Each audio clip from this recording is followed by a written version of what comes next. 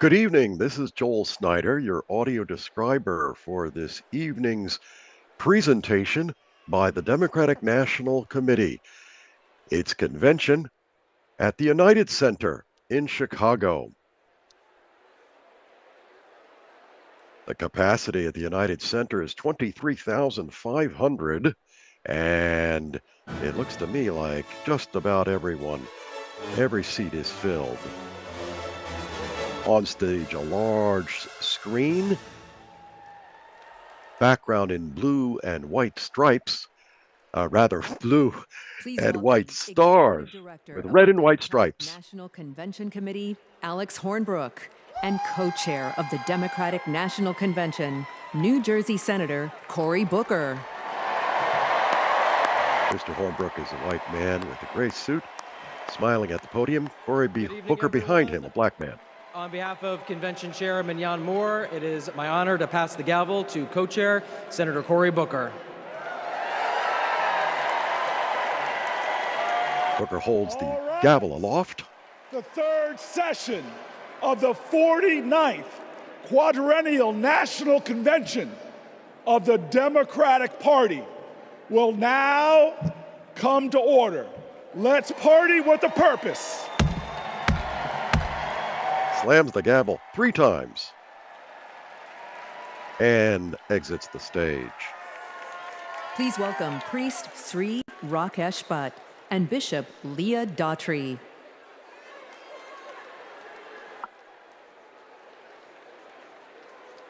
Priest Bhatt, he's an Indian man. Bishop Leah Daughtry, a black woman. Priest Bhatt. Samani vaaku otis samana hridaya nivaha samana vastu vo manota avassu sahasati. We should be in unison. Let our minds think together.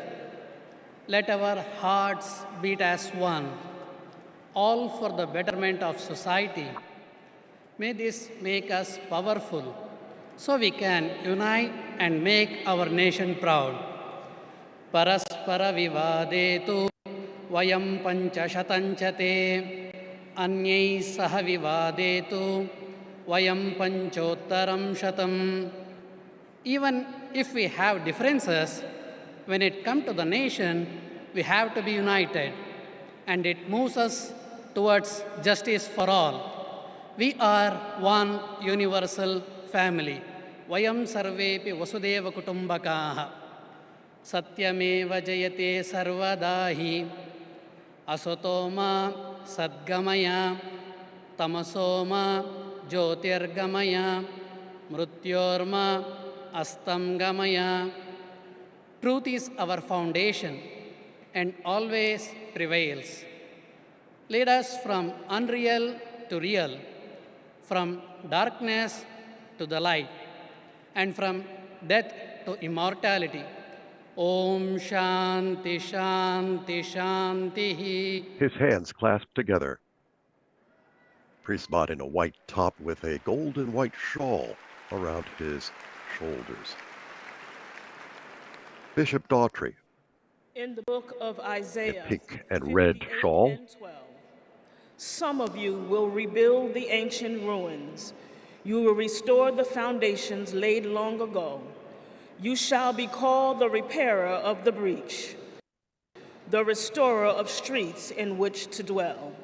Let us pray.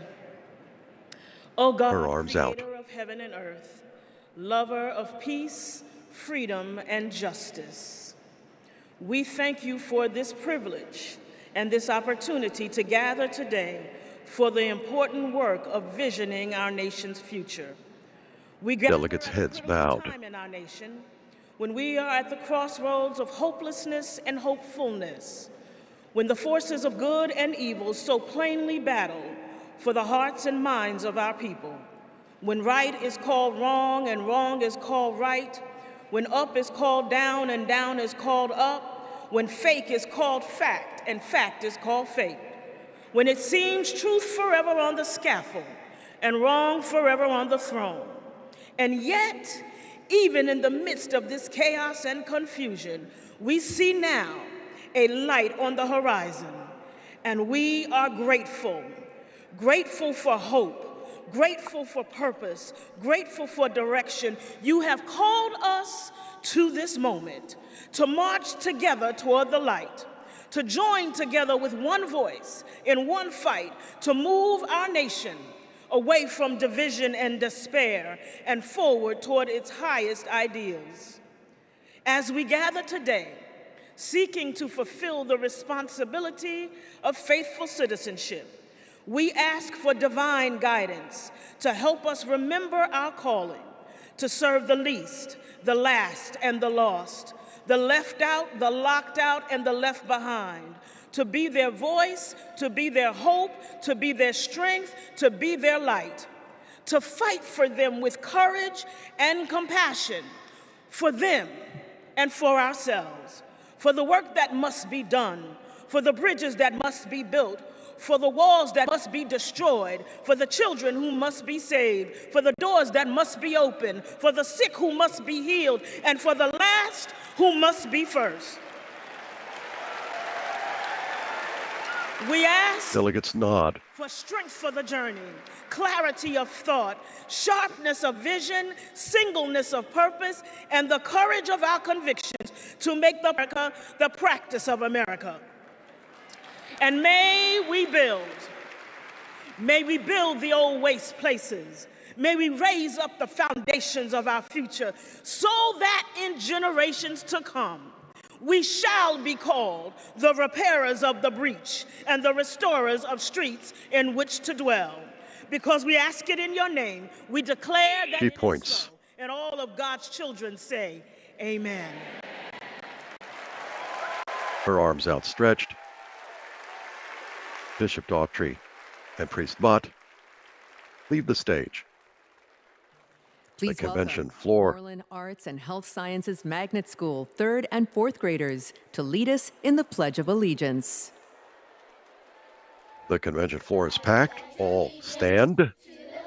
By video. United States of America, and to the republic for which it stands, one nation, under God, indivisible, with liberty and justice for all.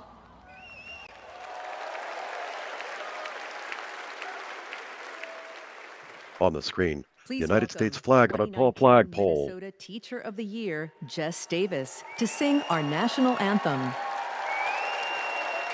A black woman in a red pantsuit, beaming. Oh, say, can you see by the dawn's early light what so proudly we hailed at the twilight's last gleaming?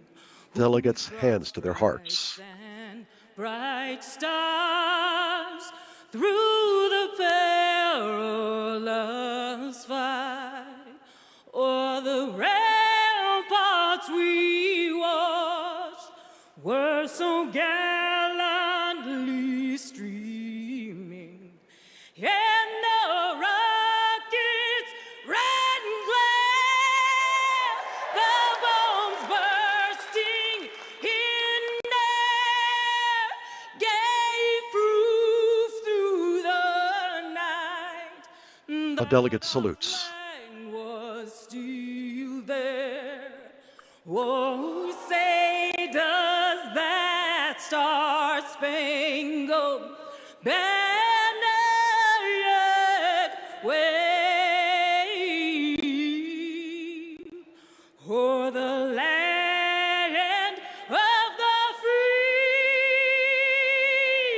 and the home of the brave?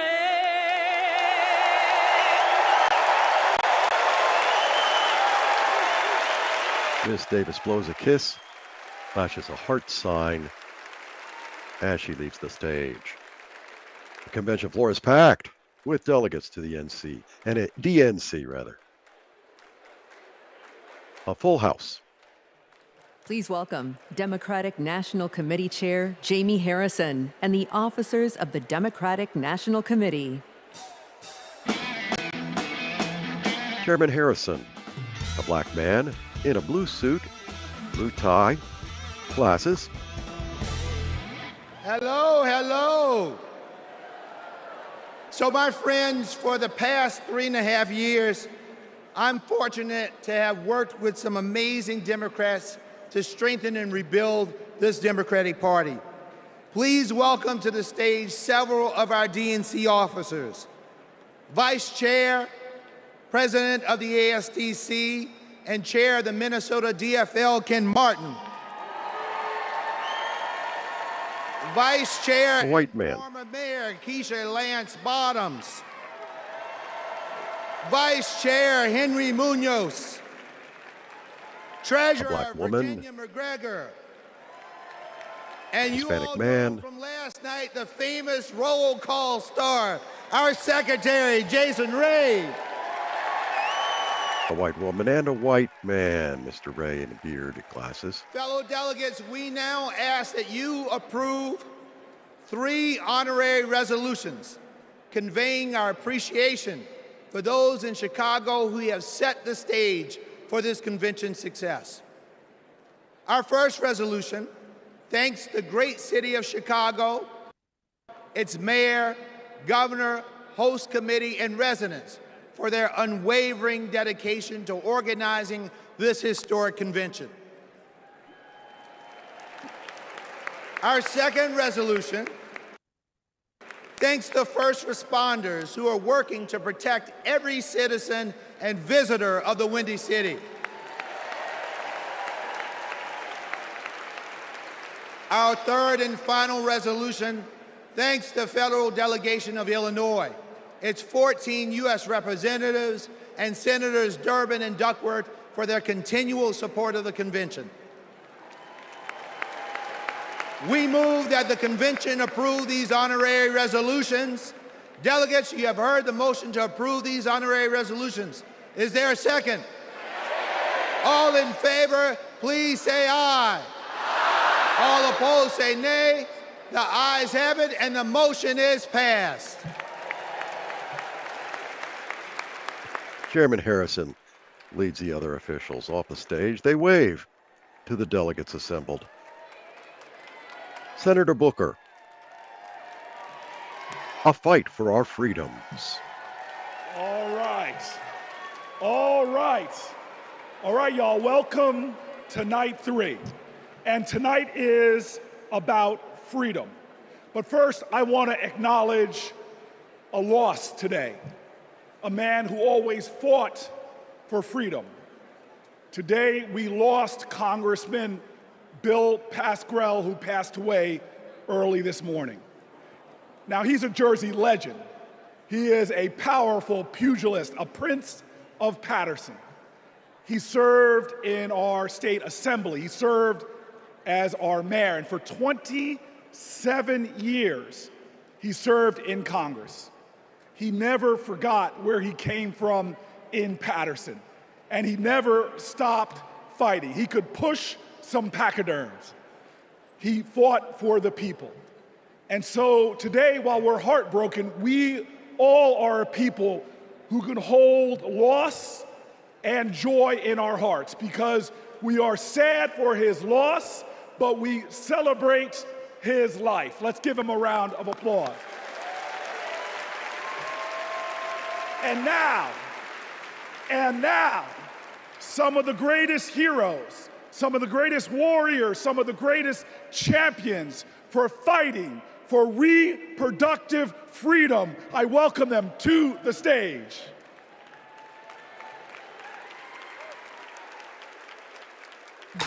A video. I choose freedom to make my own decisions about my body. Reproductive rights are in jeopardy.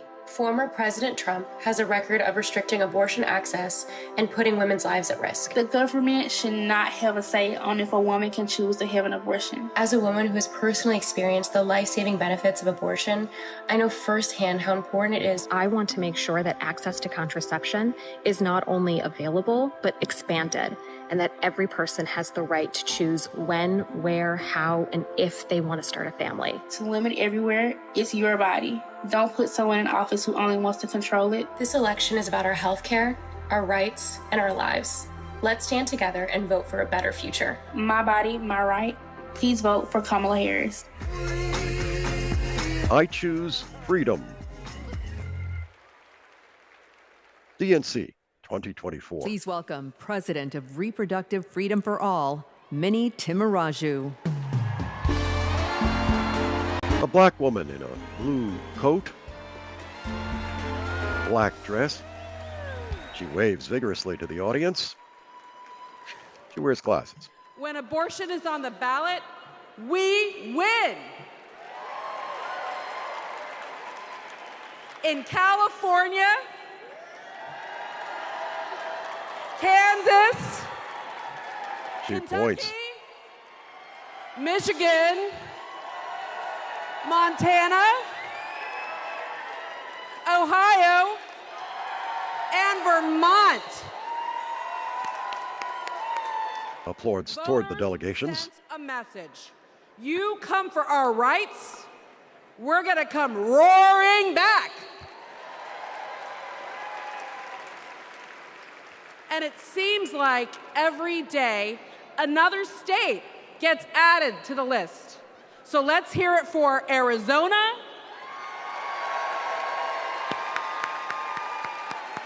and Montana. The latest states to announce that the people will get to have their say this November. Because voters who support reproductive freedom, we're not the minority, we're the majority. She nods. And if there are two people who should understand that Americans' private lives are none of anybody's business, is Donald Trump and J.D. Vance. Instead, Trump brags about overturning Roe v. Wade. And if you want to know what he's going to do in office, Google Project 2025.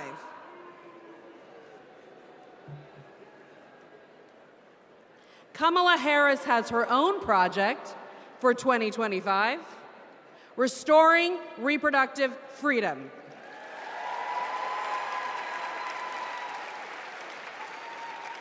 It's simple. Do we want a president who said women should be punished for having abortions, or a president who trusts women? A vice president who voted against protecting fertility treatment, or a vice president who used fertility treatment to start a family? A president who created the crisis we're in, or a president who will fix it?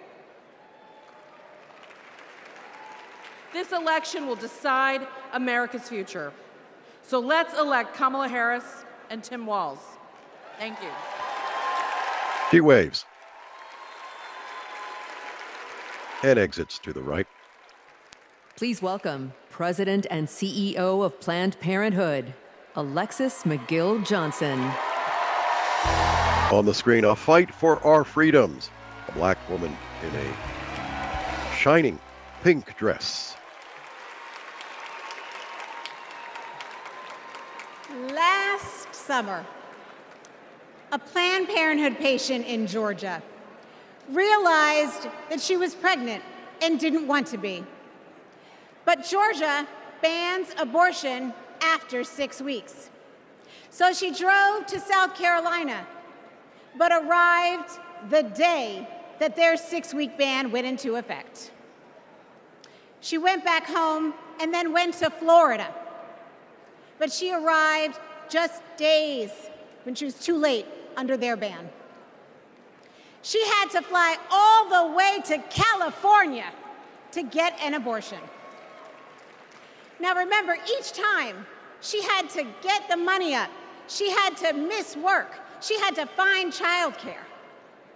Now imagine if this was an emergency situation. In Texas, doctors who have feared going to jail have sent patients to wait in hospital parking lots rather than provide the emergency care they need. And in Idaho, they have airlifted patients to other states. We cannot call ourselves a free nation when women are not free.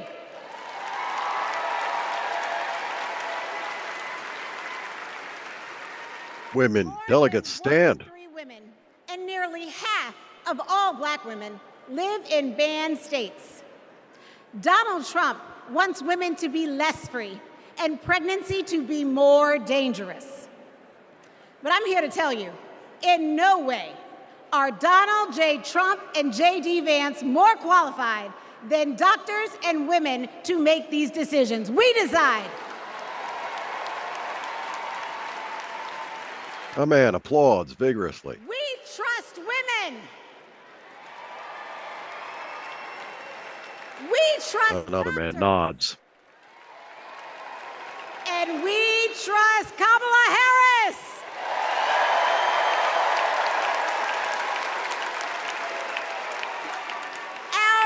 Our future is on the ballot.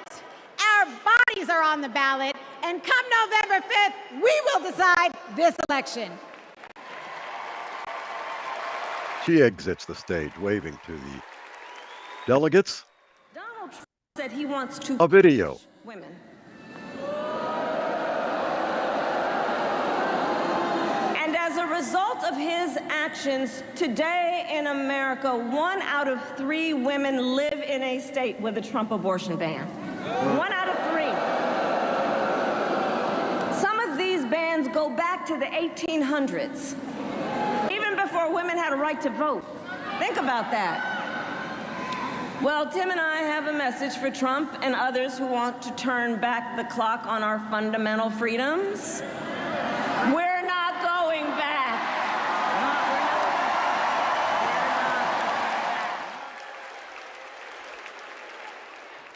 Please welcome Back in the former convention President hall. of Planned Parenthood, Cecile Richards.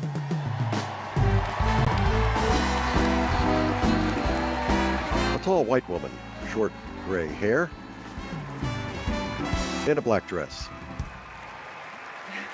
These last few weeks have been a celebration of women, from cheering on Team USA to supporting Kamala Harris for president. As my mother, Governor Ann Richards, would say, I hear America singing. When women are free to make their own decisions about their lives and to follow our dreams, we are unstoppable. But when Roe versus Wade was overturned, a generation of young people lost that freedom. Like Ashley, a 12-year-old rape survivor in Mississippi. Because of her state's abortion ban, she started 7th grade with a newborn. That's the Republican promise of states' rights. Last year, I became a grandmother. And during my daughter's pregnancy, nothing mattered more to me than her health. Politics should never stand in the way of anyone's health care or prevent any family from experiencing the joy my grandson, Teddy, has brought to my life. One day, our children and grandchildren may ask us, when it was all on the line, what did you do? And the only acceptable answer is, everything we could.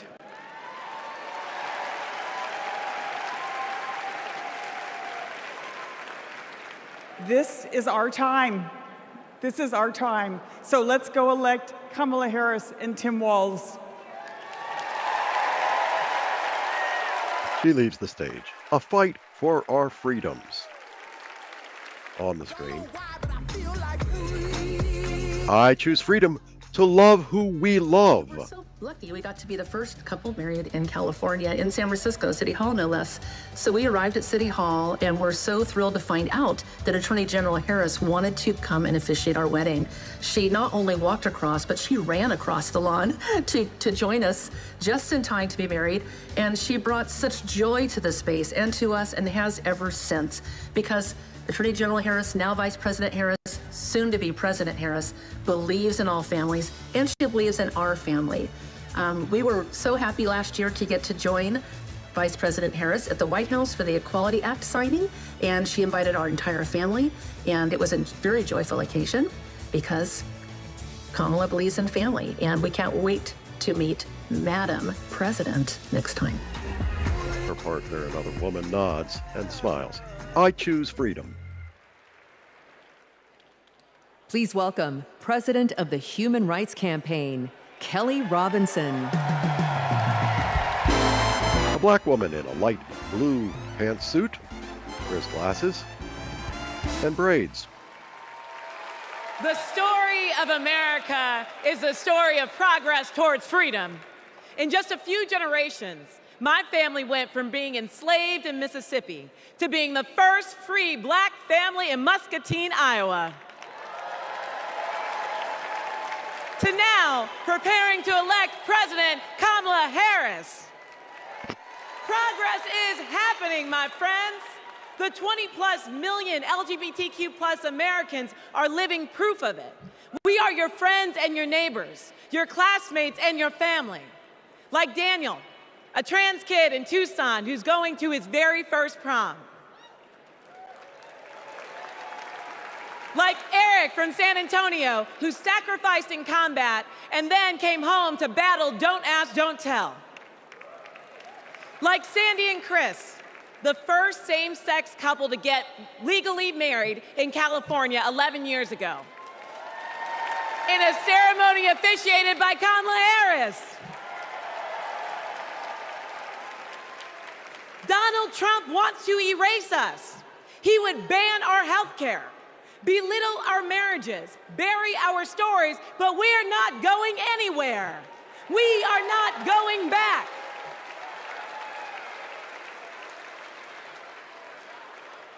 Kamala Harris.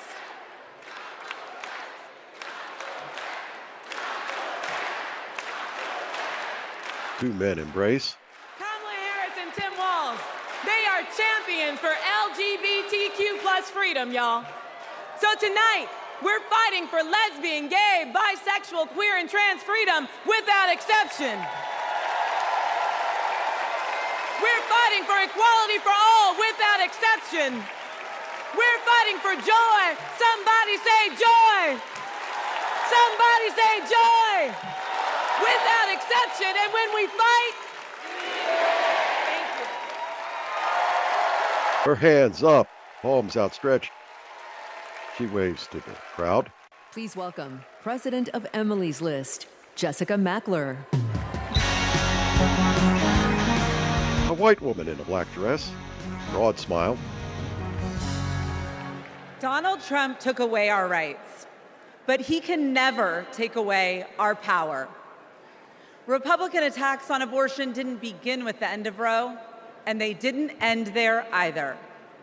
Millions of women across this country are living with the devastating consequences of Republican abortion bans.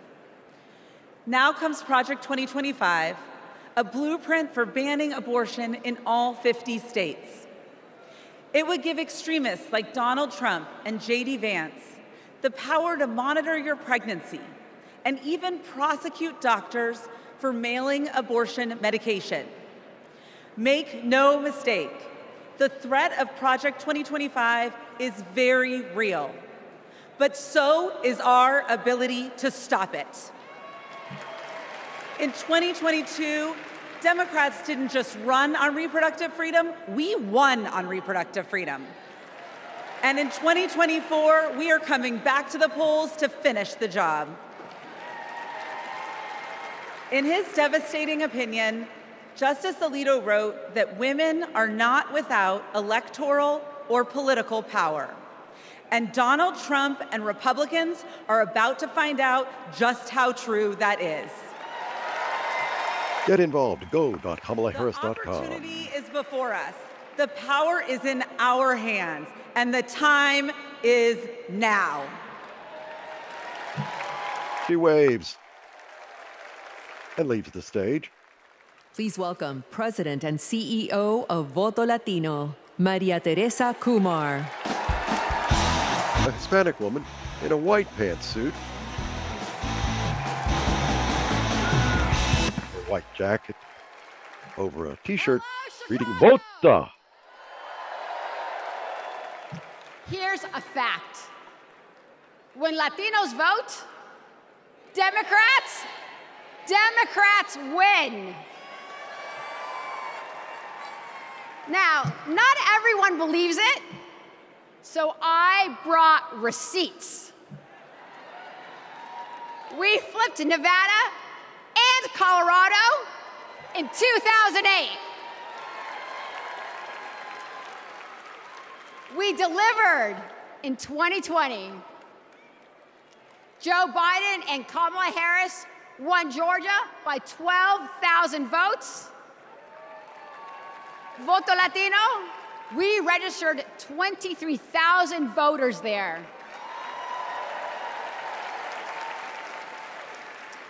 They won Arizona by 10,400 votes. We registered 34,000 voters there. Because we proved that when Latinos vote, Democrats win. Now, they're trying to suppress our vote. Boo. Our sacred and universal right as Americans. So let me be clear. Voto Latino has registered 1.5 million voters. And we are just getting started. Because since 2020, 4 million young Latinos have become eligible to vote this election. And I couldn't be prouder because we are registering them faster than any time in our history. This year, we will prove it again.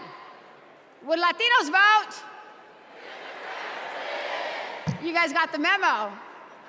Another fun fact, this year, more Latinos will vote than any time in our history. So that means, sí se puede, se está haciendo, sí se puede. So that means that together, we will make history and elect Kamala Harris president. Vota! She waves and departs. Don't know why, but I feel like I choose freedom to vote My name for is who's Scott looking from after Tennessee. us. I'm a former Trump voter. My name is Matthew. I'm from Pennsylvania, and I'm a former Trump voter. My name is Mike. I live in southeastern Pennsylvania, and I am a former Trump voter. The main reasons why I won't support Donald J. Trump for president again starts with his chaotic behavior. He doesn't care about me. He doesn't care about my family. He doesn't care about working people. 34 counts, felony counts that he was found guilty of. That's not who we want running our country. Trump scares the hell out of me. 2024 will be the first time that I have not voted for a Republican. I will be proudly voting for Kamala Harris. I choose freedom. Please welcome New York Representative Tom Suozzi. A tall white man, dark suit, blue tie, light blue shirt. I'm Tom Suozzi, and early this year, I flipped the seat from red to blue. My father came from Italy as a boy. He was the first kid in the neighborhood to go to college. He served as a navigator during World War II, came home, and at 28 was elected the youngest judge in the history of New York State. What a country. The immigrant experience, e pluribus unum, out of many, one. My family's experience, Kamala Harris's experience, the American experience. That's why the polarization on immigration is so painful. Let's be clear, the border is broken. But this year, when Democrats and Republicans worked together to finally write new border laws, we were blocked. We all know who sabotaged us. We reject the divisiveness. We reject the dysfunction. We reject the deception. My Italian grandfather used to toast new couples. He'd say marriage sometimes is hard, but in the end, non ci sono rose senza spine. You can't have the roses without the thorns. You have to work for it. To be a nation of immigrants is hard sometimes too. You have to work for it. Tonight, we celebrate the roses of life. We come together from every state, from every ethnicity, from every race and religion. We come together tonight to celebrate our candidate, Kamala Harris, who knows America is worth it, who knows this nation, built by immigrants, is a rare and beautiful thing, and who joyfully accepts the challenge to work across party lines, to secure our border, to treat people like human beings, and to move our country forward.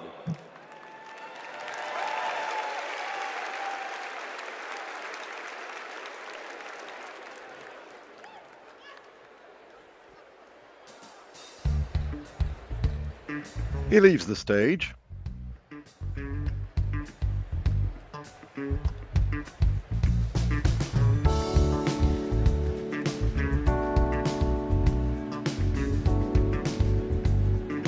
The convention floor is packed, as are the bleachers surrounding the floor.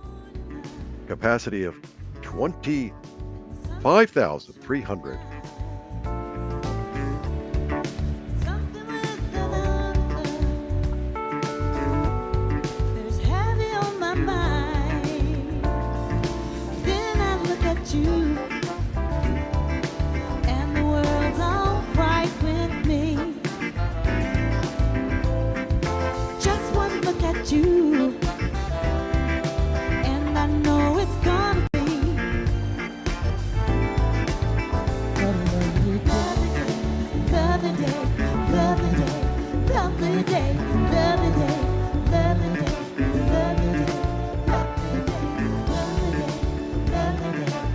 Donate, KamalaHarris.com.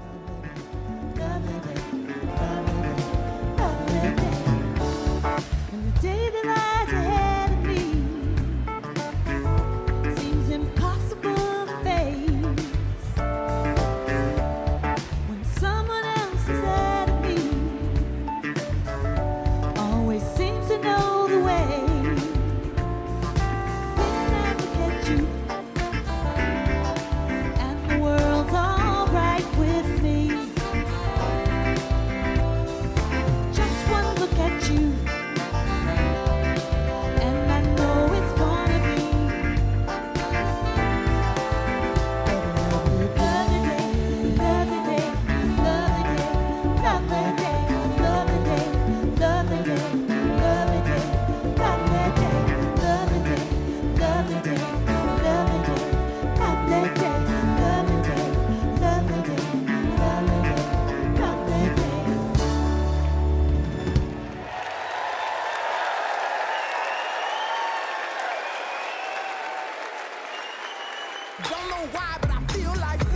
I choose freedom to build a stronger country. One reason here of the many of why I'm voting for Vice President Kamala Harris and Governor Tim Walz. I want to keep what President Biden started with the infrastructure plan and getting this country moving. Because of these investments into our country, it has put people like me, young people like me, Gen Zers, into work in the trades, working on electricity, carpentry, you name it. The Inflation Reduction Act and the infrastructure bill had the biggest impact on climate change. It's going to give us the opportunity to electrify our 7,000 square foot facility and go solar in the next 2 years. If you invest money in infrastructure, you're investing money in the country. Vote for Harris-Walz in November to continue these investments into our country and to grow our country forward. We should all vote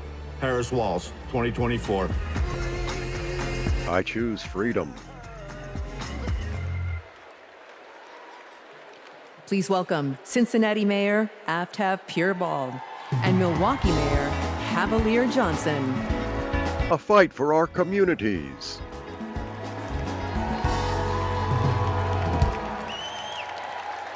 Hello, my name is Aftab Purebald, and I am the first Asian American mayor in the great city of Cincinnati. As a Tibetan refugee, my mom believed deeply in the promise of America. And when I was growing up, she and my dad, who is from India, taught me that when you make a promise, you keep it. For years, politicians came through my city and promised to fix the Brent Spence Bridge, which connects Ohio to Kentucky. Donald Trump was one of them. He did what they all do, press conference here, photo op there, but nothing changed until Kamala Harris and Joe Biden. Joe Biden told Cincinnatians, we're gonna fix that damn bridge. And 4 months later, he signed the bipartisan infrastructure law. It gave our city the biggest infrastructure investment in history. It will stitch our communities back together, and it will fix that damn bridge once and for all. That's what leadership looks like. Not hollow promises, but solid progress. Not lip service, but true, honest-to-God public service. And under Kamala Harris, the progress will only continue. Mayor Johnson, black man. I'm Milwaukee Mayor Cavalier Johnson from the great state of Wisconsin. In Wisconsin, keeping promises is important. So is making amends for your mistakes. One of those mistakes happened 60 years ago in a neighborhood called Bronzeville, brimming with black music, black culture, and entrepreneurship. And then came urban renewal and the construction of Interstates 94 and 43, ripping our communities apart. 6th Street was widened and people of color were displaced. Homes destroyed, businesses shuttered, all for a quicker commute. Under Kamala Harris and Joe Biden, we're bringing Bronzeville back. With more green space, bike paths, and walkable streets to serve people who actually live there. The music is coming back. The culture is coming back. And thanks to the bipartisan infrastructure law, the opportunities are coming back. It's now my privilege to introduce two Milwaukeeans who know firsthand the power of reconnecting our communities, Rashawn Spivey and Deanna Branch. A fight for our communities. Rashawn and Deanna from Wisconsin. Two black individuals, Rashawn in a flowing gown. My name is Deanna Branch. I'm sorry, that's Deanna. And mom from Milwaukee. When my son Aiden was 2. He was hospitalized due to high levels of lead in his blood. Lead was everywhere, in our pipes, in our paint, and in our soil. President Biden and Vice President Harris passed the Bipartisan Infrastructure Law. It's removing lead pipes from communities like ours. As president, Kamala Harris will make sure everyone can drink clean water and be, in Aiden's words, lead-free superheroes.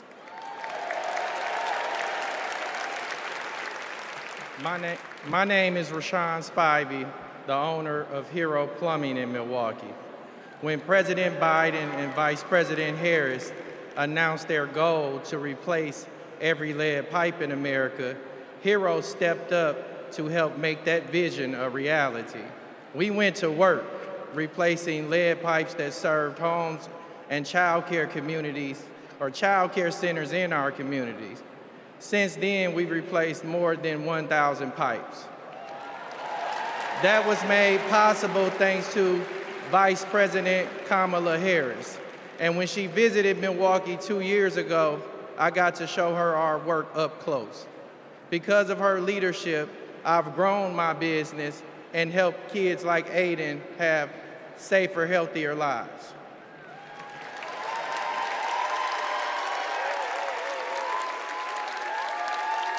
They leave the stage, pointing to the audience and waving. I choose freedom to keep my business strong. President Harris came and visited my restaurant. A video. She understands immigrant-owned businesses. She understands women-owned businesses. She understands the important role of small businesses and sees business owners not just as the backbone of our economy, but as community leaders. She has a proven track record of advocating for policies that support small businesses and push for economic equity. The sueño americano está vivo. The American dream is alive. The last 4 years have been positive, and we've experienced growth. I am truly excited to have Kamala Harris as a presidential candidate. In this election, we have another opportunity to prosper, to connect, and to unite under the American dream. I'm proud to support her for president because I believe she will lead us to a brighter future. I choose freedom. DNC 2024. Delaware Representative Lisa Blunt Rochester. A black woman in a bright red pantsuit, white top, pearls. I'm Lisa Blunt Rochester, mother, grandmother, and congresswoman, and hopefully the next senator from the great state of Delaware. The proud home of President Biden. We love you, Joe. In Delaware, we know that when small businesses thrive, communities thrive. We know that when our roads and our bridges are strong, communities are strong. When everyone has a fair shot at a better future, America is limitless. Now, Democrats, we know this, but you know who doesn't know it? Donald Trump. He has, with his friends, said the quiet parts out loud, but not only said them out loud, he wrote a book about it. What's it called? Project 2025. So with so much on the line, we've got to turn our biggest challenges into our greatest and brightest of hope. For me, Bright Hope was the name of the church that my grandmother attended for 70 years in Philadelphia. It's not just a name. It's how I approach my life. It's how I'll lead as Delaware Senator. And it's how Kamala sees the future of America. Now, there are some who think our politics are too broken for Bright Hope. But if you want to see hope, just look. Bright Hope is record numbers of black and brown entrepreneurs starting businesses. Bright Hope is an opportunity economy where we invest in our communities and build affordable housing. Ladies and gentlemen, Bright Hope is 4 words. Madam President Kamala Harris. Are you ready for Bright Hope? Are you ready to fight for our freedom? Are you ready to flip the House, protect the Senate, and send Kamala to the White House? Then let's go! Let's go! Get involved. Text JOIN to 30330. Representative Rochester leaves the stage. Senator Booker. Wow. Wow. Oh my gosh. Lisa Blunt Rochester, know that name. Know that name. My friend, my sister, and soon to be our senator. I can't wait to work with her in the Senate. But next, we're going to hear more about the ongoing fight for reproductive freedom. This is a fight that affects every single American, no matter where you live, so-called blue states or red states. If Donald Trump has his way, he's going to push through their extreme agenda. Project 1825. I'm sorry. I roll that back. I got that wrong. Project 1925. Oh, I'm sorry. He smiles. Project 2025. That poisonous agenda where every single state will be in a state of crisis. So let's hear more from leaders who are fighting back. A video. A marching band. Freedom means unity. Caring for others. Being able to feel safe. My choice to vote. The freedom to read what I want to read. Freedom. Oportunidad para todos. The freedom to love. Be who I want to be. For all to be equal. Live my life. Freedom means my choice. IBF. Union strong. Basic human rights.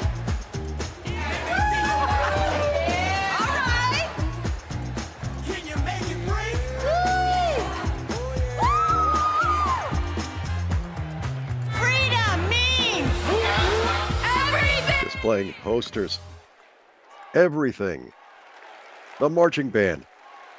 Please welcome The video New York ends. Representative Grace Mang. Asian woman in a gray dress.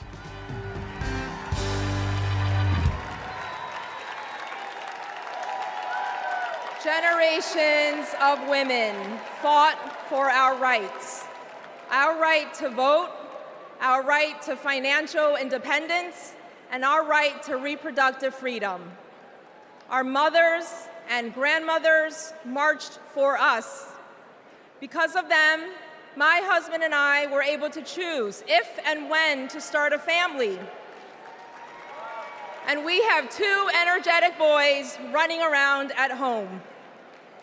Now it is our turn to take the torch for our children and grandchildren. A photo of the Mangs and their boys.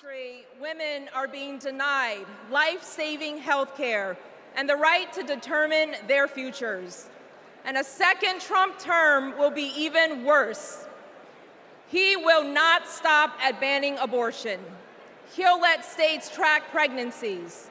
He'll put birth control and fertility treatment at risk. Trump's plan is cruel, it's dangerous, but it is not inevitable. Tonight, we mobilize for Kamala Harris. November 5th, we move forward with Kamala Harris because we are not going back. She waves and leaves the stage. Posters, Hurried Americans for Harris. Posters. Please welcome Colorado Governor Jared Polis. Posters in Chinese. Governor Polis, a white man. carrying a large book. Blue shirt, red tie. Tonight, let's talk about freedom, including our most intimate freedom, choosing when and if to have children and have a family. And let's talk about Project 2025. Holds up that book. Roadmap to ban abortion in all 50 states. Mandate for leadership, the conservative promise. But right here on page 562, it says that Donald Trump could use an obscure law from the 1800s to single-handedly ban abortion in all 50 states, even putting doctors in jail. Page 486 puts limits on contraception. Page 450 threatens access to IVF. On page 455, Project 2025 says that states have to report miscarriages to the Trump administration. Page 451 says the only legitimate family is a married mother and father where only the father works. You know what? He opens the book. Take that one out. He tears out a page. So I can share it with undecided voters so they better understand what's at stake this election. Puts it in his vest pocket. Project 2025 would turn the entire federal government and bureaucracy into a massive machine. It would weaponize it to control our reproductive and personal choices. Look, as a Redditor, gamer, entrepreneur, and Swiftie from the free state of Colorado, I'm excited by Kamala Harris's vision for protecting and expanding our personal freedom, internet freedom, and economic freedom. Democrats welcome weird, but we're not weirdos telling families who can and can't have kids who to marry or how to live our lives. These Project 2025 people, like Trump and Vance, are not just weird, they're dangerous. They want to take us backwards, but we aren't going back, like ever, ever, ever. Get involved. Go .kamalaharris.com. 2025 and elect Kamala Harris president this November. He takes the book with him as he departs. Delegates jumping up and down. Florida Representative Debbie Wasserman Schultz. In a green jacket, white top, blonde, white woman. As a proud Floridian, I bring you a cautionary tale. For the people of my state, Project 2025 isn't just a threat. It's a reality that we battle every day. From the classroom to the emergency room, Governor DeSantis turned Florida into a testing ground for the right's most egregious, dangerous policies. I can tell you firsthand, it's been devastating for families in my district and across the state. Today in Florida, state policy requires that kids are taught racist lies about so-called benefits of slavery. Books are banned. Teachers are censored. And our LGBTQ+ community endures endless state-sponsored hate. Even a cruel "Don't Say Gay" school law. Today in Florida, as we grapple with record heat and rising seas, extreme MAGA Republicans deleted mentions of climate change from state law.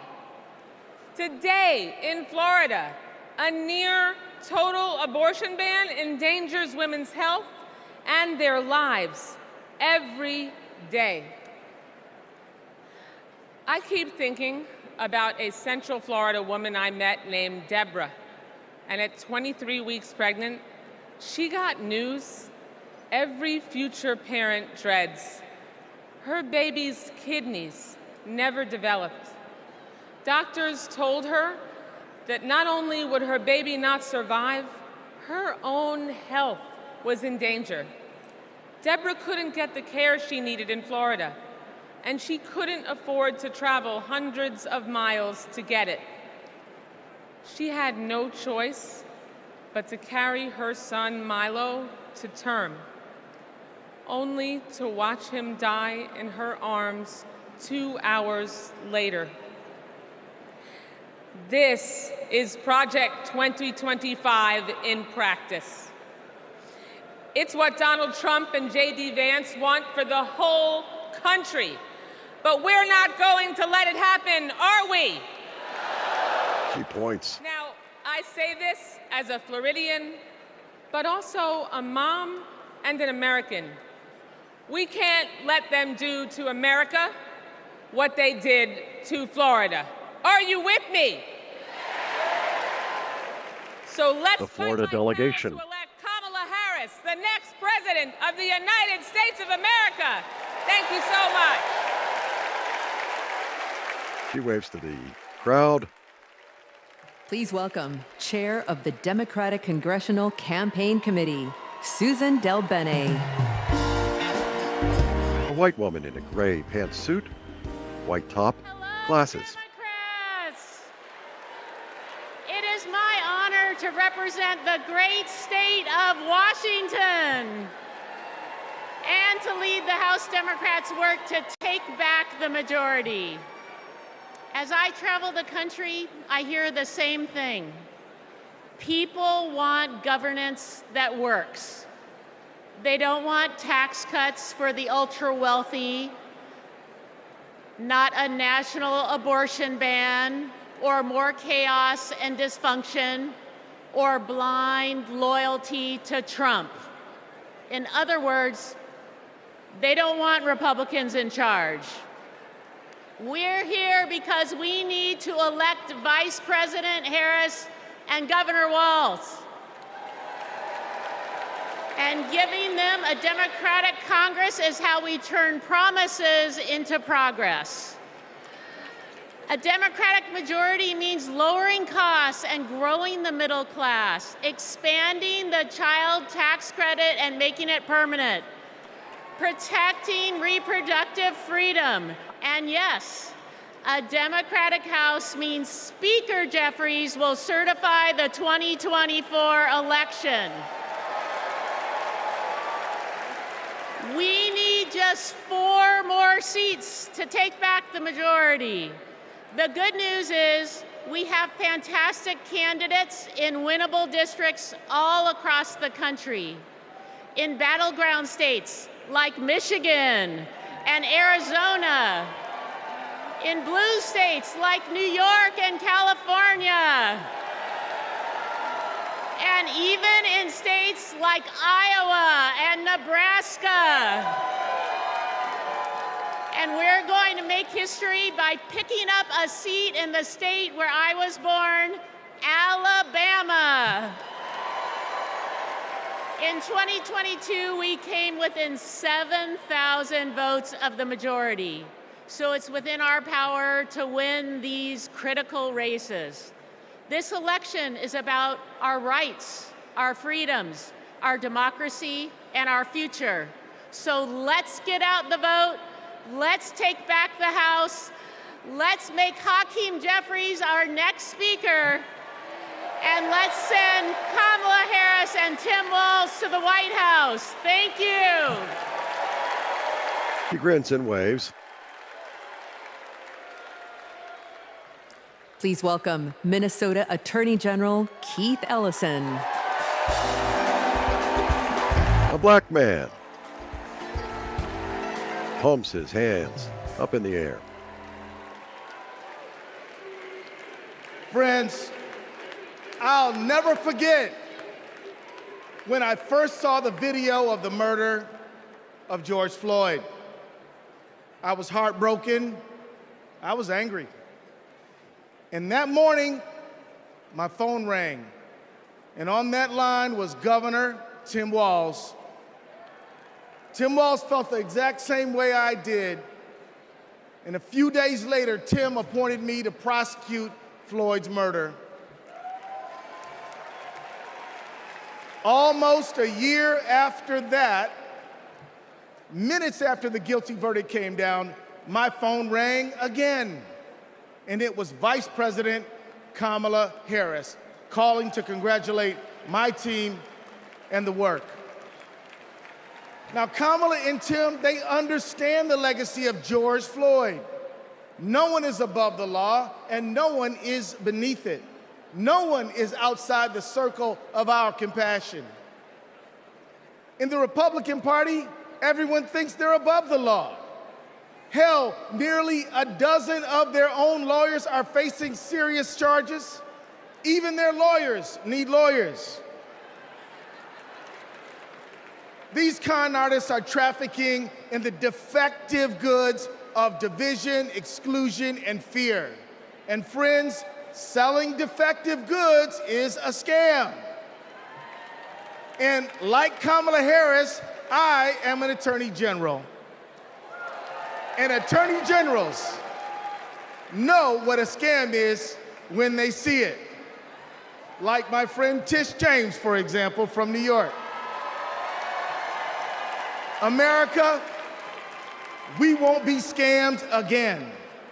We're not going back, we are going forward. And Kamala Harris and Tim Walz are ready to lead us there. I've worked side by side with Tim Walz for 18 years. His office is right across the hall from mine.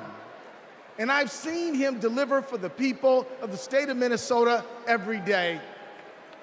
Everybody knows Minnesota is one of the best states to live in, to raise a family, to do business, and we've got the best voter turnout in America. Facts. Kamala and a man in a flannel shirt, jumping up and down. So listen, and when they say we need a ceasefire and an end to the loss of innocent lives in Gaza, and to bring hostages home, they're listening, friends. They agree with us. There are people watching tonight, and maybe even here tonight, who aren't sure yet about Kamala Harris and Tim Walz. If you want to know where they stand on some of the most urgent issues facing our country and the world, let me assure you, Kamala and Tim hear you. They listen. They care, and everyone is included in their circle of compassion. They believe that everybody counts and everybody matters. Let's put a stop to the scam of Donald Trump once and for all, and let's put Kamala Harris and Tim Walz in the White House. Let's go win. He waves with both hands, pumping the air, and leaves the stage. Have you ever discussed Special Counsel Mueller or his investigation? A video. Anyone? Brett Kavanaugh. Could you repeat that question? Has the president or anyone at the Attorney General Barr. asked or suggested that you open an investigation of anyone? Yes or no, please, sir? Seems you'd William remember Barr. something like that. I don't know. Please answer the question. Senator, I think I've answered the question. No, you've not. I'm not able Gina Haspel. to be rushed this fast. It makes me nervous. Can you think of any laws that give government the power to make decisions about the male body? Judge Kavanaugh. I'm not thinking of any right now. She won't back down. Neither will we. Never mind. Let's move on. Okay. Let's all move on. DNC 2024. Please welcome Michigan Attorney General Dana Nessel. A white woman dancing to the music in a blue pantsuit.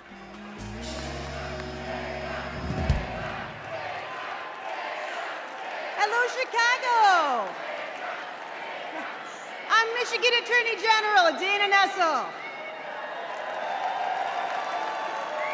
tell you, being Attorney General is a tough job, right?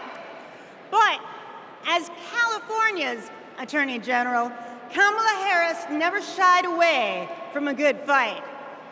She's held accountable environmental polluters, sexual abusers, and transnational gangs. But what really stands out is when she stood up and protected her constituents' freedoms. In 2011, she refused to defend California's ban on same-sex marriage. She refused to argue that some families should have fewer rights than other families. It meant a lot. She was fighting for families like mine. Now, in 2022, I faced a similar situation when, after Roe v. Wade was overturned, Michigan's archaic abortion ban was resurrected. But Vice President Harris had my back, and she reminded me that protecting people's lives and defending their rights is our job.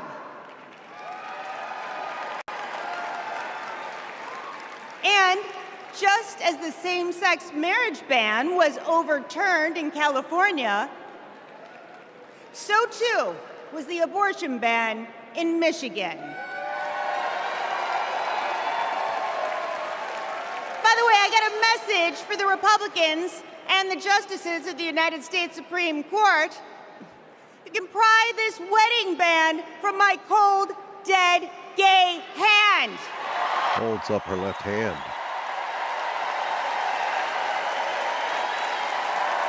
Delegates, rise. And I'm retaining a lot of water, so good luck with that. Look, I know that whether she's Attorney General or President of the United States, Kamala Harris will always be in our corner. Now, America, you get to be the judge. Do we go back to the corruption, criminality, and chaos of Donald Trump? Or do we move forward with Kamala Harris? We know when she takes an oath to preserve, protect, and defend the Constitution, she's actually read it.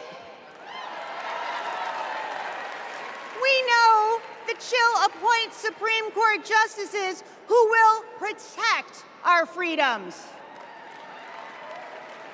And let me tell you, Kamala knows you go from the courthouse to the White House, not the other way around. Ladies and gentlemen, I rest my case. Her hands out, palms outstretched. She waves and pops off the stage, waving to the crowd again. Senator Booker. Wow. Wow. I just want to say thank you, Attorney General Nessel.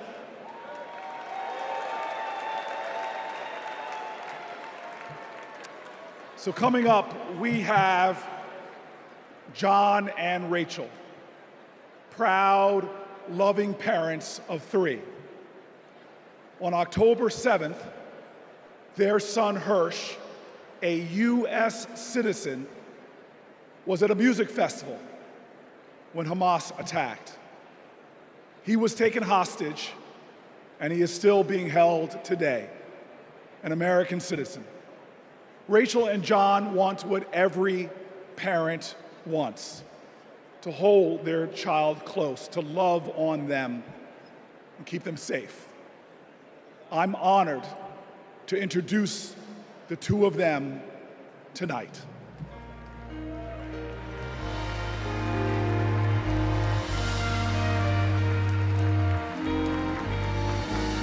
They approach the podium hand in hand. Tall white man with his wife. with stickers, the number 320 on their chests.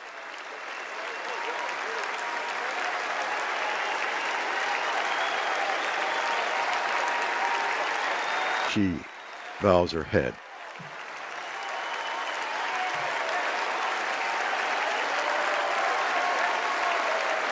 Her eyes glisten as her husband puts his hand on her shoulder.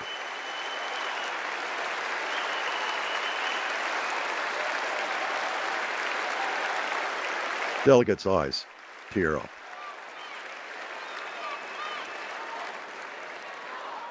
Her hand to her chest as she bows her head again. Her head falls to the podium. Tears. At this moment, 109 treasured human beings are being held hostage by Hamas in Gaza. They are Christians, Jews, Muslims, Hindus, and Buddhists. They are from 23 different countries. The youngest hostage is a 1-year-old red-headed baby boy, and the oldest is an 86-year-old mustachioed grandpa. Among the hostages are 8 American citizens. One of those Americans is our only son. His name is Hirsch. He's 23 years old. And like Vice President Kamala Harris, Hirsch was born in Oakland, California. Hirsch is a happy-go-lucky, laid-back, good-humored, respectful, and curious person. He is a civilian. He loves soccer, is wild about music and music festivals, and he has been obsessed with geography and travel since he was a little boy. A picture of him as a child. With atlases, globes, maps, and National Geographic magazines. On October 7th, Hirsch and his best friend, Honor, went to a music festival in the south of Israel. It was advertised as celebrating peace, love, and unity. They also went to celebrate Hirsch's 23rd birthday. As rockets began to fall, Hirsch, Honor, and 27 other young festival goers took refuge in a 5-foot by 8-foot bomb shelter. Terrorists began to throw grenades into the shelter. Honor stood in the doorway and repelled 7 of those grenades before the 8th one killed him. Altogether at the Nova Music Festival, 367 young music lovers were killed. This was just one of the many attacks on neighborhoods and communities in southern Israel on that terrible day. In total, 1,200 were killed, including 45 Americans.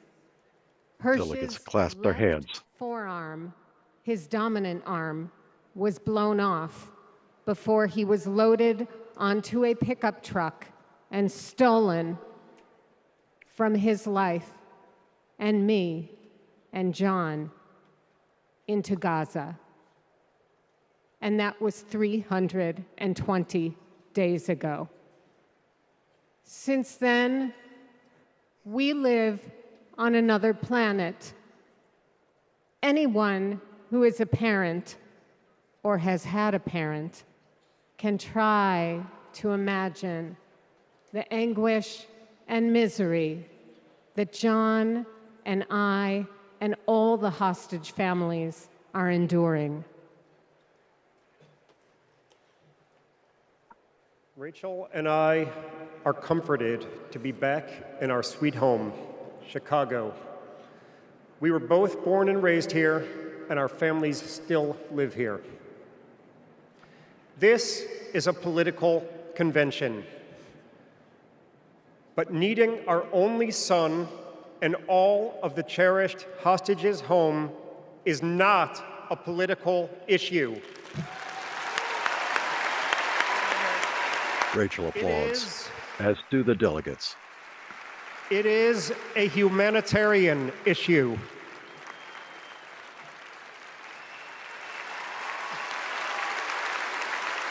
Delegates in tears. The families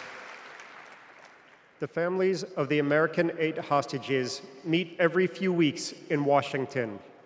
We're heartened Photos of the hostages. that both Democratic and Republican leaders demonstrate their bipartisan support for our hostages being released.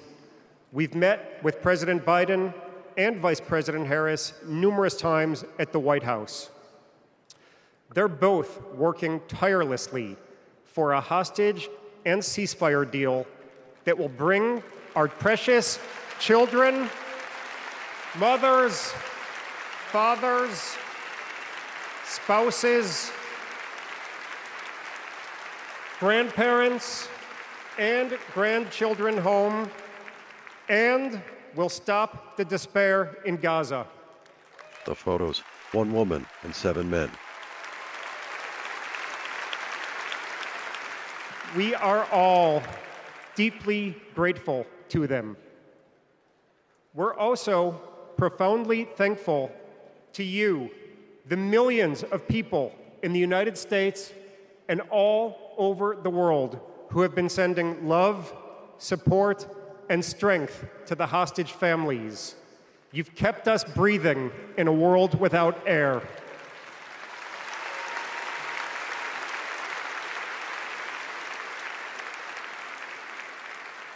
There is a surplus of agony on all sides of the tragic conflict in the Middle East. In a competition of pain, there are no winners. Rachel applauds.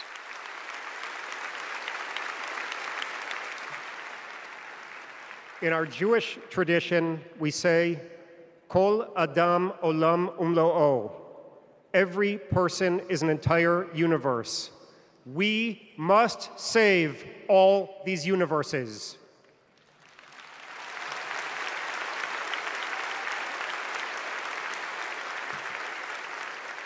In an inflamed Middle East, we know the one thing that can most immediately release pressure and bring calm to the entire region.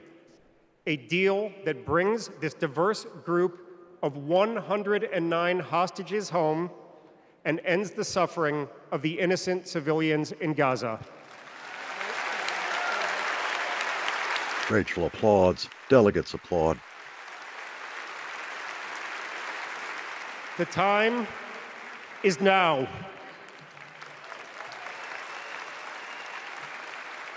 Hirsch, if you can hear us, we love you. Stay strong. Survive. Her hand to her heart. She makes a fist. John makes a fist. As they leave the stage hand in hand. Delegates tear up. Rachel pumps her fist in the air.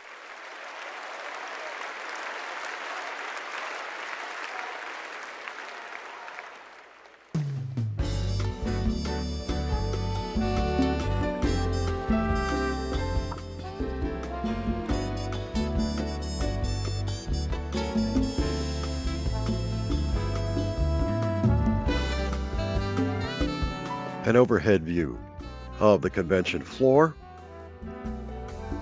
packed with delegates. In the United Center, a capacity of some 23,000. DNC 2024, with 3 waving red horizontal stripes, similar to the E in Biden on President Biden's campaign material.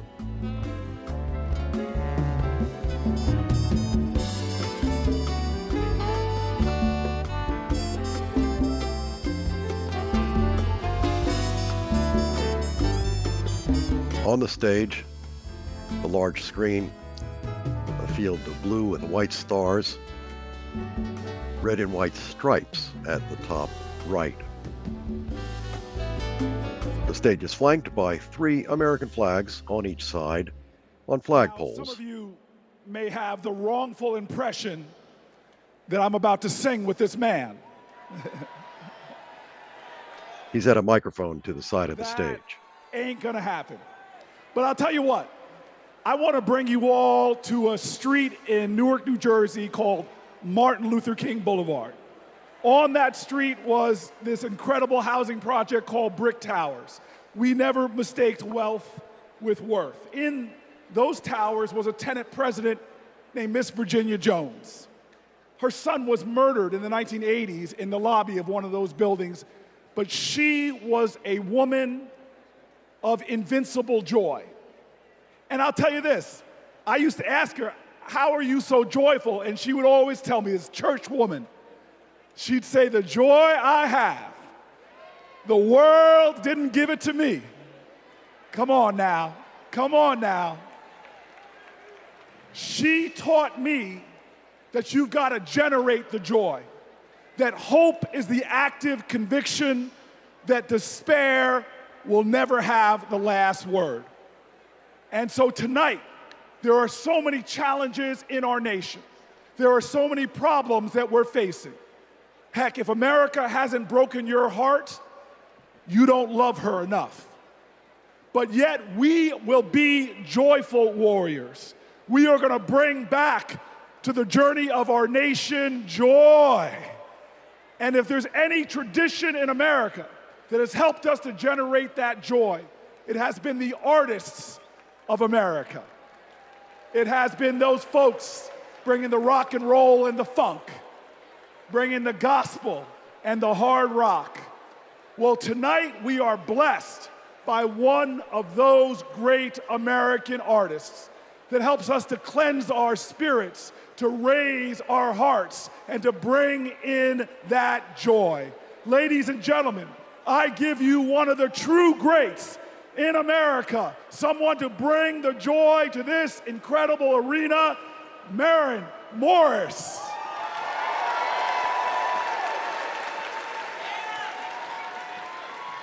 Maren Morris takes the center of the stage in a white outfit, skirt and top. If you don't like it, get the hell out. That's what they yell when I open my mouth. A stick is a stick, a stone is a stone, but who's gonna care if I don't? Who's gonna change if I won't? When time turns this moment to dust, I just hope that I'm proud of the woman I was. When lines of tomorrow are drawn, can I live with the side that I chose to be on? Will we sit on our hands, do nothing about it?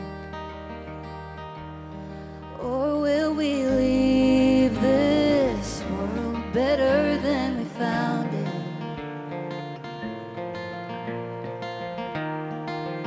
An acoustic guitar backup. Over and under and above the law, my neighbor's in danger. Who does he call when the wolf's at the door? What would you do? Shouldn't we try something new? We're Delegates wave light from their smartphones. when time turns this moment to dust, I just hope that I'm proud of the woman I was. When lines of tomorrow are drawn, can I live with the side that I chose to be on? Will we sit on our hands, do nothing about it? Or will we leave this world better than we found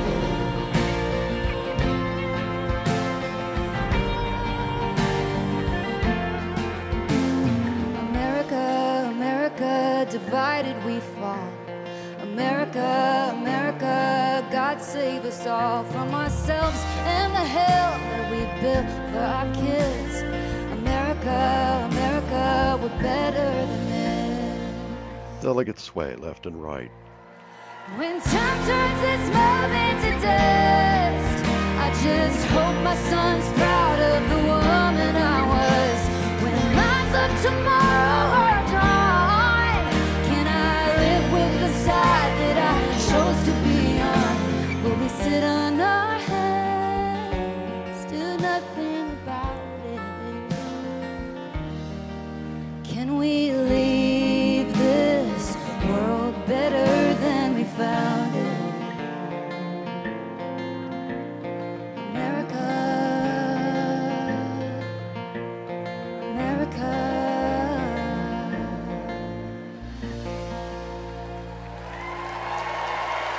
Miss Morris, white woman, smiles, waves.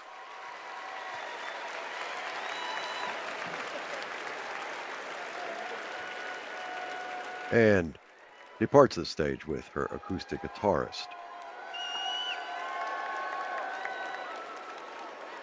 Once again, the overhead view of the packed convention floor at the United Center in Chicago.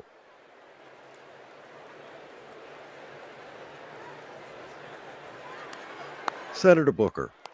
All right. You know what? I'm inspired. Maybe I will sing a song. To Donald Trump, a little B.B. King classic, The Thrill Is Gone.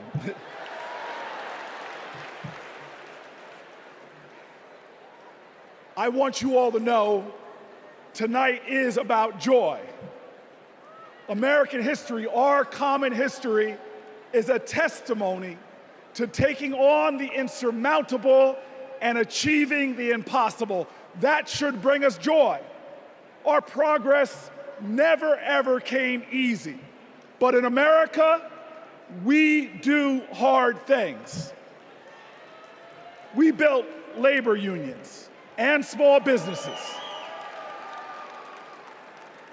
We created great public education and world-changing innovation.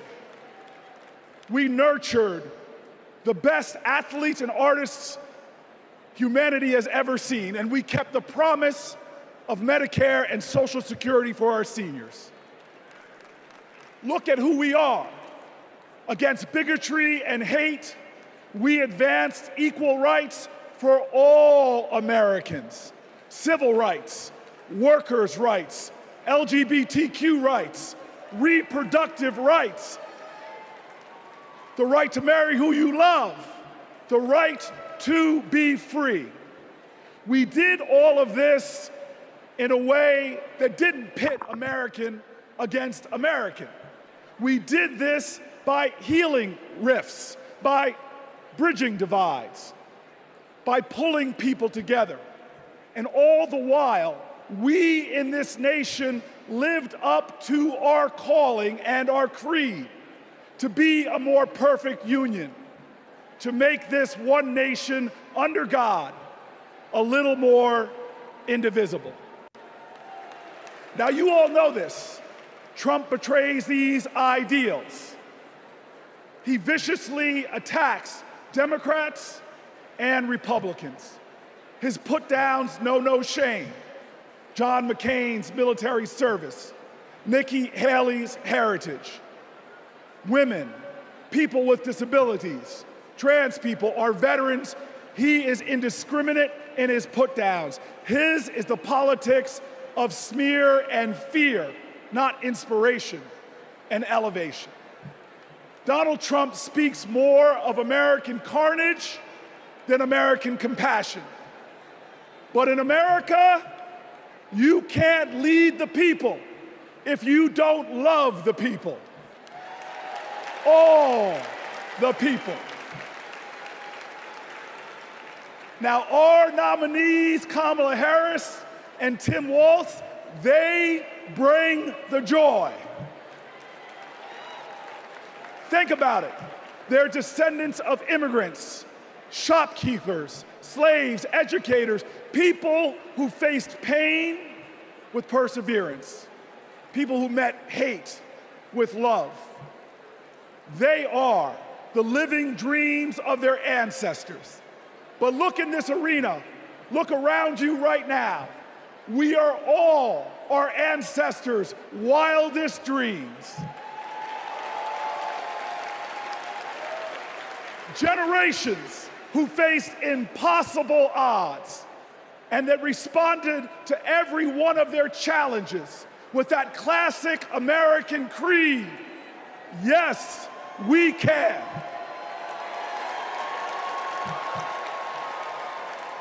So there are doubters out there. There are people that doubt our collective strength. They want to tell us how bad we are. They want to say that they alone can save us. Well, we know that the power of the people is greater than the people in power. And we're not going to lose our faith. Look, I want everybody in here to let us all say it together. I believe in America. Let me hear you. I believe in America. I believe in America because our elders told us that no matter what the obstacle, like the gospel says, we shall overcome. I believe in America because our soldiers died on beaches and battlefields. They died at sea and in the air so that we could be free today and say together, I believe in America. Posters, I believe in America. Corey. Fought at Stonewall. Our marchers marched in Selma. Delegates met at Seneca Falls. Every single one of them believed in America, even when America didn't believe in them. Say it with me now. I believe in America because King dared to dream the impossible dream, because Neil Armstrong went to impossible heights, and because when we elect Kamala Harris, there is not a boy or girl in America from any creed, color, or heritage that will ever think being President of the United States is impossible again. Say it with me. I believe in America, the land of hope and heroism. I believe in America, the land of courage and compassion. I believe in America, where we share common ground and common cause and one common destiny. And let me tell you, if you believe in America, if you love in America, then you will work for America. And when we work together, when we stand together, when we organize together, when we vote together, I will tell you this, when we fight, we win. Cory Booker grins. Text JOIN to 30330. Escobar! Texas Representative Escobar, Latina, in a pink, reddish pink top and skirt. Like countless Texans, I grew up going back and forth across the border from El Paso to Ciudad Juarez. My family would shop, have dinner, go to the doctor, pick up medicines. The border is my beloved home, the place where my children grew up. Forget what you hear on the news. I'm from there.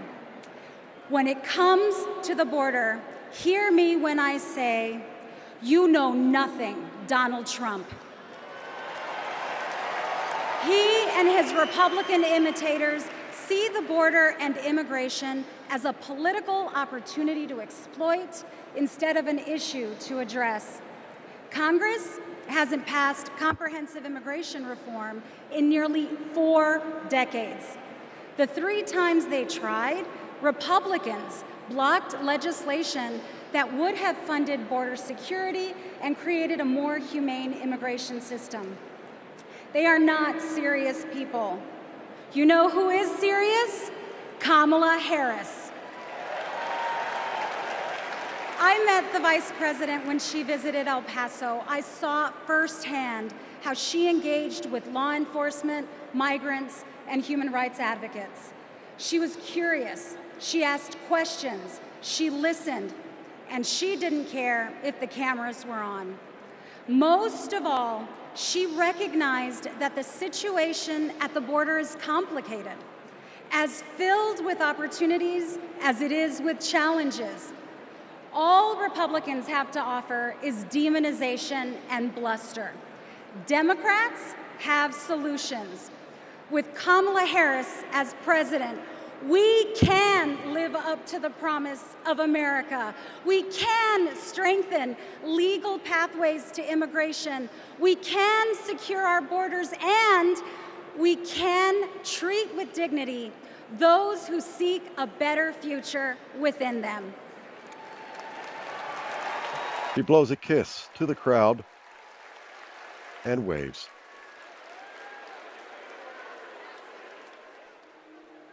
I have a question for you. Who really wants a solution at our border? Our administration worked on the most significant border security bill in decades. A video. Some of the most conservative Republicans in Washington, D.C. supported the bill. Even the Border Patrol endorsed it. And that bill included thousands of new border agents and personnel, new technology that can detect and stop fentanyl, more judges, and faster asylum processing. For the first time in decades, a chance at a real bipartisan solution. But at the last minute, Trump directed his allies in the Senate to vote it down. They're blaming it on me. I said, that's okay, please blame it on me, please. He tanked the bipartisan deal because he thought it would help him win an election. Which goes to show Donald Trump does not care about border security. He only cares about himself. The real difference is...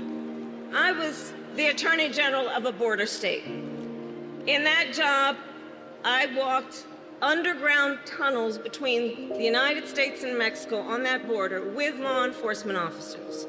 I went after transnational gangs, drug cartels, and human traffickers that came into our country illegally. I prosecuted them in case after case, and I won. So here is my pledge to you. As president, I will bring back the border security bill that Donald Trump killed, and I will sign it into law and show Donald Trump what real leadership looks like.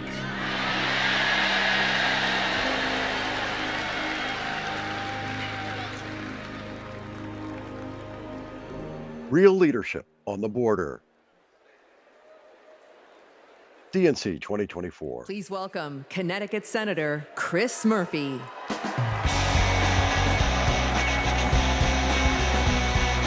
A white man,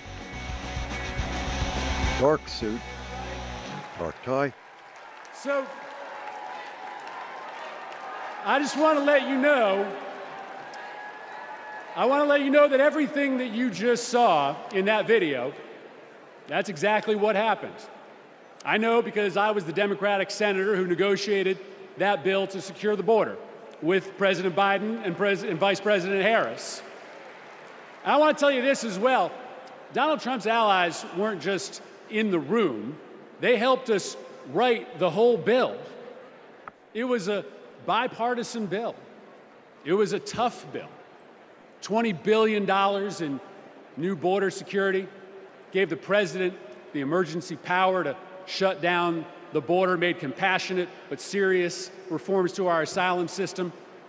One Republican said it would have had almost unanimous support if it weren't for Donald Trump. Trump killed that bill, and he did it because he knew that if we fixed the border, he'd lose his ability to divide us, his ability to fan the flames of fear about people who come from different places. right? You guys know this, right? Hate and division, that's Trump's oxygen, right? People like Trump and J.D. Vance, they need it to survive in politics.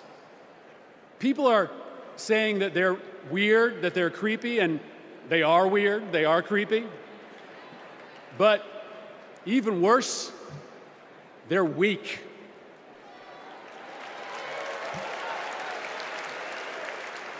Kamala Harris is not weak. For 20 years, Kamala Harris has been tough as nails when it comes to securing our border. When she was a California prosecutor, she went after drug smugglers, human traffickers. She put 100 gang members away in a single sweep. Trump says that a safe nation can't be an immigrant nation. That's flat wrong, and Kamala Harris knows it.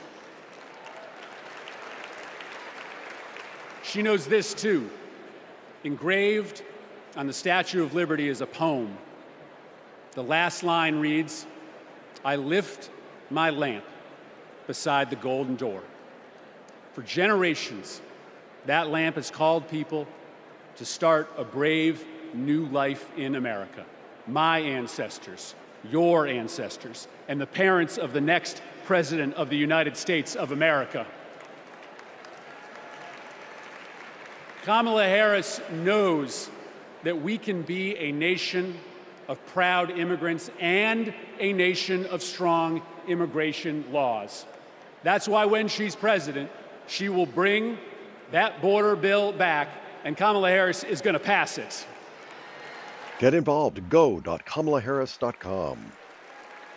How do I know this? Because in this race, there is only one candidate who has ever been willing to do the worthy, redeeming work of making our country better, of recognizing that we do not have to choose between celebrating our heritage and enforcing our laws, right? The beautiful thing about America is that we can be both.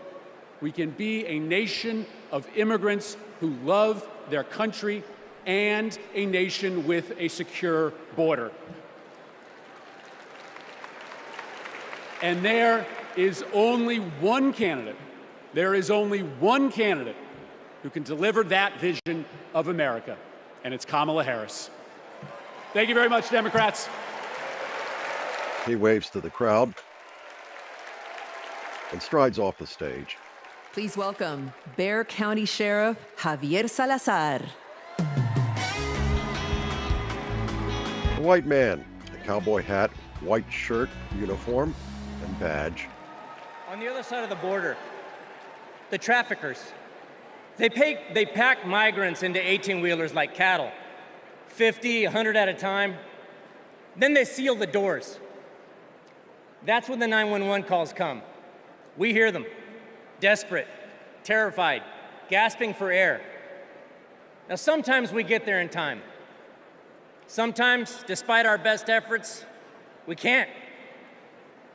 When Donald Trump comes down to Texas, stands next to officers in uniforms just like mine, he's not there to help us. Don't think that, not for a second. He is a self-serving man.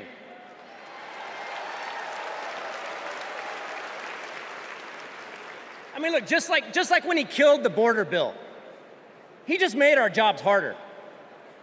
Now, Kamala, on the other hand, has been fighting border crime for years.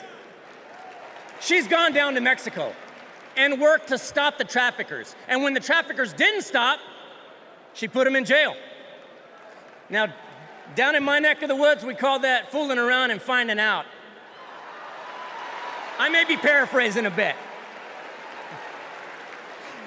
We protect, now the border sheriffs that I know, right, and we're like Kamala. We protect and serve. We enforce the law. We show compassion. And we fight like hell to protect our border. Because as we've always known in Texas, cuando luchamos, ganamos. When we fight, we win.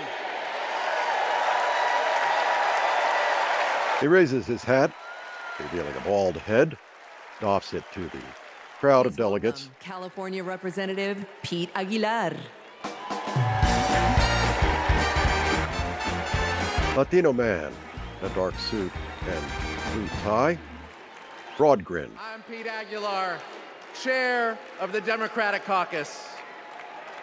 For 4 generations, my family has called California home. I grew up in San Bernardino, a working class community defined by family, faith, and hard work. These values, shared by Latino families across this country, are what made my family's American dream possible. And only Kamala Harris and Tim Walz will protect the American dream so that every family can earn a living, own a home, and reach their full potential. This is a vision for America that Donald Trump will never understand. All he knows is chaos and division. He talks about tearing American families apart, pitting neighbor against neighbor, community against community. Compare that to what Kamala Harris has done as vice president. Almost 500,000 people who live here and are married to a U.S. citizen can now apply for lawful permanent residence. DACA recipients who graduated college have easier access to work visas. And we would have much more security at the border if Donald Trump hadn't tanked the bipartisan bill. Folks, we don't have to choose between a secure border and building an America for all. Under President Harris, we can and will do both. As a prosecutor, she took on transnational gangs and cartels. As president, she will fight for pathways to citizenship. And I can tell you, as the highest-ranking Latino in Congress, our community understands the stakes in this election because we believe in the promise of this country. We believe our nation is stronger when we keep families together. We believe our union is more perfect when dreamers become doctors, teachers, construction workers, and military service members. Go.kamalaharris.com. Latinos believe in that American dream and a brighter future. One where we secure our border, fix our broken immigration system, and unlock economic opportunity for all. And together, we will win. Thank you. He points to the audience, grins, waves, blows a kiss. A video. I choose freedom to protect America's dreamers. I'm a Filipino-Japanese DACA recipient. I am a third-year medical student, and I am a DACA recipient. Thanks to DACA, I've been able to open up my own business and represent clients as a lawyer. So many of my dreams came a little bit closer. It is disheartening to know that the court system may end DACA next year, and to also hear Donald Trump calling for mass deportations. It is time that we recognize dreamers for who they are. We are contributors to this great nation. I support Vice President Harris, who has continued to fight for DACA recipients. She was the one who stood with us, who sat with us, who heard our stories. We need a future President Harris to ensure that dreamers like me can continue to work and provide for ourselves, our communities, and our families. I choose freedom. Please welcome United States Marine Corps veteran Carlos Eduardo Espina. He makes the sign of the cross on his chest. Buenas noches, Latino man. mi gente. My name is Carlos Eduardo Espina. And if 2 decades ago, when my parents immigrated to College Station, Texas, He points to the Texas delegation, You told shakes a them fist. that one day their son would reach 14 million followers on social media, graduate law school, and speak at the Democratic National Convention. They might not believe you. But this is the United States of America, the land of opportunities where anything is possible.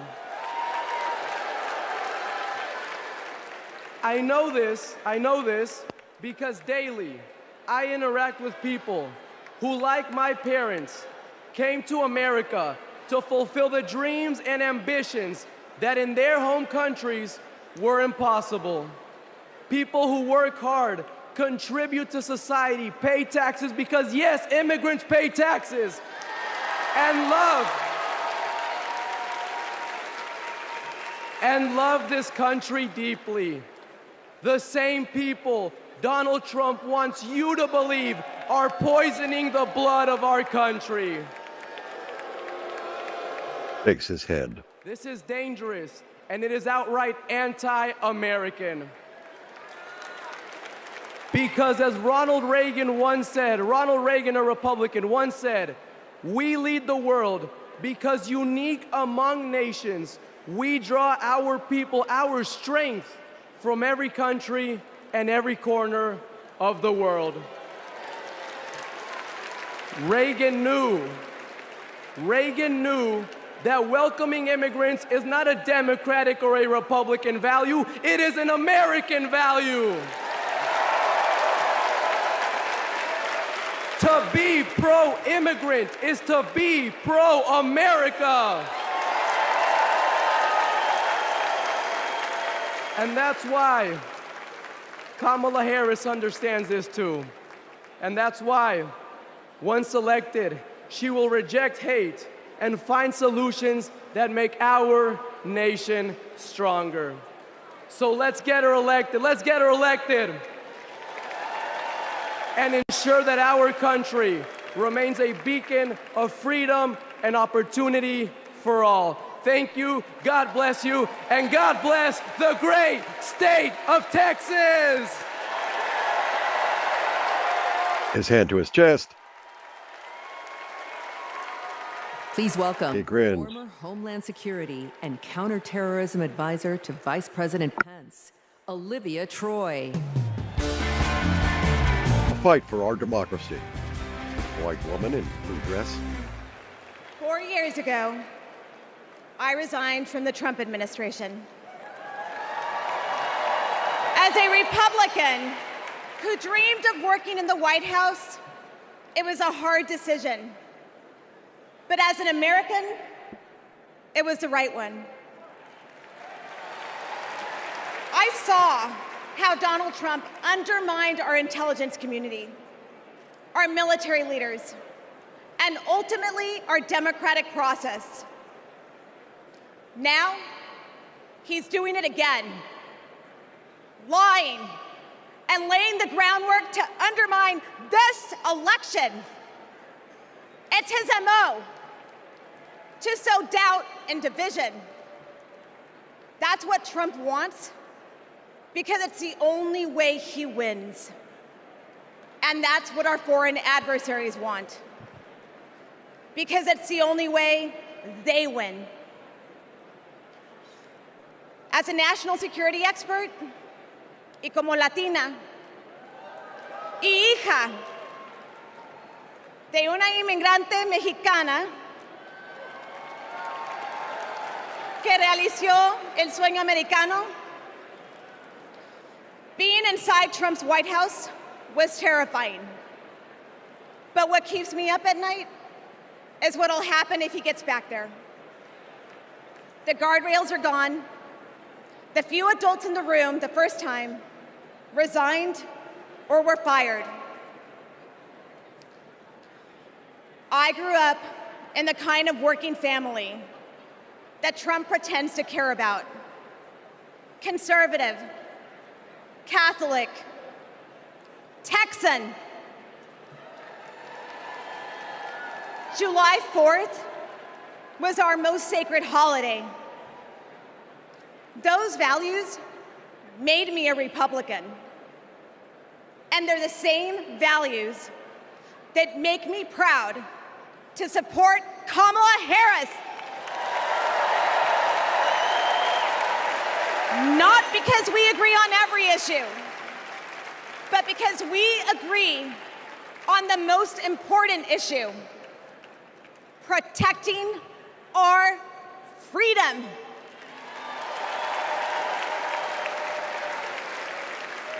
So to my fellow Republicans, you aren't voting for a Democrat. You're voting for democracy. You aren't betraying our party. You're standing up for our country. Thank you. Is Troy, Latina woman with a layered gold necklace. She waves and pumps her hands. Please welcome former Georgia Lieutenant Governor Jeff Duncan. A tall white man in a dark suit, dark tie. Good evening. Good evening. I bring greetings from the great state of Georgia. So let's get the hard part out of the way. I am a Republican. But tonight, I stand here as an American.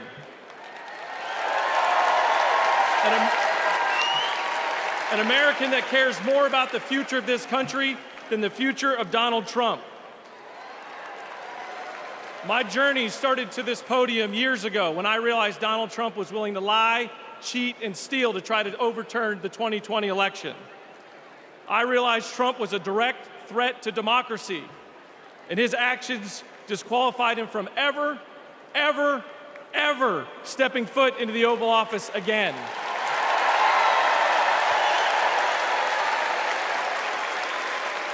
Posters, USA. I could spend my time revving up this crowd, but I'm certain I don't have to talk anybody out of voting for Donald Trump here. So I'm going to focus my attention on the millions of Republicans and independents that are at home that are sick and tired of making excuses for Donald Trump.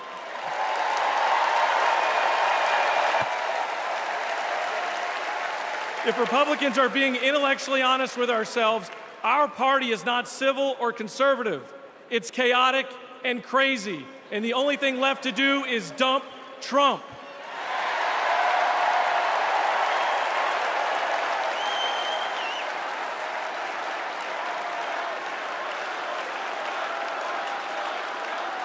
These days, our party acts more like a cult worshiping a felonious thug. Look, you don't have to agree with every policy position of Kamala Harris. I don't. But you do have to recognize her prosecutor mindset that understands right from wrong, good from evil. She's a steady hand and will bring leadership to the White House that Donald Trump could never do. Let me be clear to my Republican friends at home watching. If you vote for Kamala Harris in 2024, you're not a Democrat, you're a patriot.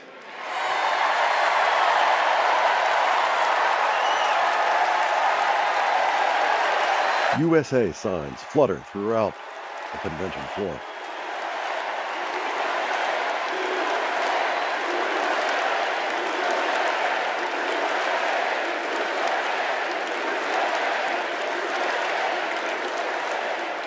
In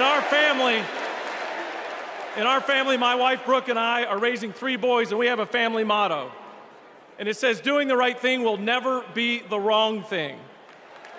During 2020, during just the lowest of lows, when we had armed officers outside our house protecting us from other Republicans, Donald Trump had targeted us. My son came downstairs, and he handed me this coaster that I'd given him years before at a father-son retreat for our church. And he said, hey, he holds Dad, it up. Doing the right thing will never be the wrong thing. Stay strong.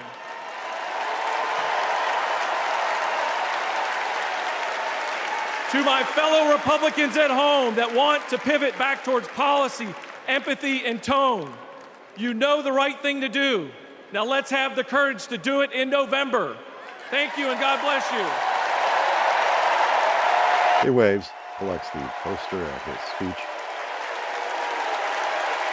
USA, USA. He pumps his fist in the air.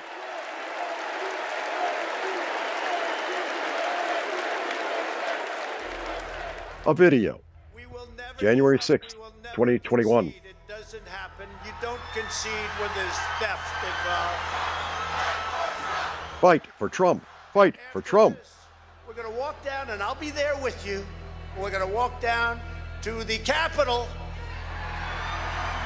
Because you'll never take back our country with weakness. You have to show strength, and you have to be strong. We love Trump. It does look like we're going to Cruiser 50. March stepping off here. There's a crowd surge heading east. Mike Pence, I hope you're going to stand up for the good of our Constitution and for the good of our country. And if you're not, I'm going to be very disappointed in you. I will tell you right now.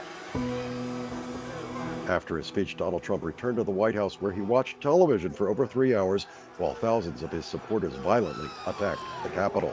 We're going to give riot warnings. We're going to give riot warnings. We're going to try to get compliance, but this is now effectively a riot. 49 hours declaring it a riot. 5 to 50 be advised. They're trying to breach and get to the Capitol. Hold the line. Hold the line. Rioters cruise into the Capitol. At 2:24 p.m., Trump posted a tweet attacking his own vice president.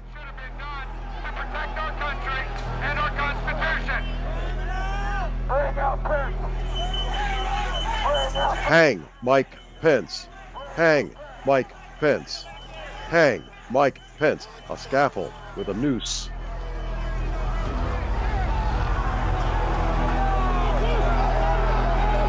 Protesters streamed into the Capitol and onto the House floor.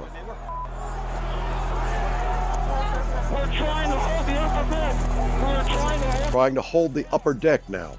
We need an area for the House members. They're all walking over now through the tunnel. We need to move now. If we lose any more time, we may lose the ability to leave. So if we're going to leave, we need to do it now. We've lost the line. We've lost the line. We've lost the line. All MPD, pull back. H208 with 4 members. The door's barricaded. There's people flooded the hallways outside. No way out. Officers still remaining on the House floor, so we can secure the members on the other side. Copy. Officer down! Get him up! Officer down.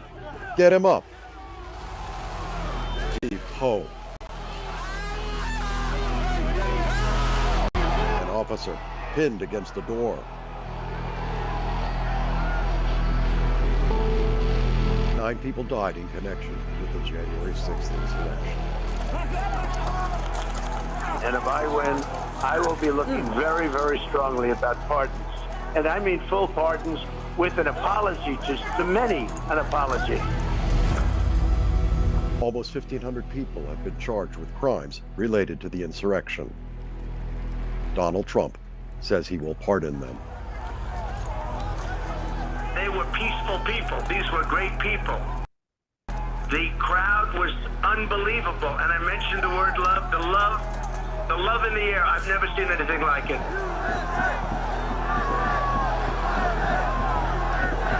Donald Trump has been charged with the following crimes for his part in January 6th: conspiracy to defraud the United States, conspiracy to obstruct an official proceeding.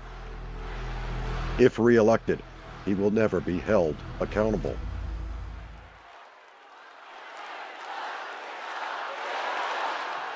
Please welcome Mississippi Representative Benny Thompson. A black man, mustache and goatee, bald, with glasses.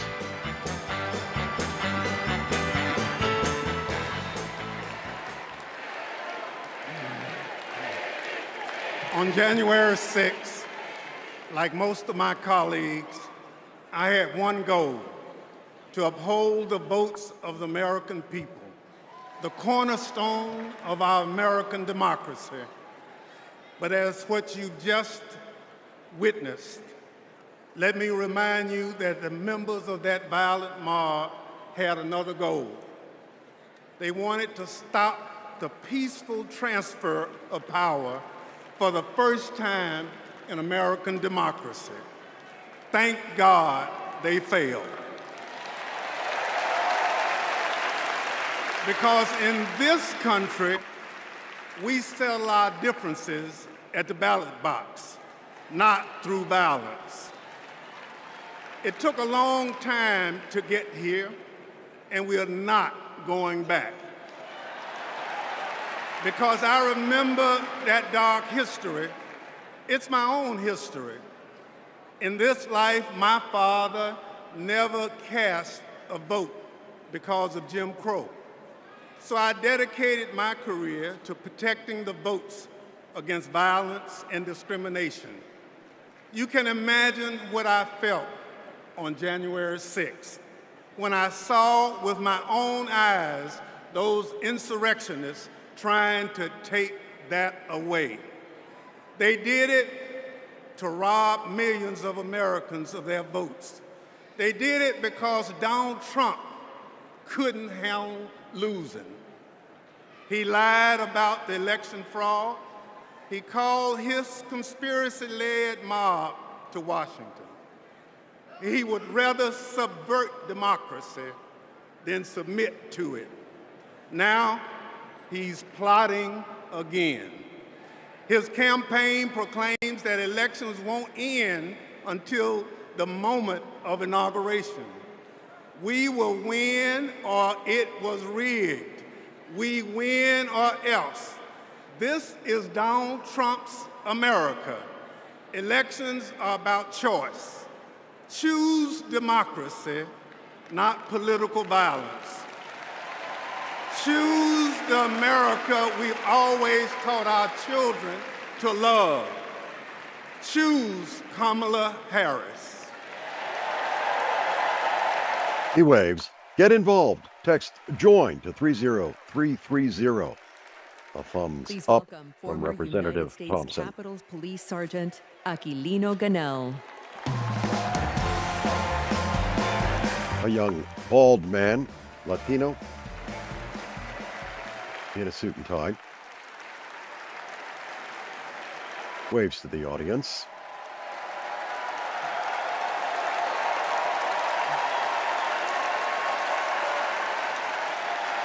Thank you. Lapel pin of the Capitol Thank you. profile.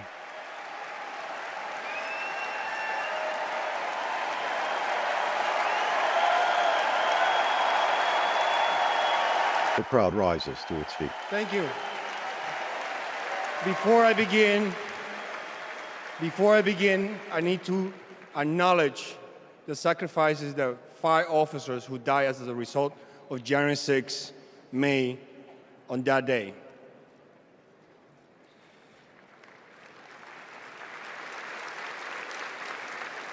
My name is Aquilino Ganell. I immigrated to the U.S. from the Dominican Republic when I was 12. I became an American citizen. I was a sergeant in the U.S. Army and a Capitol Police officer. I had seen violence while serving in Iraq, but nothing prepared me for January 6. We officers risked everything to protect innocent people. We were beaten and blinded. I was assaulted with a pole attached to the American flag. President Trump summoned our attackers and sided with them. He betrayed us.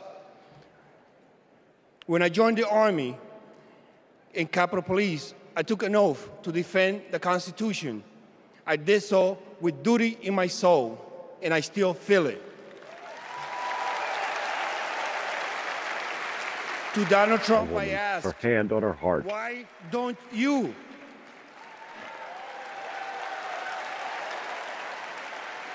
On January 6, I nearly died protecting the Capitol, and I will do it again for our democracy. The way to preserve it is to elect Kamala Harris, our first female commander-in-chief.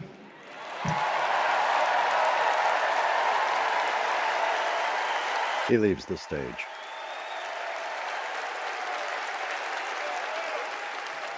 Clasps his hands and waves. New Jersey Representative Andy Kim. An Asian man, gray suit, blue tie, full head of hair, glasses.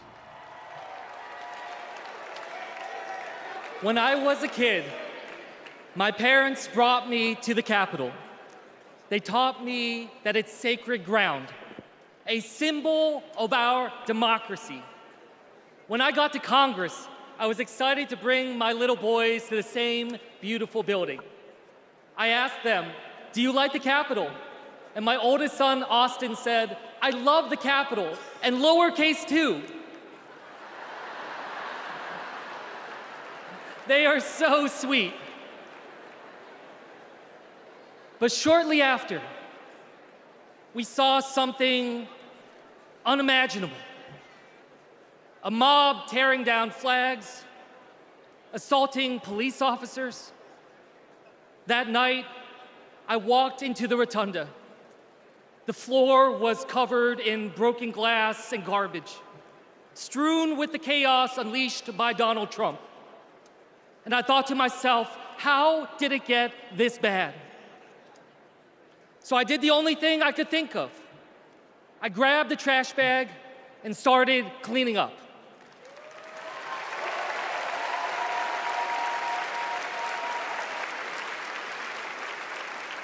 A woman wipes away a tear. January 6th is that all of us are caretakers for our great republic. We can heal this country, but only if we try. Many of you are doing your part through your Representative Kim and your votes. as he collects trash. This chaos that we see, it doesn't have to be this way. As a father, I refuse to believe that our kids are doomed to grow up in a broken America. There is a hunger right now in this country for a new generation of leadership to step up. Let's choose Kamala Harris and Tim Walz. Let's do this for our kids and our grandkids. Thank you. He waves and grins.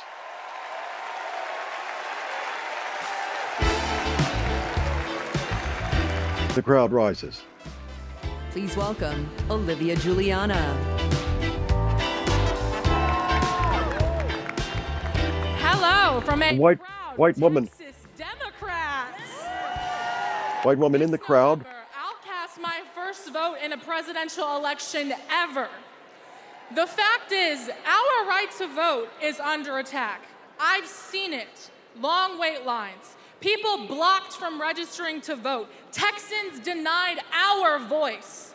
Donald Trump's Republicans are making it harder for us to vote. But we won't let them get away with it. And Kamala Harris won't let them get away with it either. She's fought for our freedoms. She's fought for our voice. But we will only be heard if we vote. As the saying goes, if you're not at the table, you're on the menu. So, Jen, Commit to vote. IWillVote.com. and cast our ballots this November for Kamala Harris and Tim Walz. And now, ladies and gentlemen, American icon Stevie Wonder. The crowd rises to its feet. Stevie Wonder led to the podium, dark glasses, black skull cap. I love you. I just want to say, I love you. I love you.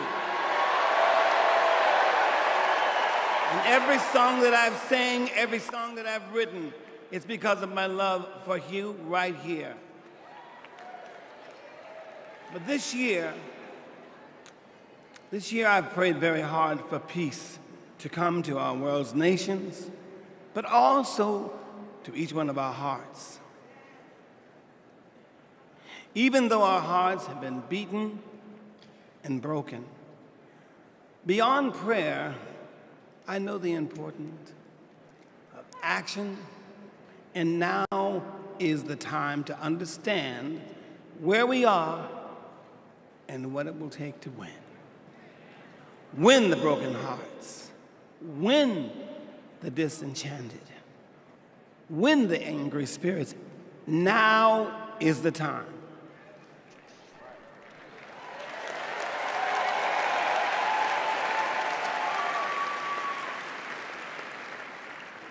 This is the moment to remember when you tell your children where you were and what you did. As we stand between history's pain and tomorrow's promises, we must choose courage over complacency.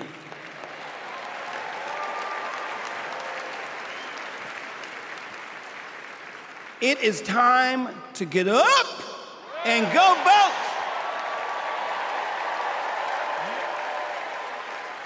Listen, the choice is clear, clearer than anyone else is saying. Did you hear me? Clearer than anyone else is saying. You feel me? Yeah. We need to choose joy over anger, kindness over recrimination, and peace over war. Every time.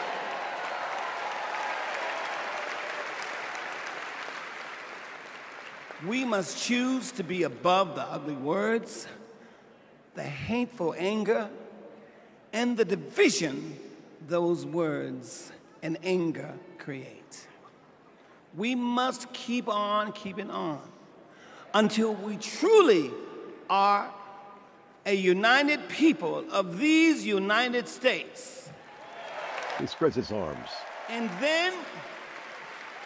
then we will reach our higher ground. Are y'all ready? Are y'all ready to reach your higher ground? Are you ready to reach our higher ground? Tell me. I want to hear you again. Are you ready? Are we ready? Because you know we need Kamala Harris. Yes, we do. And we need a great man, as we do have, as a future vice president. You know that. So you know what? I'm depending on you to do, as Spike Lee would say, the right thing. He smiles. Are y'all ready? Are you ready? Mowski, are you ready? I'm ready, Steve. Dancers, are you ready? All right, we need everybody. Clap your hands like this. Everybody clap your hands. Clap, clap, clap. Dancers emerge at left and right, twirling. A man at a keyboard. Now Stevie at the keyboard.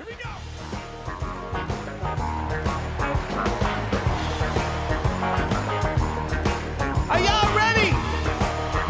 Guitar players to the left and right. I want y'all to sing it with me. Come on. People. You sing. Keep on lying. Soldiers. Y'all say keep on one. Yeah. Whoa. Keep on turning. 'Cause it won't be too long. Are y'all with me?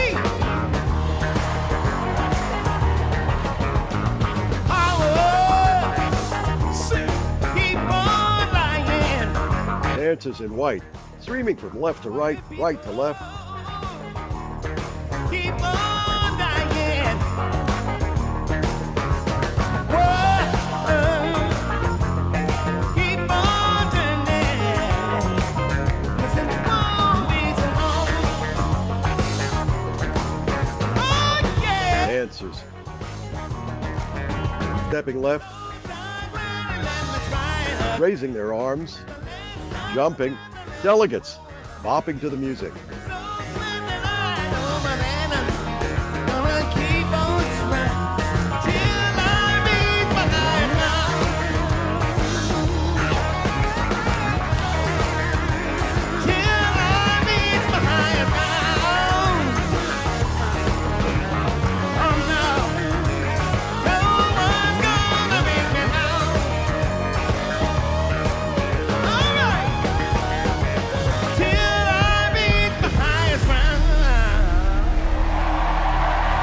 Some dancers lifted high in the air. Stevie Wonder spreads his arms wide. A young boy in the crowd beaming. Somebody scream!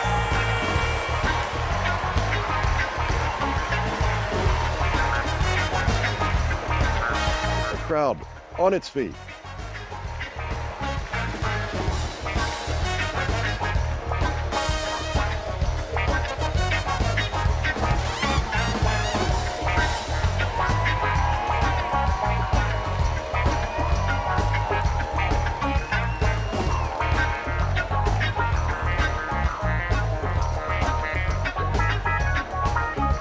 Everybody clapping, pumping their hands, swaying left and right.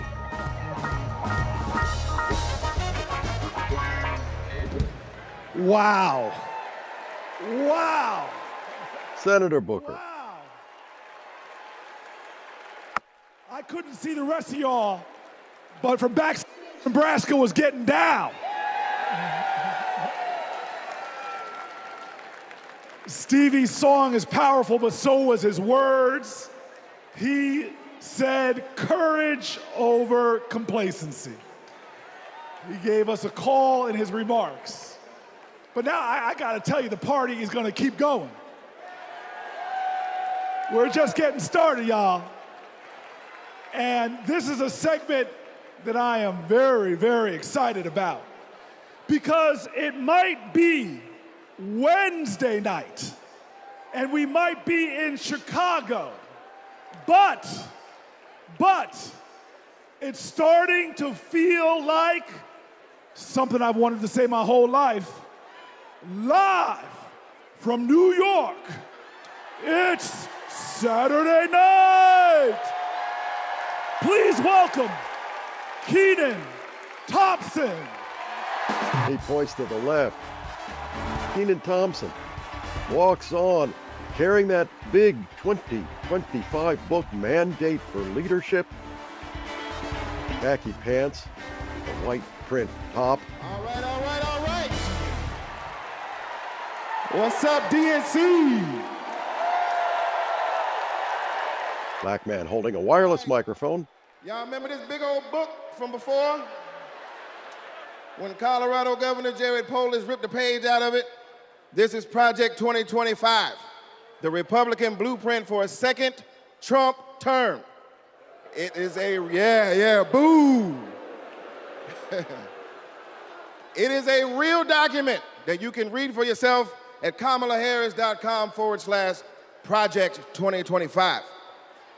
You ever seen a document that could kill a small animal and democracy at the same time?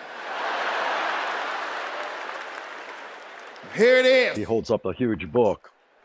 You know how when you download an app and there are hundreds of pages there that you don't read, it's just the terms and conditions, and you just click agree, right? Well, these are the terms and conditions of a second Trump presidency. You vote for him, you vote for all of this. Let's take a look. He slams it down on a small table. We got Matt here with us tonight. Is Matt here? Hey, there he is. Matt, how are you, sir? On the screen. All right, Matt. Now, Matt, I understand that you work as an AV tech in Nevada, and you make a decent hourly wage. Is that right? Oh, I don't know if we can hear Matt. Can we hear Matt? So who's gonna fix it? Keep speaking, Matt, till we can hear you. Okay, that's good. I guess we're gonna now a woman on screen. Matt. She waves. This is Becky. Becky, can we hear you? Hi, Kenan. It's great to be here. Thank you. All right, She pumps her arms. Now, Becky, you're married, correct? I am. Me and my wife have been together for about 8 years. Oh. Her hands to her chest. Very, very cute. Thanks. But I have got some bad news for you. He opens the book. On page 584, Project 2025 calls for the elimination of protections for LGBTQ+ Americans. She does a thumbs down. Right back to the Stone Age. I'm afraid so. Right back to the Stone Age. That's terrible. Yeah, it is. Thank you, Becky, for being here and making that wonderful point. All right, next up, we have Nirvana. Nirvana, are you with us? And your people are with us as well? All right, good. Now, Nirvana, I understand that you are on insulin to manage your diabetes, yes? Yes, and thanks to President Biden and Vice President Harris, I only pay $35 a month for my insulin. She holds up an insulin pen. That is great. That is great. But on page 465, he turns to the page. Project 2025 calls for millions of people like yourself to pay more for prescription drugs like insulin. Why? Why? Well, I guess maybe to help Big Pharma make more money that they can donate to Republican politicians, I assume. Yeah, that makes sense. Yes, unfortunately, it does make sense. All right, let's talk to Anita. Anita, are you there? Yes. Hello, Anita. Dark-skinned woman. And Anita, what do you do for a living? I'm an OBGYN who delivers babies and does surgery. An OBGYN. She is an OBGYN that delivers babies. Uh-oh. Uh-oh, yeah, it's bad news. Keenan turns a page. It sure is. On page 459, Project 2025 resurrects a law from the 1800s called the Comstock Act to ban abortion nationwide and throw healthcare providers in jail. Oh my God, that is awful. Yes, She it is awful. presses her All right, palms let's do together. one more. Is Sharia with us? Sharia, are you there? Hey, Keenan, I'm here. Yes, Sharia, I love it. All right, let's talk to you. I understand that you work for the federal government? Yes, sir. I'm in the United States Department of Education. I'm a proud civil servant and a proud union president. She works for the Department of Education and she's a proud civil servant. Well, He turns a page. unfortunately for you, on page 78, Project 2025 calls for President Trump to purge the civil service of everyone who isn't a MAGA loyalist. Are you a MAGA loyalist? Now, Keenan, absolutely not. Crosses her arms. I mean, you might as well be, because also page 319 calls for the complete elimination of the Department of Education. There's a bunch of stuff in here, but that's all we have She time rolls for her at the eyes. moment. Just remember, everything that we just talked about is very real. It is in this book. You can read it online at kamalaharris.com/Project 2025. And most importantly, you can stop it from ever happening by electing Kamala Harris as the next president of the United States. Delegates pump their arms. Keenan holds up the book and lets it drop. Stop Project 2025. Text JOIN to 30330.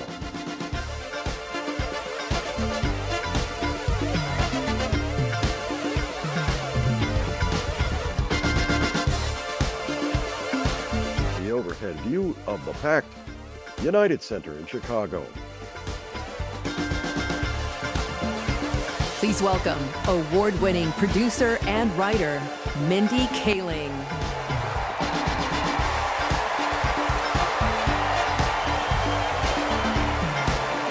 Dark-skinned woman, the black dress, low cut. Hello.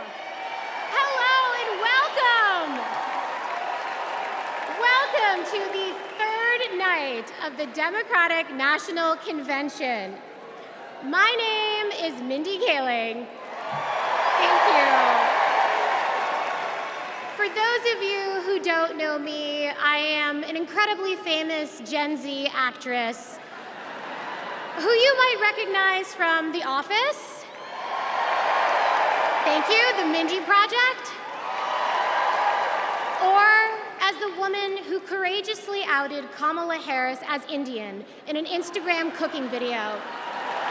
Yes, you're welcome. I am so proud to be here supporting my friend.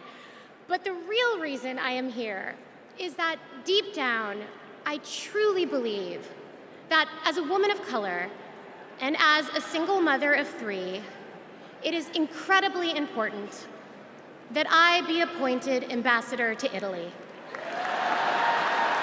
That's how this works, right? That's like why I'm here. I've never been, I'm dying to go.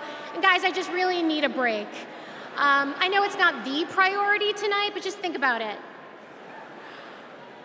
I am actually here because I have known the Vice President for a long time, and I want to tell you a story about one of the first times I ever met her. She wasn't Madam Vice President then. She was my senator, and we were filming a video where she came to my home to cook dosas, a South Indian dish. Yes, it's not every day that a senator comes over, and I was pretty nervous. But when she arrived, we immediately hit it off. We talked about the love we have for our moms, who had both passed away from cancer. Both of our mothers were immigrants from India who came to America and committed their lives to serving others. My mother, Swati, became an OBGYN. Thank you. Kamala's mother, Sheila, became a scientist with a PhD who dedicated her life to trying to find a cure for cancer. And after speaking to Kamala, it was clear to me that Sheila had passed down the same optimism and fearlessness to her daughter. But the thing I remember the most about the Vice President is that Kamala Harris can cook. Guys, she was so much better than me. But she also knew that my family was watching. So as she gently corrected my sloppy dosa making, she was complimenting me every step of the way, making sure that my daughter, Kit, heard how good of a cook I am. She had no desire to be seen as better than anyone else. She just wanted my kid to be impressed with her mom. And when she finally bit into my dosa, she looked at me and said, really good, and then never took another bite again. Yes, yes. But it is that warmth, that generosity of spirit that I know she will bring to the White House as our next president. Kamala Harris cares deeply about other people. She will fight to protect our freedoms because those are the values that her mother passed down to her. But in order to protect those freedoms, Democrats also need to win the House. So we have a lot to do, and please welcome to the stage your next Speaker of the House, Hakeem Jeffries. She applauds. Representative Jeffries, black man in sneakers and a dark suit. Good evening, Democrats. It's a high honor and a distinct privilege as a Brooklynite, New Yorker, and as an American to stand before you today and unequivocally express my support for Kamala Harris and Tim Walz to be the next president and vice president of the United States of America. Over the last few years, House Democrats have been hard at work, and we could not have asked for a better leader to partner with than President Joseph Robinette Biden, who will go down as one of the most consequential presidents of all time.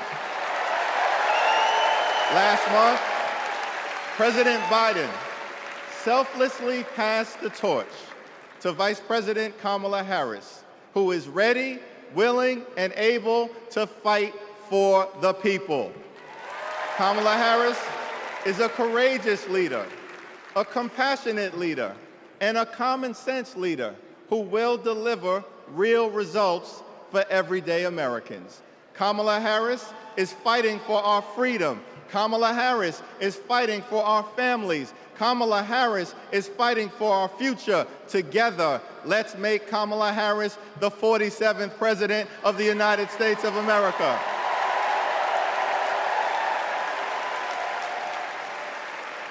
In our great country, when you work hard and play by the rules, you deserve to earn a living wage.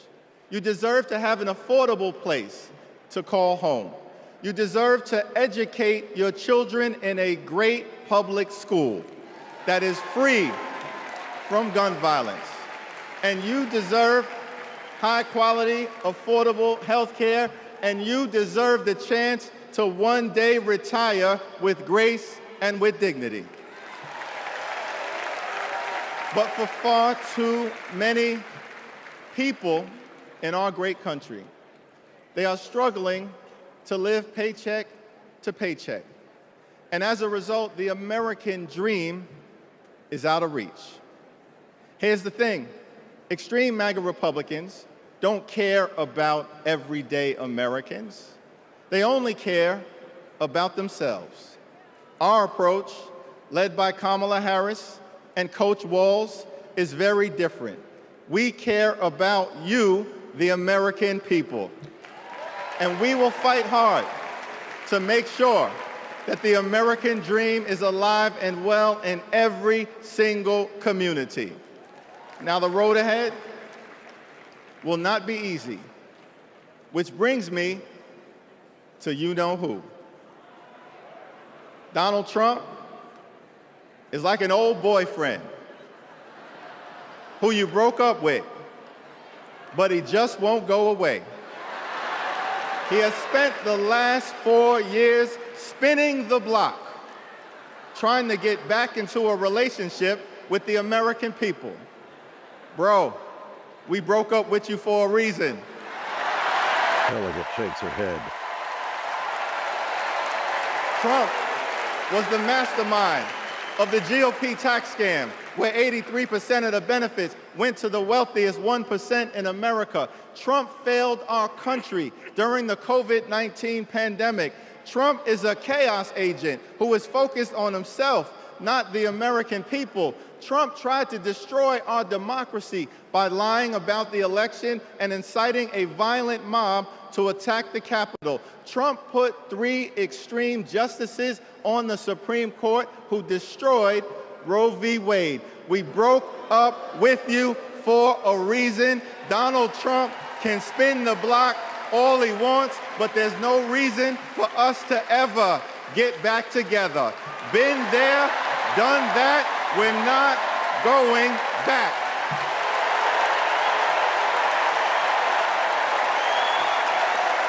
Kamala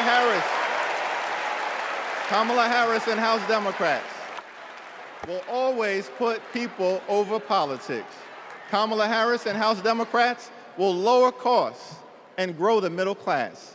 Kamala Harris and House Democrats will fix our broken immigration system and secure the border. Kamala Harris and House Democrats will strengthen the relationship between the police and the community. Kamala Harris and House Democrats will continue to combat the climate crisis with the fierce urgency of now. Kamala Harris and House Democrats will protect Social Security, protect Medicare, protect Medicaid, protect the Affordable Care Act, protect working families, protect small businesses, protect the middle class, protect free enterprise, protect our children, protect our seniors, protect our veterans, protect our unions, protect our dreamers, and always protect a woman's freedom to make her own reproductive health care decisions. Shaking USA posters throughout the crowd. The extreme MAGA Republicans want to divide us. But the Constitution promises equal protection under the law.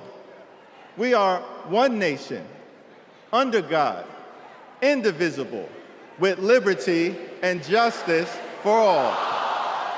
Together, together, together, let's build a brighter future for our children and our grandchildren. In the Old Testament, book of Psalms, the scripture tells us that weeping may endure during the long night, but joy will come in the morning. Here's how we do it. Strategize on Sunday. Meet the moment on Monday. Take it to them on Tuesday. Work it out on Wednesday. Thank the Lord on Thursday. Fight the power on Friday. Set it off on Saturday. Get a few hours of sleep, wake up the next day, and do it all over again until joy, joy, joy comes in the morning. He points left. He points right. He points forward. Now there's only 76 days left. There are only 76 days left. We must continue to speak up. We must continue to show up. We must continue to stand up, not as Democrats or Republicans, but as Americans. And when we do, nothing can stop Kamala Harris from becoming the 47th President of the United States of America. Nothing can stop House Democrats from taking back the majority. Nothing can stop the American people from continuing our march toward a more perfect union. Nothing can stop us. We're all the way up. God bless you. God bless Kamala Harris. May God bless the United States of America. He waves. A delegate has a cap with the word weirdos on it and a red line through it. Hakeem Jeffries, a thumbs up. Leaves the stage, a video, North Carolina. Want to go put your shoes on? Yes. Let's go outside. Ruby is 2 years old.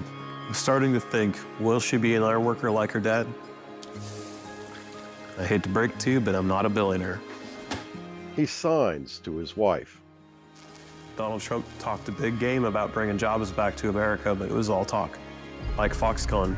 This is the 8th wonder of the world. Foxconn, by most estimates, has not even come close to meeting expectations. This whole project was a scam. He is not looking out for the residents. He's looking out for himself.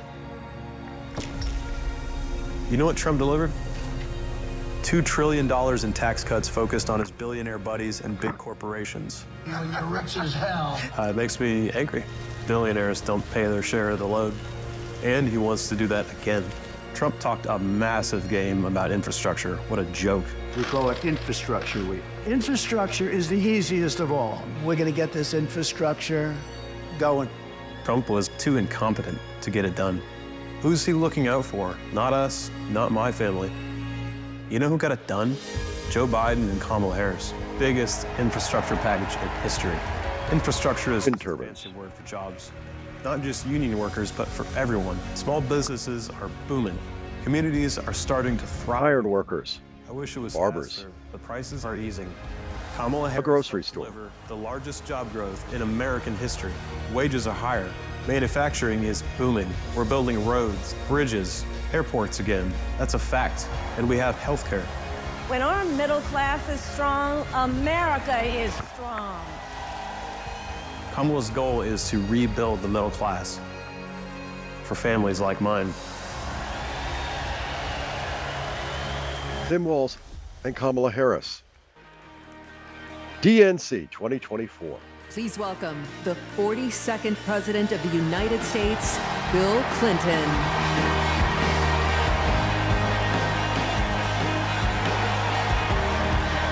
President Clinton, waving to the crowd, gray head of hair, in a dark suit and a blue tie.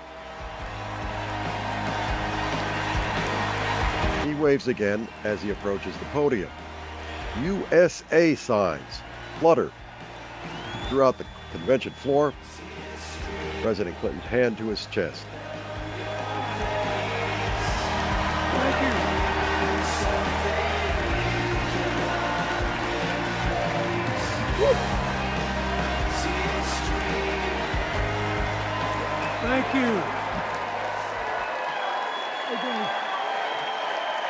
Thank you. A thumbs up for the president. And a salute.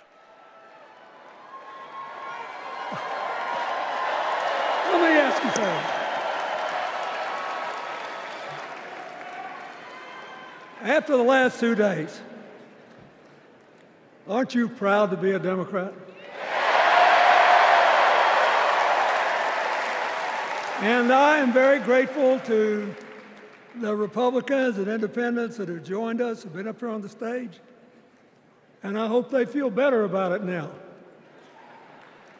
Because I've seen all these things that even I have to be reminded of from time to time when I get my spirits down. I love seeing the Obamas here. I love seeing President Biden. Bites his lip. And I thought Hillary gave a great speech, too. And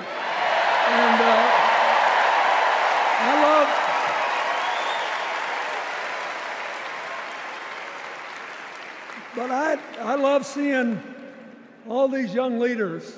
A bunch of them are coming up after me. They look better, they sound better, and they'll be exciting. I do want to say one word about President Biden. Remember, he had an improbable turn that made him president. And we were in the middle of a pandemic and an economic crash. He healed our sick and put the rest of us back to work. And he strengthened our alliances for peace and security. He stood up for Ukraine. He's trying desperately to get a ceasefire in the Middle East.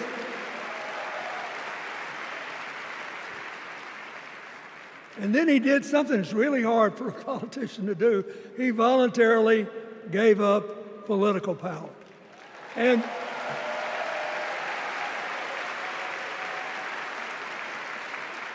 George Washington knew that, and he did it. And he set the standard for us serving 2 terms before it was mandatory. It helped his legacy, and it will enhance Joe Biden's legacy. And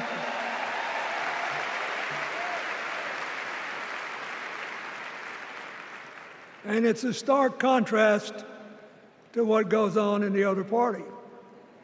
So I want to thank him for his courage, compassion, his class, his service, his sacrifice.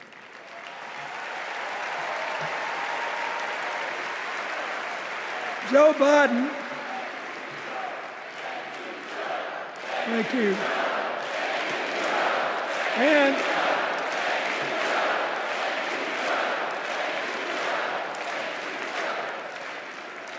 he kept the faith, and he's infected a lot of the rest of us.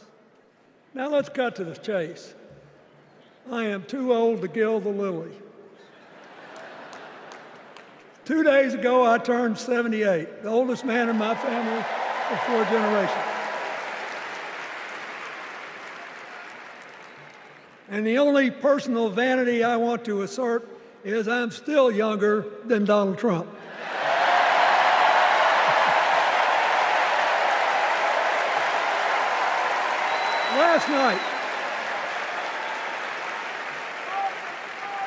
Last night, in what I thought was a very moving series of episodes, we nominated Kamala Harris and Tim Walz. And just think about that. 2 leaders with all-American but still improbable life stories. It could only happen here. Their careers, after all, started in community courtrooms and classrooms. 2 leaders who spent a lifetime getting the good job done. Now, one of the things that I've noticed over my increasingly long life is that a presidential election is unique in several ways. First of all, it's the greatest job interview for the greatest job in the world. Secondly, the Constitution says we, the people, get to do the hiring. And the third thing is that every 4 years, we get to change the requirements for the job. So here's what I'm thinking, because I try to apply this in every election. Will this president take us backward or forward? Will this president give our kids a brighter future? Depends. Will this president bring us together or tear us apart? Will the president increase the peace, security, and stability and freedom that we enjoy and extend it to others as we can? We, the people, we have to make a decision about these kind of questions. And every 4 years, it's a little different because the people come at the candidates, and they say, as they're saying now, here are our problems, solve them. Here are our opportunities, seize them. Here are our fears, ease them. Here are our dreams, help them come true.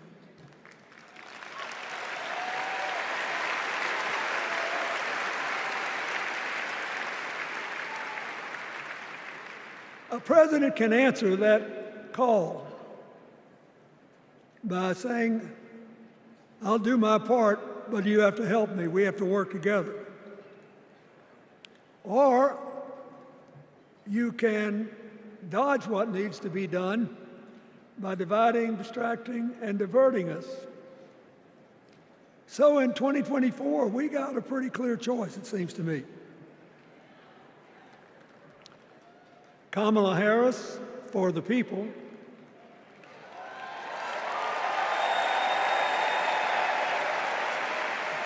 and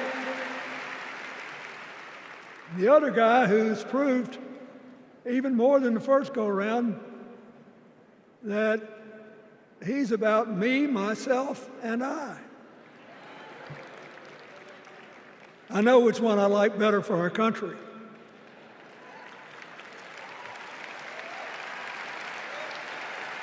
Kamala Harris will work to solve our problems, seize our opportunities, ease our fears, and make sure every single American, however they vote, has a chance to chase their dreams. You know, when she was young, she worked at McDonald's. And she greeted every person with that 1,000-watt smile and said, "How can I help you?" Now she's at the pinnacle of power and she's still asking, "How can I help you?"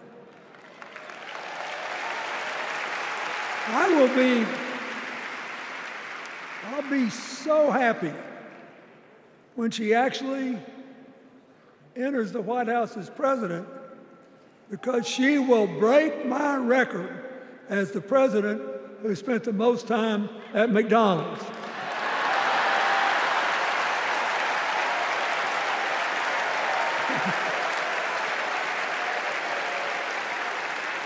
Now, but we got an election to win. And remember, we've got a guy that's pretty good at what he does. Donald Trump has been a paragon of consistency. He's still dividing, he's still blaming, he's still belittling other people. He creates chaos, and then he sort of curates it as if it were precious art. Let me say, not a single day goes by even though I've been gone for well over 23 years from the White House, not a day goes by that I don't thank the Lord for the chance I had to serve and what it meant. And one of the reasons, thank you. The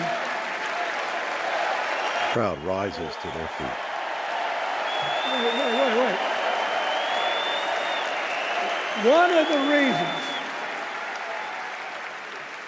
One of the reasons I love the job so much is that in the toughest times, even on the darkest days, if you tried hard enough, there was always something good you could do for somebody else. Now, some days that's not easy to do. You've got to deal with all these emergencies, or there's something going on here, there, or yonder. But Kamala Harris is the only candidate in this race who has the vision, the experience, the temperament, the will, and yes, the sheer joy to get something done.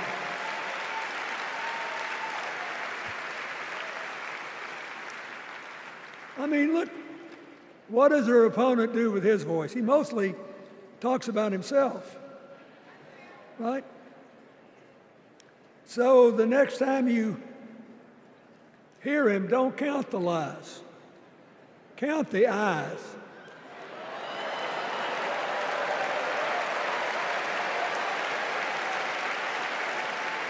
Get involved. Go.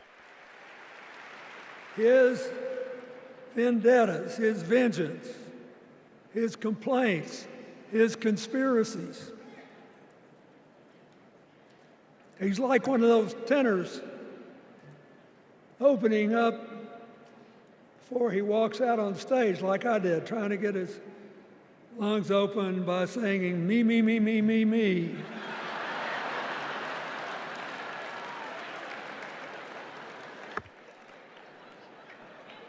When Kamala Harris is president, every day will begin with you, you, you, you.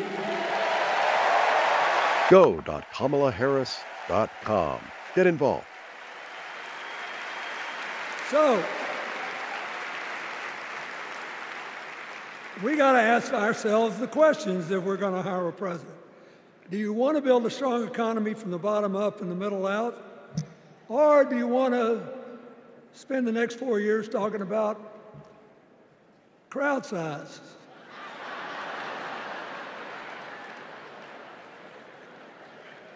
You're going to have a hard time believing this, but so help me, I triple-checked it. Since the end of the Cold War in 1989, America has created about 51 million new jobs. I swear I checked this 3 times. Even I couldn't believe it. What's the score? Democrats 50, Republicans 1.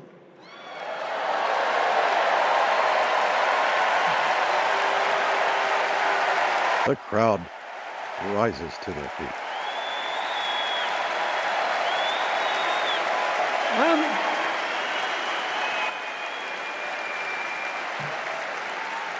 I'm glad that we've got a championship-winning coach on our team.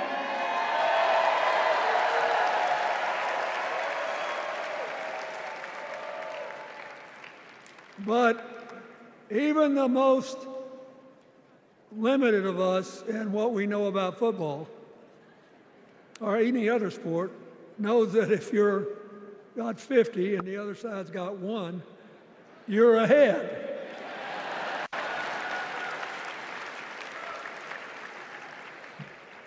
What about affordable housing? It's a terrible problem in America now. We need more. And affordable health care. That's why the Democrats put a limit on monthly payments for insulin and a $2,000 a year out-of-pocket limit and are trying to cover more drugs by bargaining for prices. We need more financing for small businesses.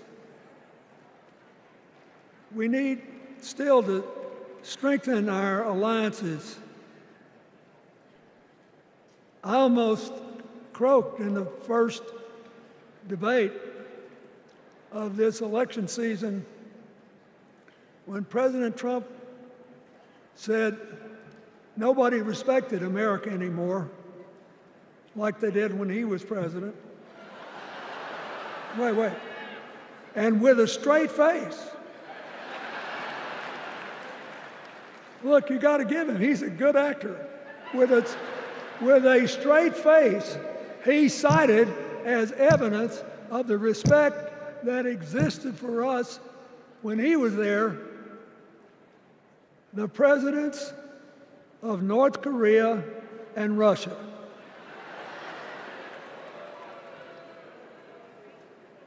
I'd rather Doug Emhoff shaking his head. the people who respect us now.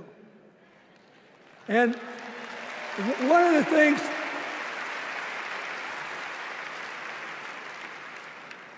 is when you send a signal to the other countries, you want them to know whether they agree with you or not, at least that you're on the level. Here's where you are and what you believe. What are they supposed to make to these endless tributes to the late, great Hannibal Lecter?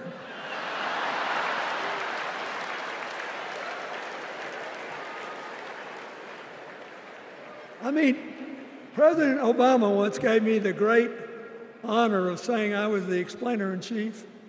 Folks, I've thought and thought about it, and I don't know what to say.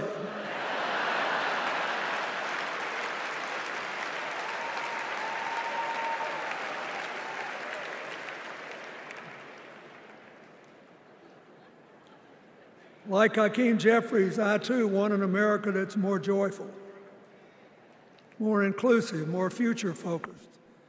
Just think what a burden it's been on us to get up day after day after day after day, buried in meaningless hot rhetoric, when there's so many opportunities out there, so many problems that need to be solved. I want that. And that's the America Kamala Harris will lead.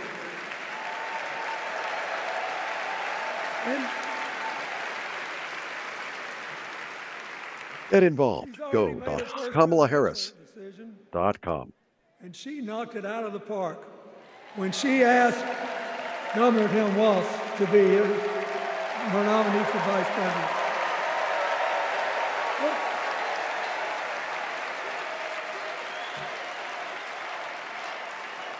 The crowd standing. They used to say when I was a young man growing up in Arkansas, you do not have to be all broke out with brilliance.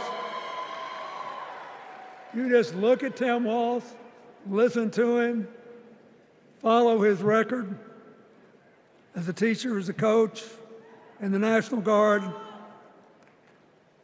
as a congressman, where he was the only Democrat, save one, elected in that district in more than 100 years. And he stayed a long time. And then he became a great governor. And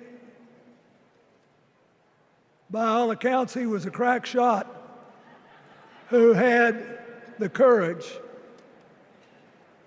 among his rural constituents to say, we do not need these assault weapons available to people who can kill our kids in school.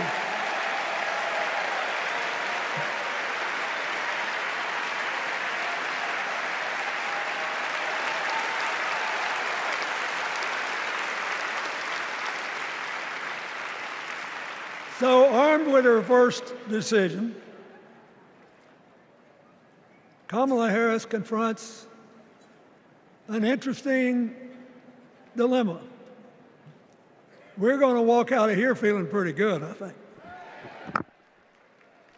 We've got energy, we are happy, we feel like a load's off our shoulders.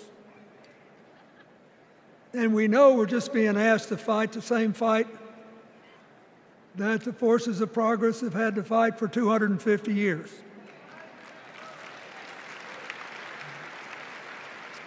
In the face of stiff and often violent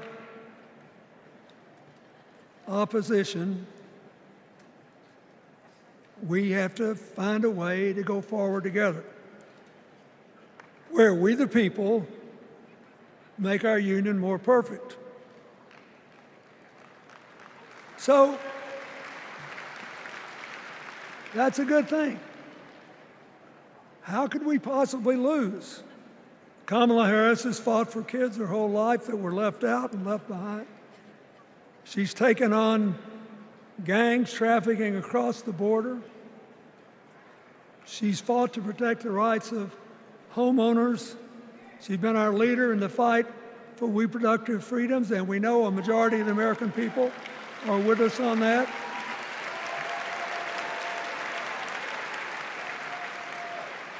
And she's gained an invaluable amount of experience as vice president, advancing our values and interests around the world.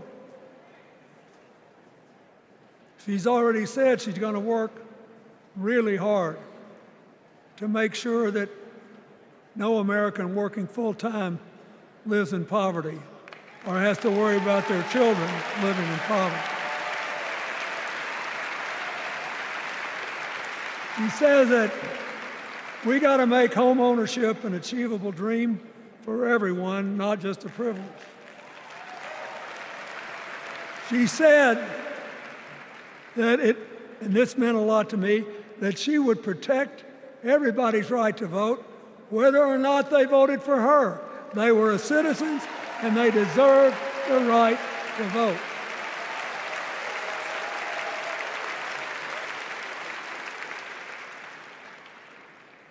The other day, her opponent implied that as his people voted one more time, they'd be able to rig it from now on and they wouldn't have to vote again. You think they're kidding, but I know a lot of these folks, and most of them are really good people, but some of them think that they are bound to dominate America politically, economically, and socially, and they have to use politics to do it, and they should rig the system. I don't believe that. And so here's what I want to tell you. We've seen more than one election slip away from us when we thought it couldn't happen, when people got distracted by phony issues or overconfident. This is a brutal, tough business. I want you to be happy. One of the reasons that President-to-be Harris is doing so well is that we're all so happy.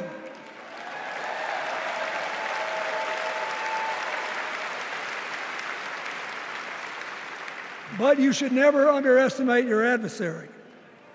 And these people are really good at distracting us, at triggering doubt, at triggering buyer's remorse. As the Obama said so eloquently last night, they are human, you know.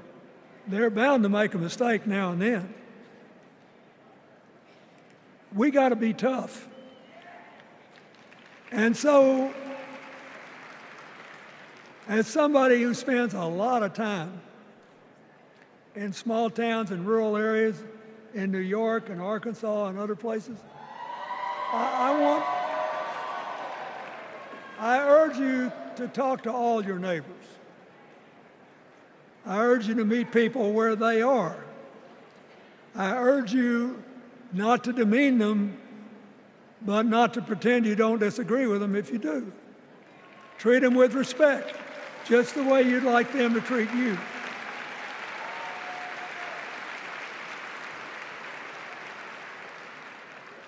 ask for their help, and then follow our leader, Kamala, and ask them, how can I help you? We Democrats right now have a lot of hay in the barn.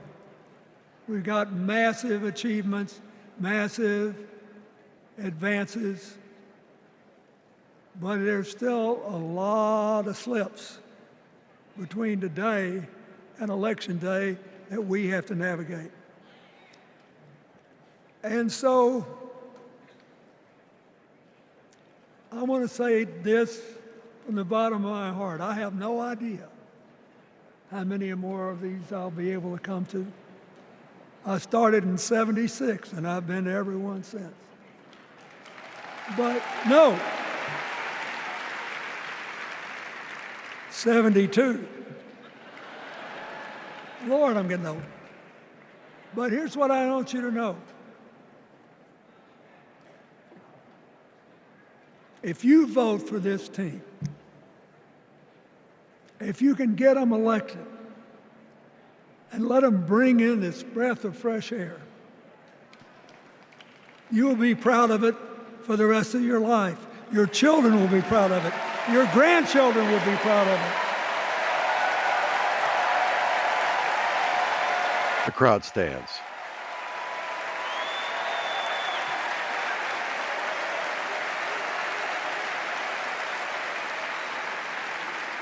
Take it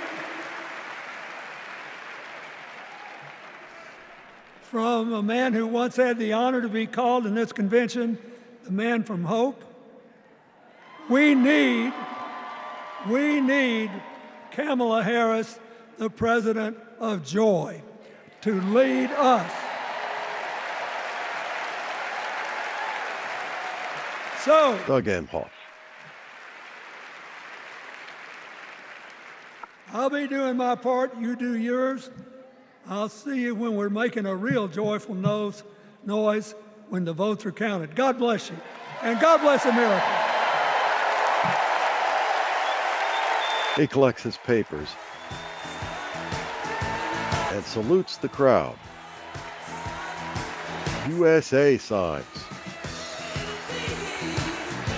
lifted aloft as President Clinton departs the stage, waving to the delegates and saluting.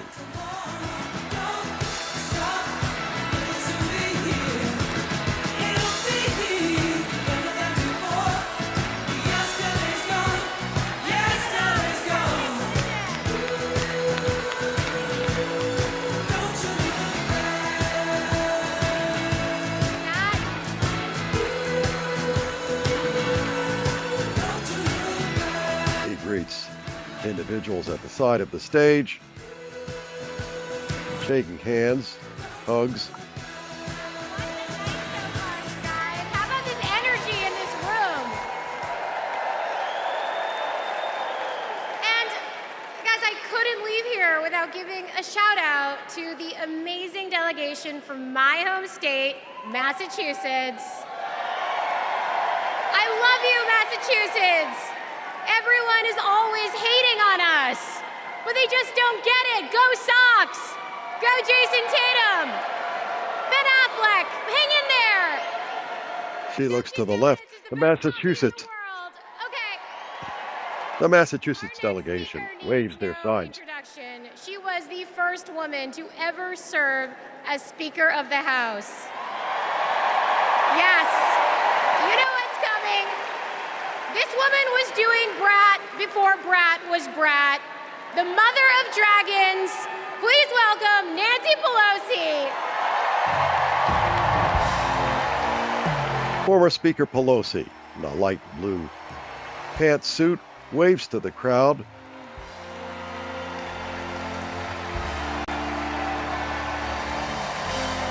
And she approaches the podium.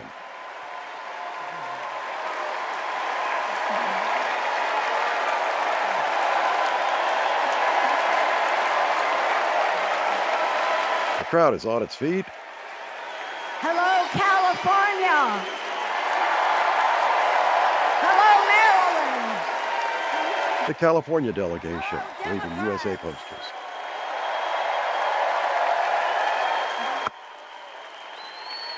On January 20th, 2021, with the inauguration of Joe Biden and Kamala Harris, we established one of the most successful presidencies of modern times.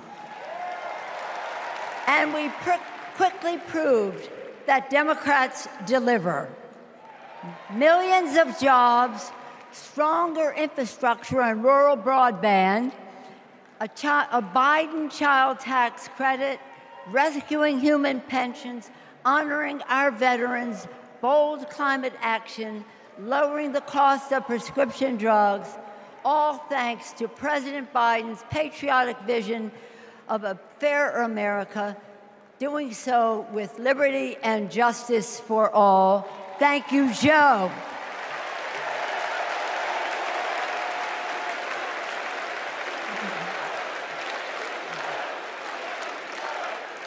And I know that Vice President Harris is ready to take us to new heights.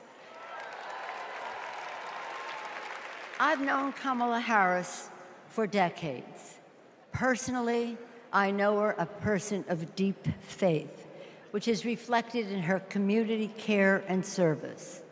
Officially, she is a leader of strength and wisdom and eloquence on policy, most recently demonstrated fighting for women's right to choose. Politically, she is astute and strategic in winning difficult elections, quickly securing the nomination with dignity and grace, and choosing Tim Walz as our vice president. I had the honor of serving with Tim for 12 years in the Congress.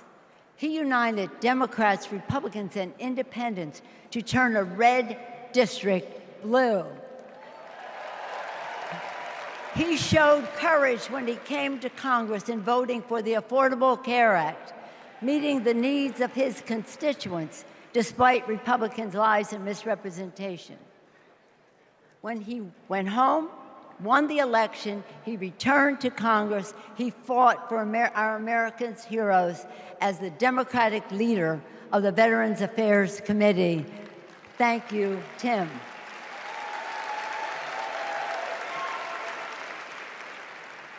January 6th was a perilous moment for our democracy. Never before had a president of the United States so brazenly assaulted the bedrock of our democracy, so gleefully embraced political violence, so willfully betrayed his oath of office. Let us not forget who assaulted democracy on January 6th. He did. But let us not forget who saved democracy that day. We did. And thank God we had a Democratic House of Representatives then. We returned to the Capitol that very same night. We insisted on certifying the election results on the floors of the House and the Senate. And we demonstrated to America and to the world that American democracy prevailed.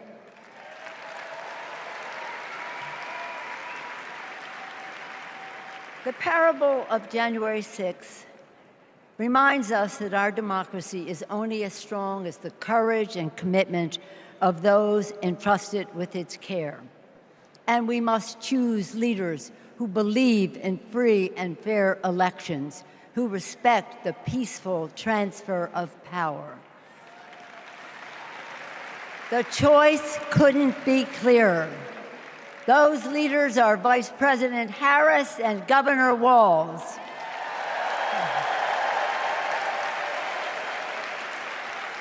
Get involved. Text JOIN to 30330. When the sun rose on January 7th, as our national anthem declares, we gave proof through the night that our flag was still there.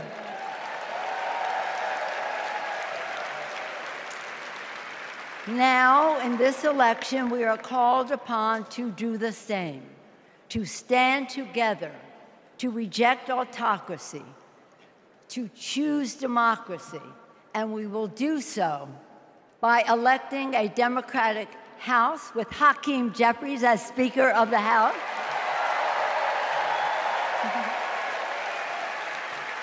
Electing a Democratic Senate, electing Tim Walz as Vice President of the United States, and electing Kamala Harris as the President of the United States. Onward to victory! He pumps a fist in the air. USA signs fluttering throughout the convention hall as former Speaker Pelosi exits to the right, not before waving to the crowd one more time. Please welcome Alexander Hudlin, Jasper Emhoff, and Arden Emhoff.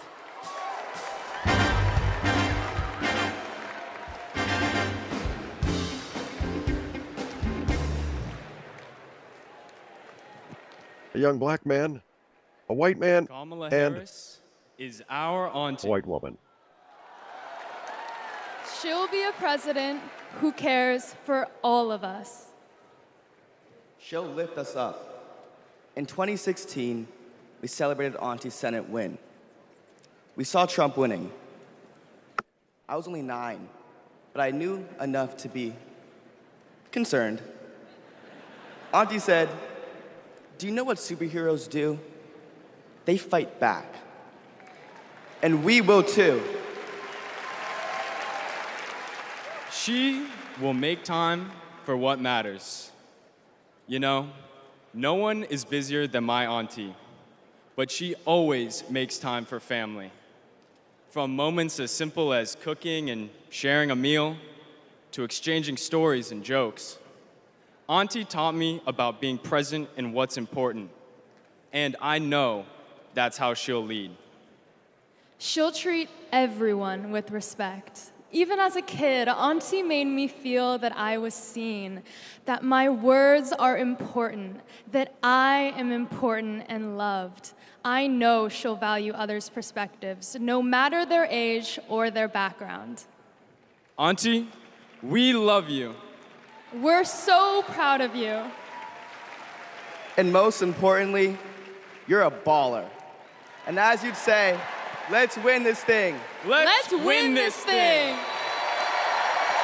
They pump their arms as they turn to leave.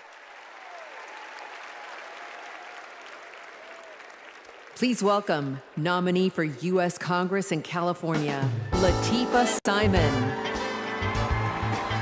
A black woman, a pink pantsuit, white top, glasses, waves to the crowd.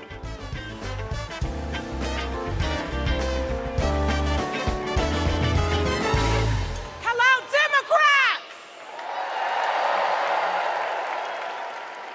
My name is Latifa Simon, and I am running for Congress. And I'm here tonight to tell you all about the Kamala Harris that I know. I'm gonna tell you. When Kamala Harris was the district attorney in San Francisco, California, I was a teen mother running an organization working to end sex trafficking among beautiful young women and girls, to build the self-determination and power among those girls. And Kamala learned about the work that I was doing, and she asked me to join her team. And I joined her team. She saw my potential, my commitment, and the good work that we could do together. And I saw her. I saw Kamala Harris holding the hands of sexual assault survivors. I saw scores of mothers who lost their babies to gun violence, lining up day after day at the courthouse, waiting only to speak to Kamala because they knew that she would hear them, that she would truly see them. Because there's something about Kamala Harris, for those who know her, you know. When she hears your story, she carries it with her. When she sees you, she truly sees you. She truly sees you. She is the best among us. After working with Kamala Harris day in and day out for 5 years to create programs that supported young people to get out of the criminal justice system once and for all with good jobs, with opportunity. She wanted to get to the root cause of a broken criminal justice system. I saw her chip away. She came early and she left late every single day because, you know, like those mothers, like those sexual assault survivors, when she goes into that Oval Office, when she goes into that Oval Office, I guarantee you she will take all of us with her. All of us. The single mothers, the disabled veterans, the low-income folks who are dying to survive, the immigrants who are trying to work towards the promise of America. She will take us all. The farm workers, she will take us all with her. She gestures enthusiastically with both arms. That is the Kamala Harris that I know. Her hand to her chest. That is the Kamala Harris that I love. A woman of the people. A woman, a fierce woman for the people. Good night, Democrats. She waves. A broad smile. She points to the crowd. Please welcome former U.S. Associate Attorney General of the United States and the Vice President's brother-in-law, Tony West. Black man. He smiles broadly, dark suit. 35 years ago, in my first week at law school, I met a new classmate, Maya Harris. We became best friends, but the way Kamala tells the story, we'd already fallen in love by graduation day. And when Maya and I married, I not only gained a life partner I love, a daughter I adore, and a mother-in-law I revered, someone I affectionately called Mother Harris, I also gained a sister I cherish, Kamala. Now, Maya, Kamala, and I each pursued different legal careers, but we were motivated by the same values: a belief in equal opportunity, a yearning for fairness, a passion for justice. Values Mother Harris taught those two little girls, values that powered Kamala's public service from the very beginning. You know, one of Kamala's very first cases in the district attorney's office, it involved a woman, an innocent woman, wrongfully arrested in a police raid. It was a Friday afternoon, and the courthouse was shutting down for the weekend. And look, most prosecutors, they would have gone home and dealt with the matter the following Monday. But not Kamala. You see, my sister-in-law knew that if the judge didn't see this woman that afternoon, she'd spend the entire weekend in jail. And Kamala, she wondered, does this woman work weekends? Would she lose her job? Does she have young kids at home? Who'd feed those kids? So Kamala pleaded for the judge to return to the bench and to hear the matter. And the judge agreed. And within minutes, that woman was released back to her family that night. Now, it may seem small, but that's what it means to stand up for justice. That's what it means to stand for the people.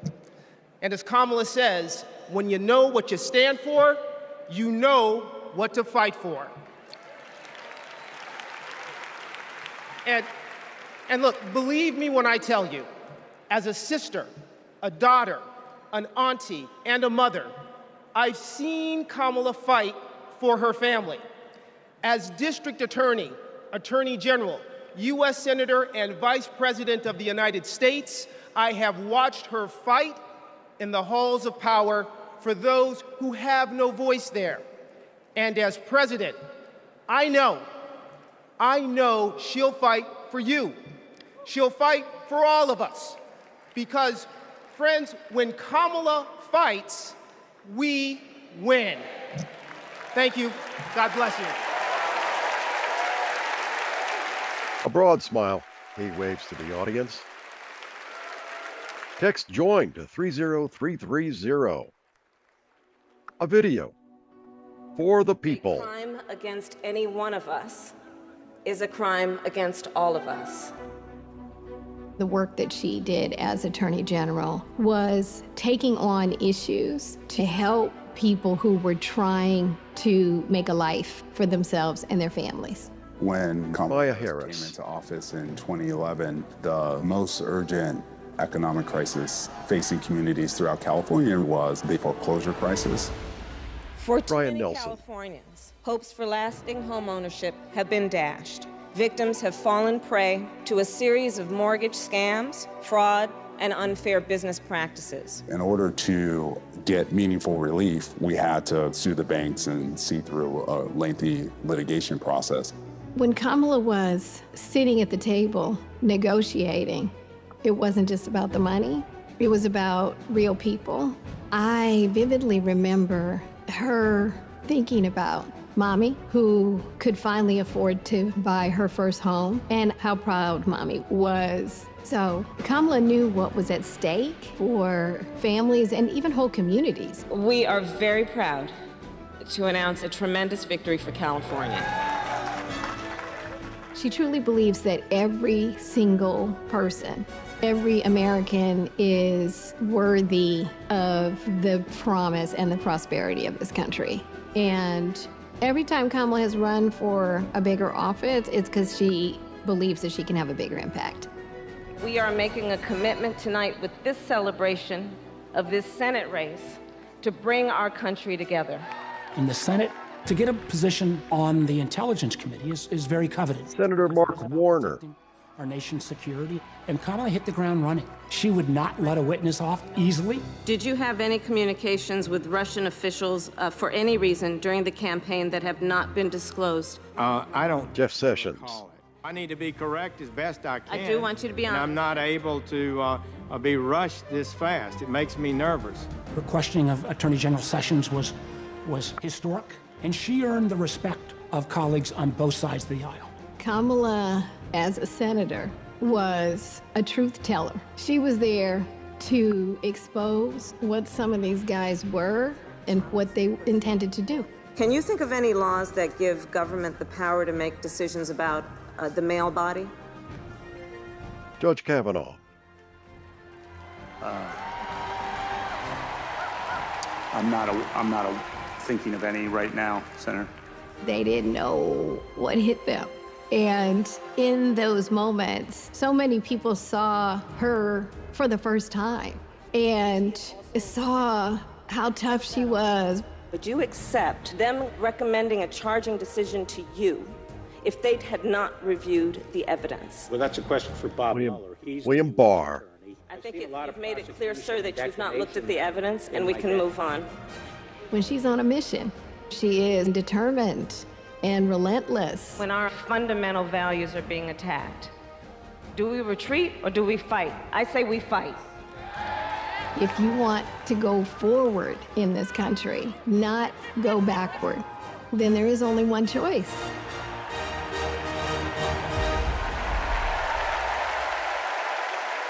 DNC 2024. Please welcome Nevada Senator Catherine Cortez Masto. A Latina woman in a magenta jacket, a black skirt. Hello, Chicago. You know, before I was senator, I was Nevada's Attorney General. And that's when I met Kamala Harris, my colleague in California. Now, we bonded over many things. And working together, I quickly learned what kind of person she is. She is a strong leader. Here's how I know. As AGs, we took on the big banks after the foreclosure crisis. And let me tell you, Kamala did not settle for less than homeowners deserved. Her leadership helped win billions for working families nationwide. Delivering for families, that's Kamala Harris. Kamala and I also worked to protect our southern border. During that time, Kamala invited a group of AGs across the border to meet with Mexican officials. Now, we worked together to put transnational criminals and drug smugglers behind bars. Holding criminals accountable, that's Kamala Harris. Listen, and when we took on human traffickers, Kamala had us meet with survivors so that we could understand who we were fighting for. Standing up for justice, that's Kamala Harris. So trust me when I say I know she will fight for our families and our freedoms. Now, we must fight for her. Every vote matters. I know, in 2016, Nevadans elected me, the granddaughter of a baker from Mexico, to serve as the first Latina in the United States Senate. I'll tell you what. And in 2022, my reelection came down to 7,928 votes. Because of voters in Nevada, the Democrats won the Senate majority. And I'm here to tell you, we can do it again. We can send Kamala Harris and Tim Walz to the White House. Are we ready to do it? Are we ready to fight? Let's get it done, Chicago. Thank you, everyone. Flashes a broad smile. Get involved. Text JOIN to 30330. Please welcome Pennsylvania Governor Josh Shapiro.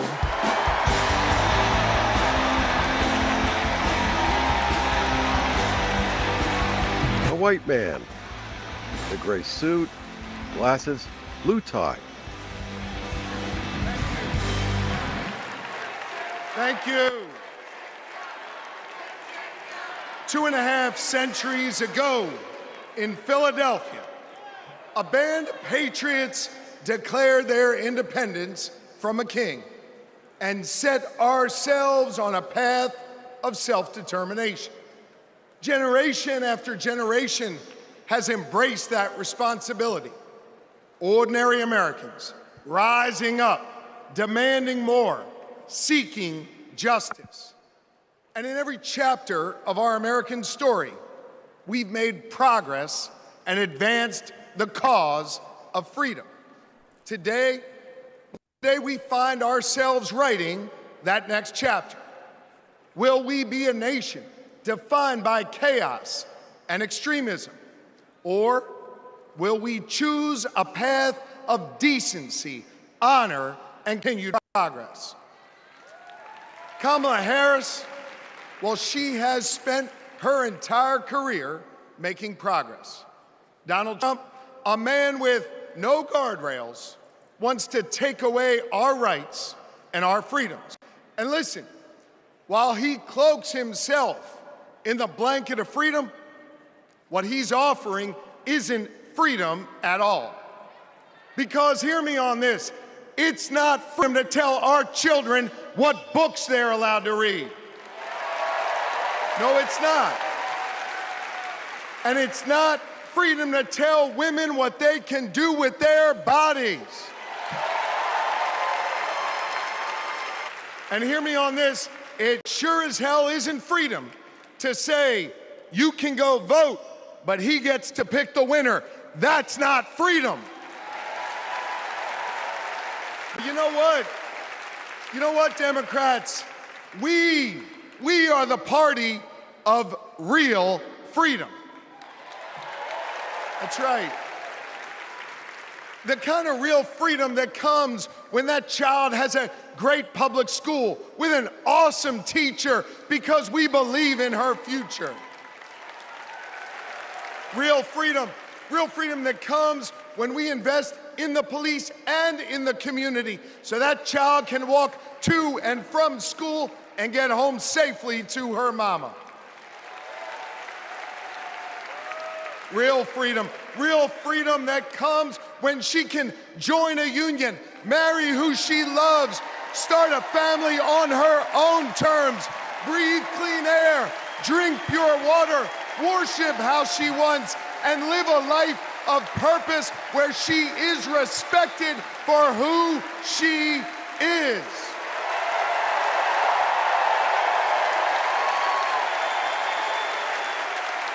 Real freedom that comes when she can look at Madam President and know that this is a nation where anything and everything is possible. That is real freedom, and that is what we are fighting for.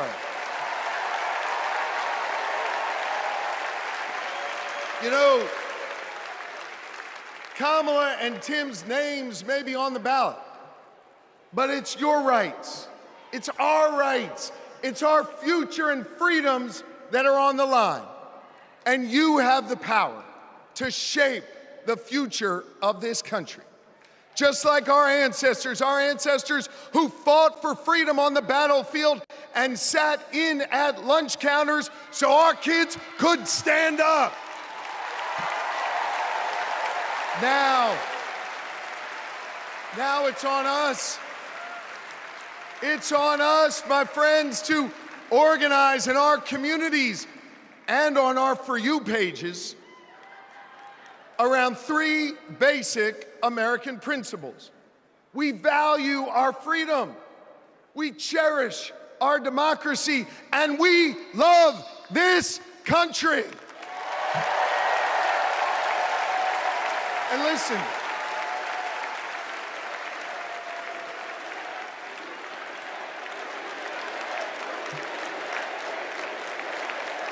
we love. He points toward the delegates. And listen, despite our challenges, hear me on this, I want you to know I have never been more hopeful because I see in all of you the enduring promise of America. E pluribus unum, out of many one. It's not merely a motto from the past, it's our direction for the future. You see, you all give me hope, and you all have the power. So let's use that power. Let's do the hard work necessary to win this election and write the next chapter in our American story. So are you ready to protect our rights? Are you ready to secure our freedoms? And are you ready to defend our democracy? And are you ready to elect Kamala Harris and Tim Walz? America, let's get to work! He waves to the crowd. He points to the crowd. Waves again.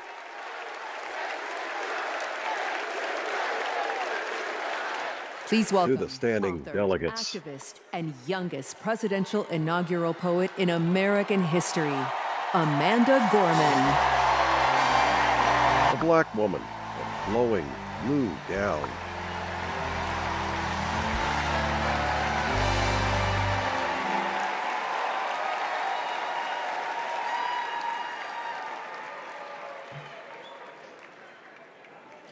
We gather at this hallowed place because we believe in the American dream. We face a race that tests if this country we cherish shall perish from the earth, and if our earth shall perish from this country. It falls to us to ensure that we do not fall, for a people that cannot stand together cannot stand at all. We are one family, regardless of religion, class, or color. For what defines a patriot is not just our love of liberty, but our love for one another.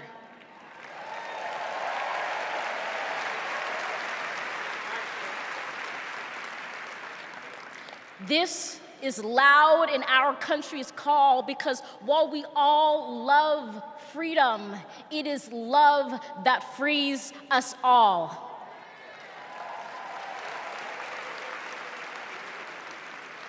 Empathy emancipates, making us greater than hate or vanity. That is the American promise, powerful and pure. Divided, we cannot endure, but united, we can endeavor to humanize our democracy and endear democracy to humanity.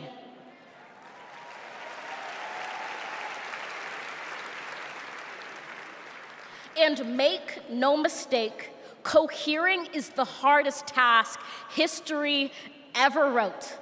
But tomorrow is not written by our odds of hardship, but by the audacity of our hope, by the vitality of our vote.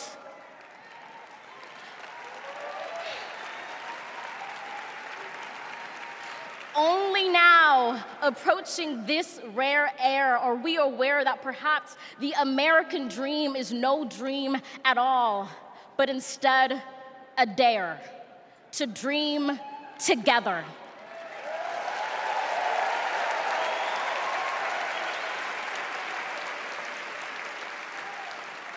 Like a million roots tethered, branching up humbly, making one tree. This is our country from many, won from battles won, our freedoms sung, our kingdom come has just begun.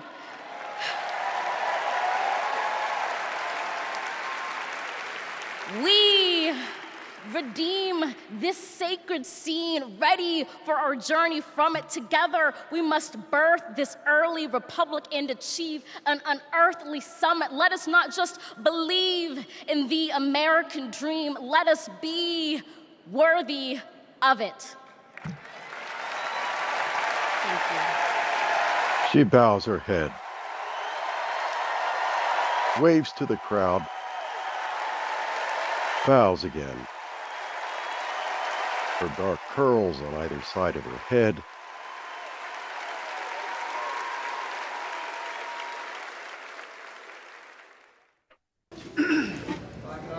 A video. There's a word. American family. The word is called freedom. Can you tell me what it means? Interesting. Let me think about that for a second. The spirit of freedom. For me? Oh, yeah. Freedom, to me, means choice. The ability to laugh with friends. Be who you want to be. Go where you want to go. Living your life day to day. Having new chapters in that life. I believe in having your own words and being able to do what you want to. The freedom to raise our family in healthy communities. The idea that I can turn to my partner, my husband, and say I love you with every being of my soul. Being able to start a family when I want to, being able to, support the missions that I want to go to the church that I want to. Not everyone has the same opportunities, but the United States is, of anywhere I've ever been, it's the one place where you can accomplish more. The big, fantastic thing about America is that it is the land of opportunity. I know it sounds trite, but it's the truth.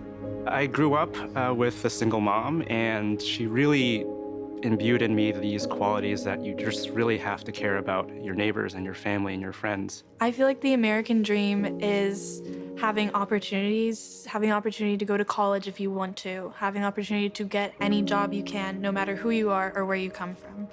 The American dream is about having the ability to make choices about your medical care and do whatever you want to do with your life without anybody telling you if it's good or not.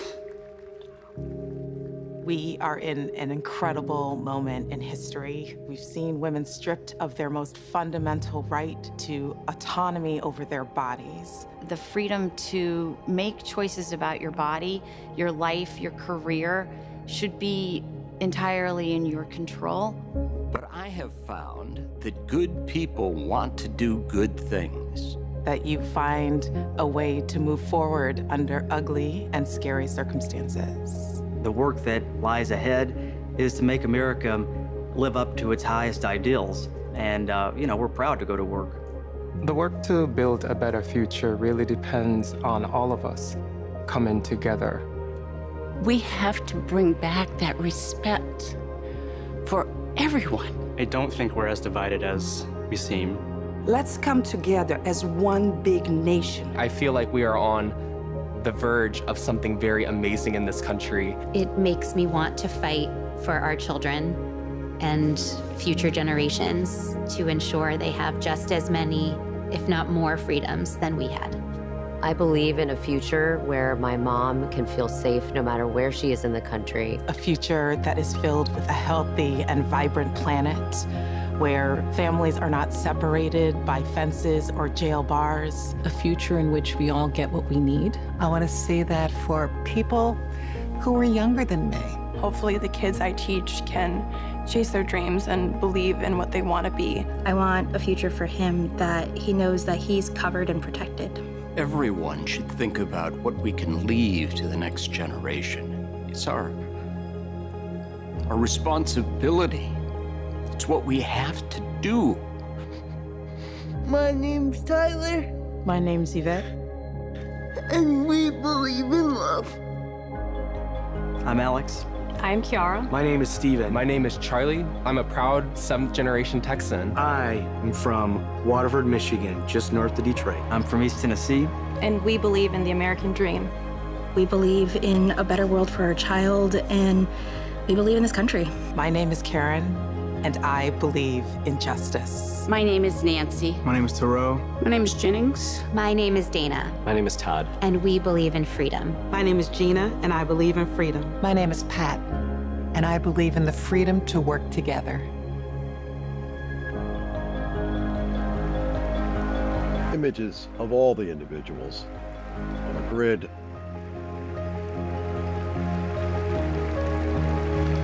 At center, a V sign from a hand holding an American flag. Please welcome Oprah Winfrey. The crowd rises. Ms. Winfrey, black woman, wearing glasses, a purple pantsuit, her dark hair flowing over her shoulders.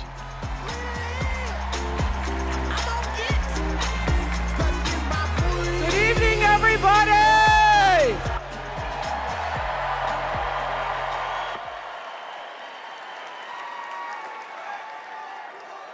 Who says you can't go home again?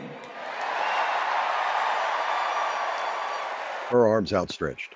After watching the Obamas last night, that was some epic fire, wasn't it? Some epic fire. We're now so fired up, we can't wait to leave here and do something.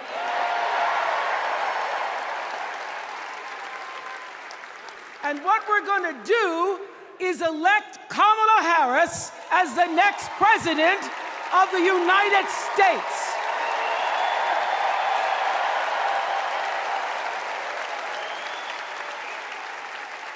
I am so honored to have been asked to speak on tonight's theme about what matters most to me, to you, and all of us Americans: freedom.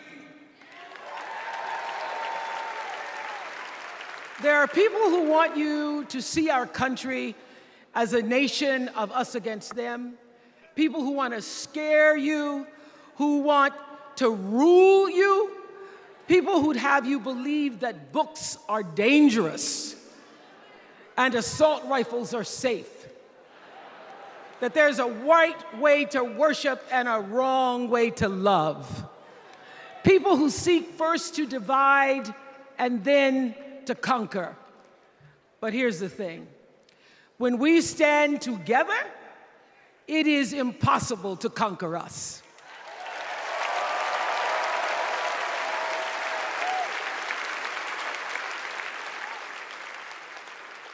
In the words of an extraordinary American, the late Congressman John Lewis, His photo. he said, no matter what ship our ancestors arrived on, we are all in the same boat now.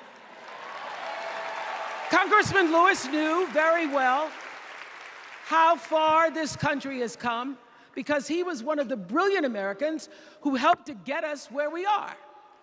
But he also knew that the work is not done. The work will never be done because freedom isn't free. America is an ongoing project. It requires commitment. It requires being open to the hard work and the heart work of democracy. And every now and then, it requires standing up to life's bullies.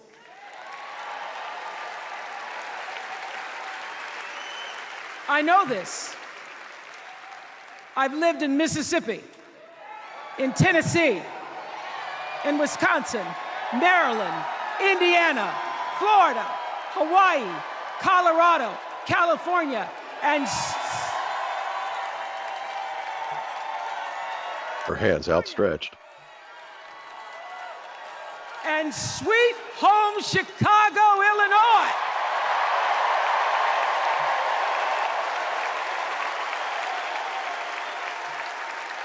I have actually traveled this country from the redwood forests, love those redwoods, to the Gulf Stream waters.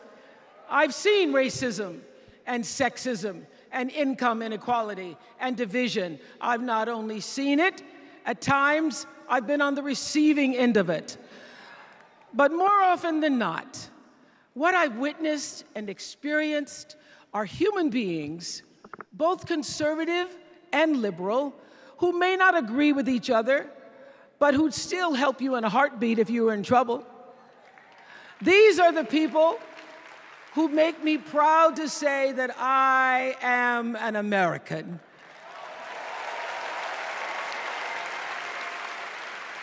They are the best of America. And despite what some would have you think, we are not so different from our neighbors. When a house is on fire, we don't ask about the homeowner's race or religion. We don't wonder who their partner is or how they voted. No.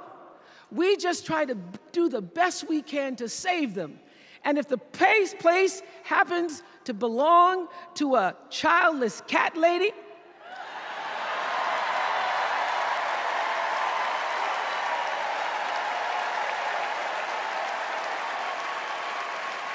well, we try to get that cat out too.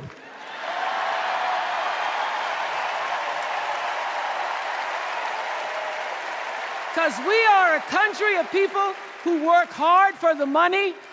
We wish our brothers and sisters well, and we pray for peace.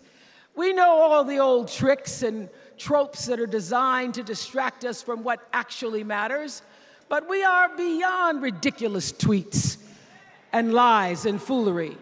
These are complicated times, people, and they require adult conversation.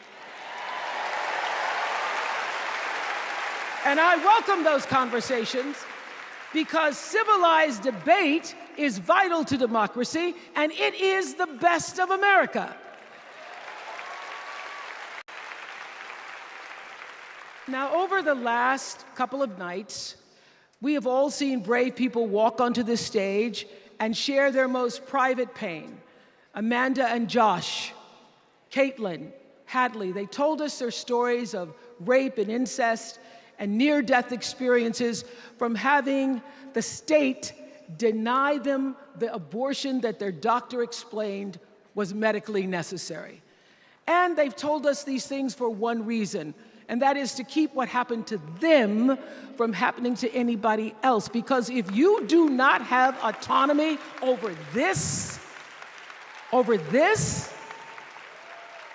if you cannot control when and how you choose to bring your children into this world and how they are gestures to herself. Supported, there is no American dream.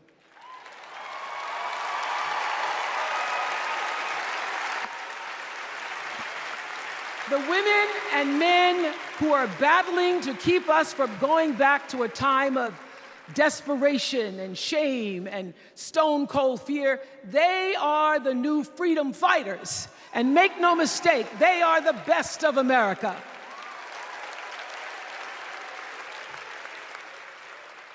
I want to talk now about somebody who's not with us tonight. Tessie Prevost Williams was born in New Orleans, not long after the Supreme Court ruled that segregated public schools were unconstitutional. That was in 1954, the same year I was born. Photo of a black But girl. I didn't have to head to first grade at the all-white McDonough 19 school with a U.S. Marshal by my side like Tessie did. And when I got to school, the building wasn't empty like it was for Tessie. You see, rather than allowing McDonough to be integrated, parents pulled their kids out of the school, leaving only Tessie and two other little black girls, Gail Etienne and Leona Tate, to sit in a classroom with the windows papered over to block snipers from attacking their 6-year-old bodies. Tessie passed away 6 weeks ago. And I tell this story to honor her tonight because she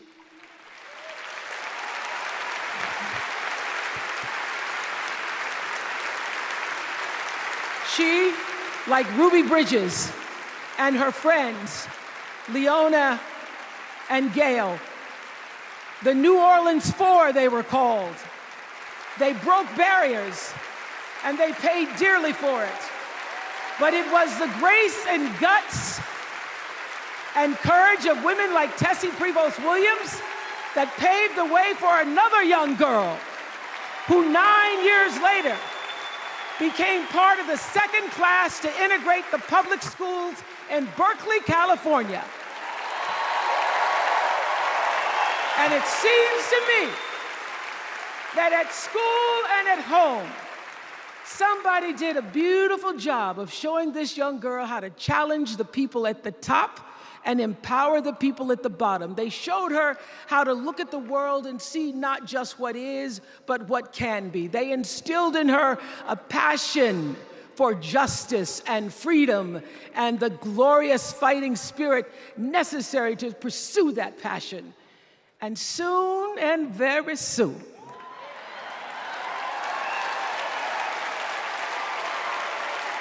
Delegate dabs her eyes. very soon, we're going to be teaching our daughters and sons about how this child of an Indian mother and a Jamaican father, two idealistic, energetic immigrants,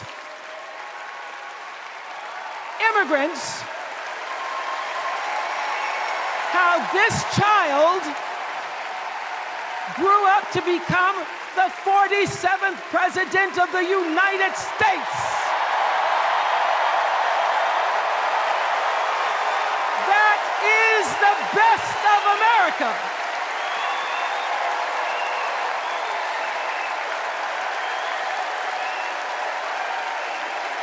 The crowd on its feet.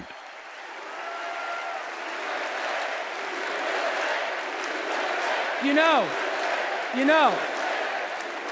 let me tell you this. This election isn't about us and them. It's about you and me and what we want our futures to look like. There are choices to be made when we cast our ballot. Now, there's a certain candidate that says if we just go to the polls this one time, that we'll never have to do it again. Well, you know what? You're looking at a registered independent who's proud to vote again and again and again because I'm an American and that's what Americans do. Commit to vote. IWillVote.com. And I have always, since I was eligible to vote, I've always voted my values. And that is what is needed in this election now more than ever. So I'm calling on all you independents and all you undecideds. You know this is true. You know I'm telling you the truth, that values and character matter most of all. In leadership and in life. And more than anything, you know this is true, that decency and respect are on the ballot in 2024.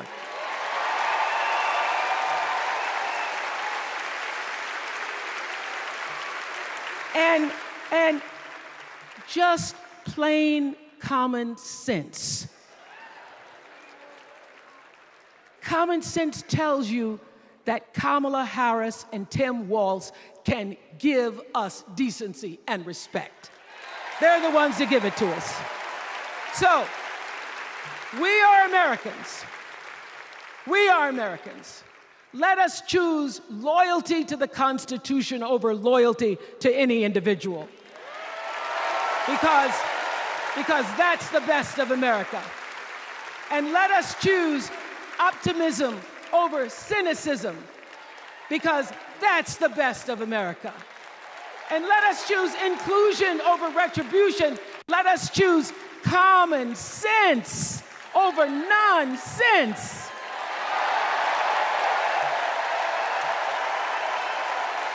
Because that's the best of America. And let us choose the sweet promise of tomorrow over the bitter return to yesterday. We won't go back. We won't be set back, pushed back, bullied back, kicked back. We're not going back.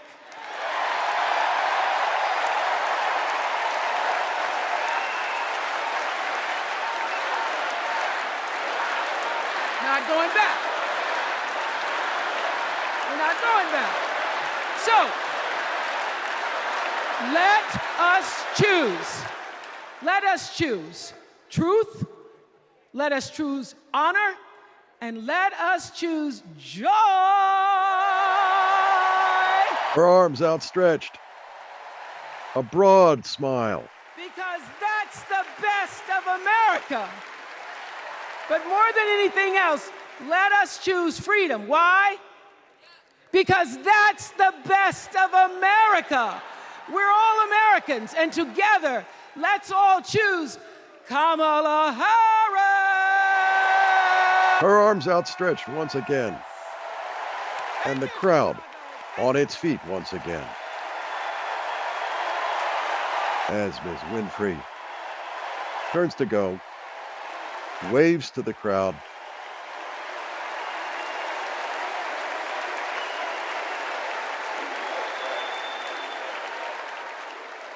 a video. Students remember how Governor Walz changed their lives. Nate Hood. Well, everybody at Mankato West High School loved Tim Walz. Yeah, I mean, Tim was Jacob Brighton. When he would start teaching, it was like full contact teaching. You could not help but be interested in what he was talking about. He seemed to care about everybody in his class. He knew everyone's name. He wanted to know what interested you, how to engage you, what you were excited about, what you're feeling bad about. Mr. Walz was my geography and social studies teacher. Mr. Walz was my football coach. My middle school basketball coach, when we were doing the high school play The Nerd, he was the person building the sets. I don't think that there has ever been a moment where I've seen Tim exhausted from giving or engaging. He always seems like that person that's got the never-ending gas tank who can keep going. When I decided to come out as gay, we started the Gay Straight Alliance. Tim Walz was the faculty advisor. We saw him not only as a teacher, but a mentor and a leader. Mr. Walz was a really big part in helping build this community, and he's a big reason why I became a teacher myself. It was inspiring being in his classroom. DNC 2024. Please welcome Maryland Governor Wes Moore.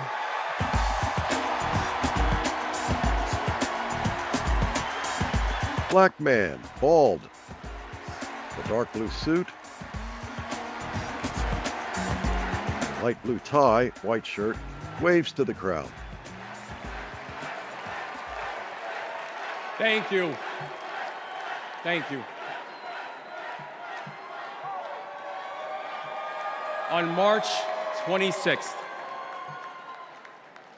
at 1:30 in the morning, a container ship, the length of 3 football fields, slammed into the Francis Scott Key Bridge in Baltimore, and the bridge collapsed. A port that drives 13% of our state's economy was now closed. Thousands of workers were hours away from waking up and realizing they no longer had a job. 6 Marylanders who had been on the bridge in the middle of the night fixing potholes lost their lives. And one of the first phone calls that I got that morning started with these 3 words. Gov, it's Kamala. She said, I know you spoke to the president, and I want you to know we are here with you every step of the way.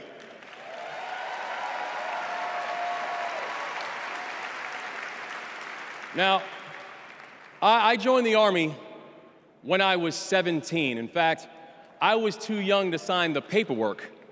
I had to ask my mom to sign the paperwork for me because I don't have bone spurs.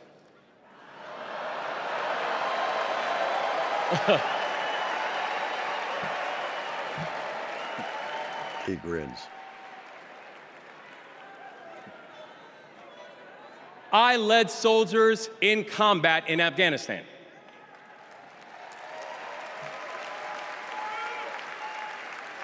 And my training taught me that you never learn anything about anybody when times are easy. You learn everything you need to know about somebody when times are hard and when the temperature gets turned up. And America, I saw that Kamala Harris is the right one to lead in this moment firsthand.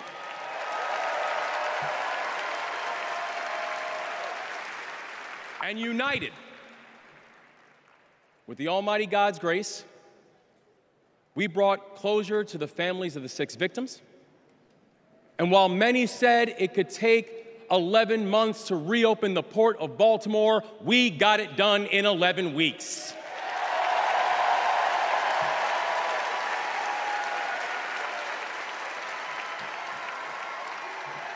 Because that is the story of America.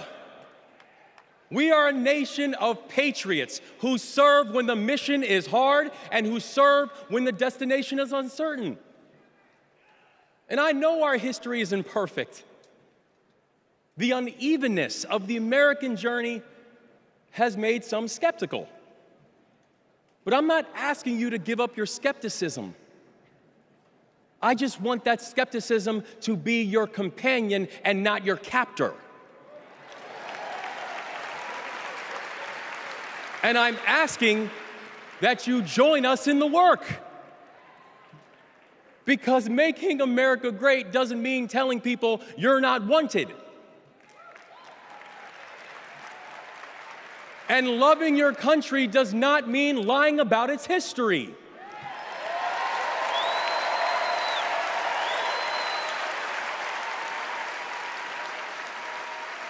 Making America great means saying the ambitions of this country would be incomplete without your help.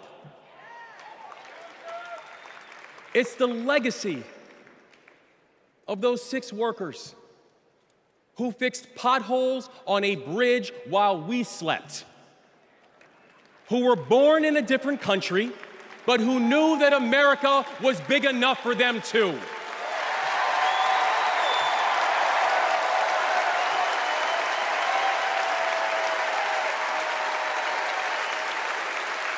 It's the journey. It's the journey of a man raised by a remarkable immigrant single mom, a man who felt handcuffs on his wrists at 11 years old, who now stands before you as the 63rd governor of Maryland and the first black governor in the history of our state. Delegates stand, waving USA posters. It's the story.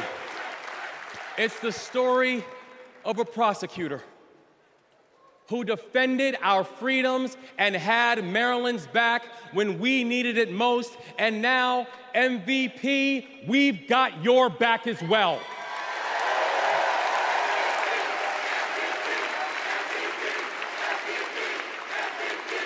That's right. A delegate waves a small American flag. It's my fellow veteran, my brother, and the next Vice President of the United States, Tim Walz. And now,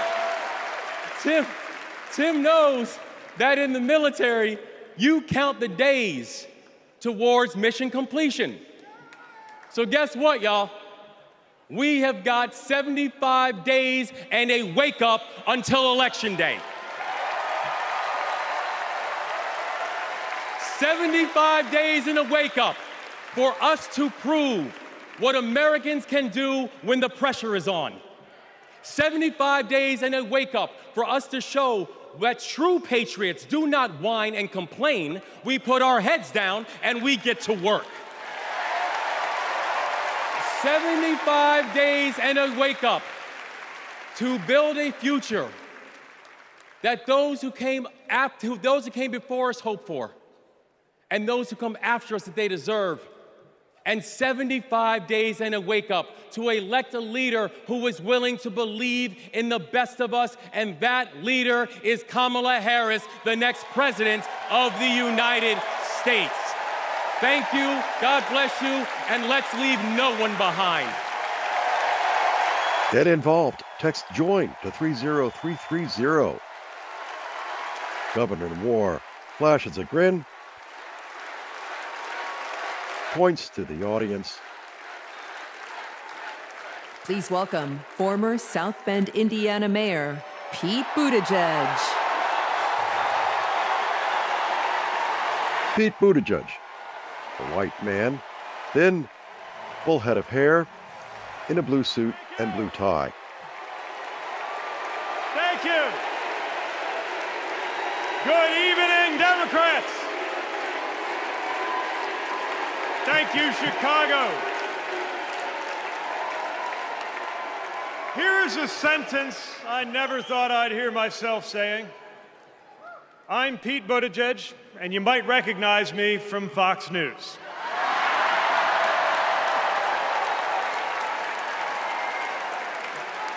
I believe in going anywhere, in service of a good cause, and friends, we gather in a very good cause, electing Kamala Harris and Tim Walz, the next President and Vice President of the United States.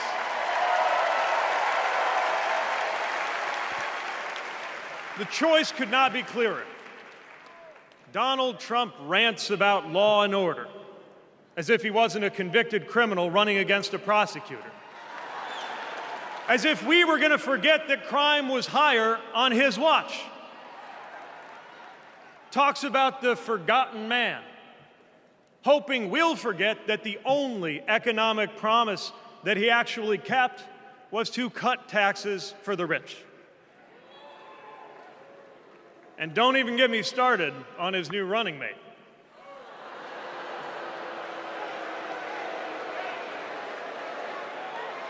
At least Mike Pence was polite.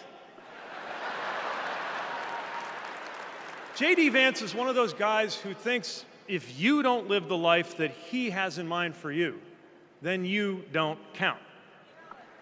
Someone who said that if you don't have kids, you have, quote, no physical commitment to the future of this country.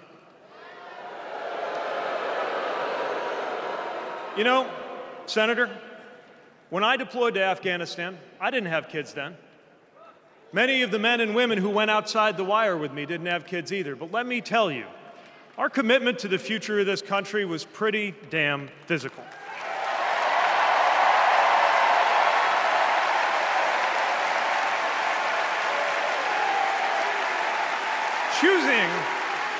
Choosing a guy like J.D. Vance to be America's next vice president sends a message.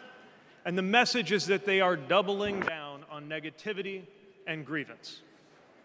Committing to a concept of campaigning best summed up in one word: darkness.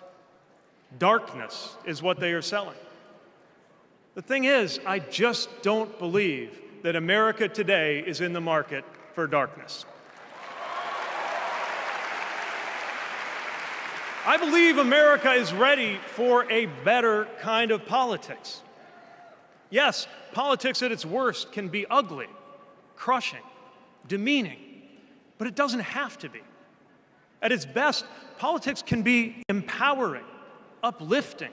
It can even be a kind of soul craft.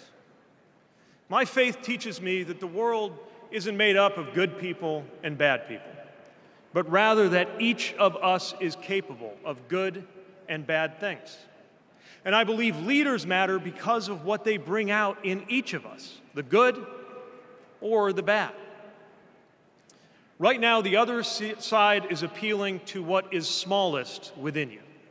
They're telling you that greatness comes from going back to the past. They're telling you that anyone different from you is a threat. They're telling you that your neighbor or nephew or daughter who disagrees with you politically isn't just wrong, but is now the enemy.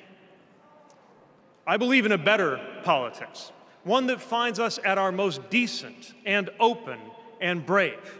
The kind of politics that Kamala Harris and Tim Walz are offering. And as you have felt these many days, that kind of politics also just feels better to be part of. There is joy in it, as well as power. And if all of that sounds naive, let me insist that I have come to this view not by way of idealism, but by way of experience. Not just the experience of my unlikely career. Someone like me serving in Indiana, serving in Washington, serving in uniform. I'm thinking of something much more basic. I'm thinking of dinner time at our house in Michigan. When the dog is barking and the air fryer is beeping and the mac and cheese is boiling over, and it feels like all the political negotiating experience in the world is not enough for me to get our 3-year-old son and our 3-year-old daughter to just wash their hands and sit at the table. It's the part of our day when politics seems the most distant, and yet the makeup of our kitchen table, The existence of my family is just one example of something that was literally impossible as recently as 25 years ago, when an anxious teenager growing up in Indiana wondered if he would ever find belonging in this world.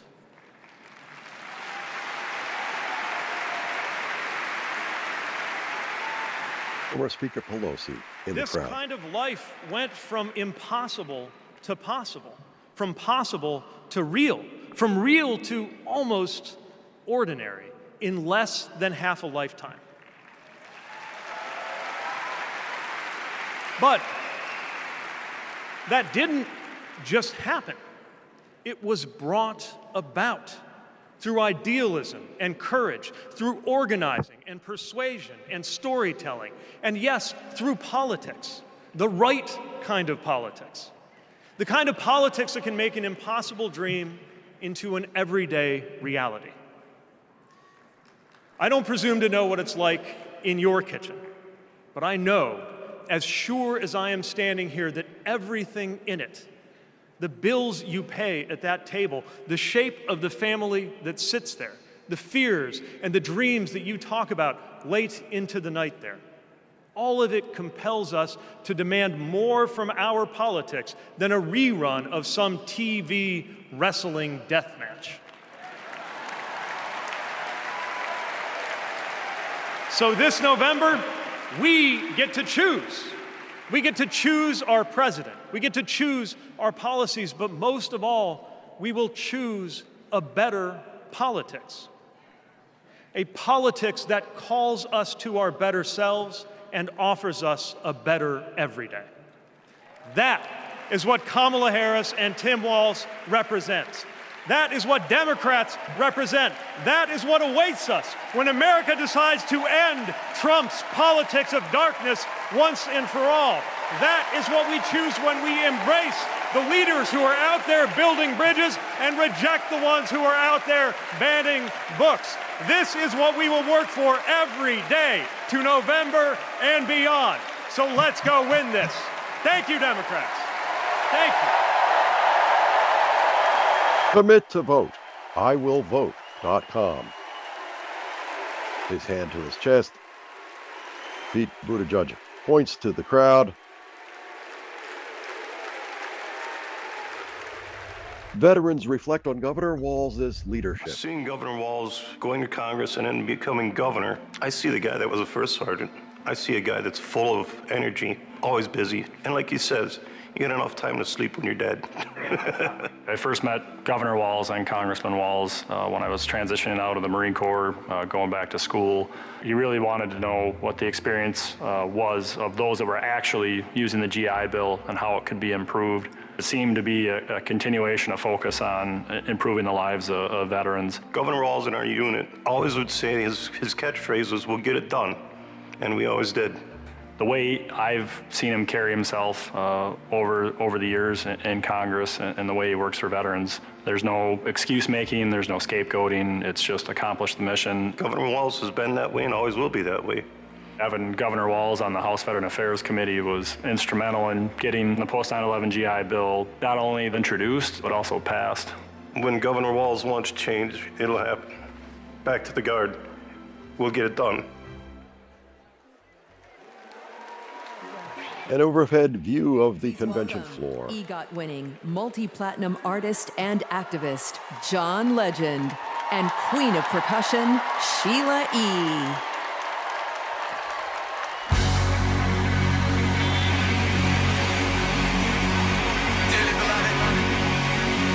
A black man at a keyboard, a black woman at drums.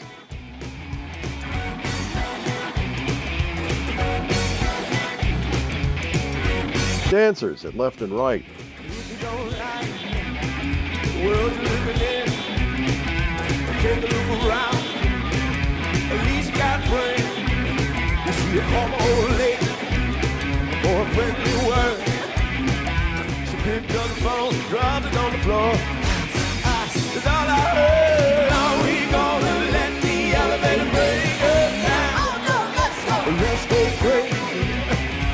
Let's go nuts.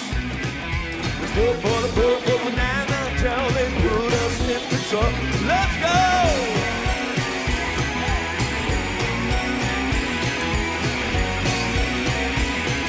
young boy in the crowd of delegates dancing.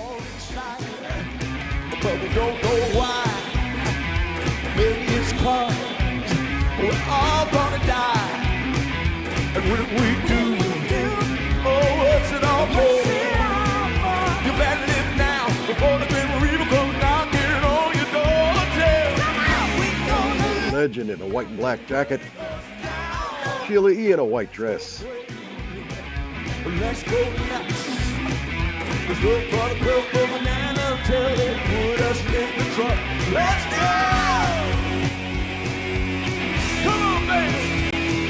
I need everybody to get nuts with me. Come on. Are we on here? A black woman on guitar.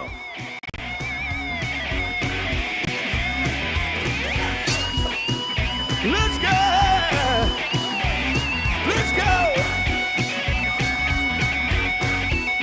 Yeah, are we gonna let the elevator bring us down? Let's go! Put your hands together. Go crazy! Now everything will be alright. Make everything go wrong. Give them will kill. Hey, tough children. He's coming. He's coming. He's coming. Yeah. Yeah, yeah, yeah, yeah, yeah, yeah. The guitarist on her knees, leaning all the way back.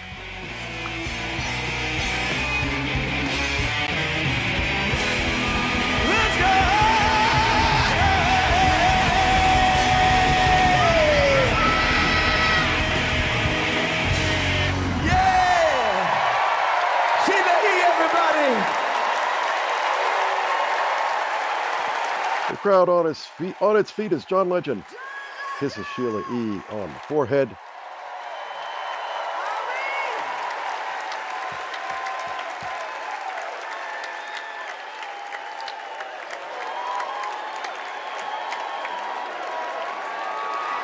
DNC 2024.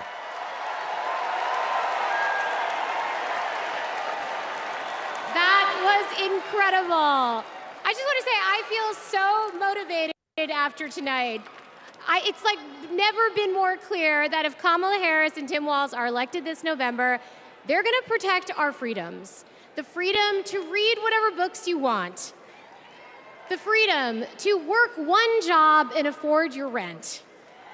And Kamala Harris and Tim Walz will protect your freedom to start a family on your own terms.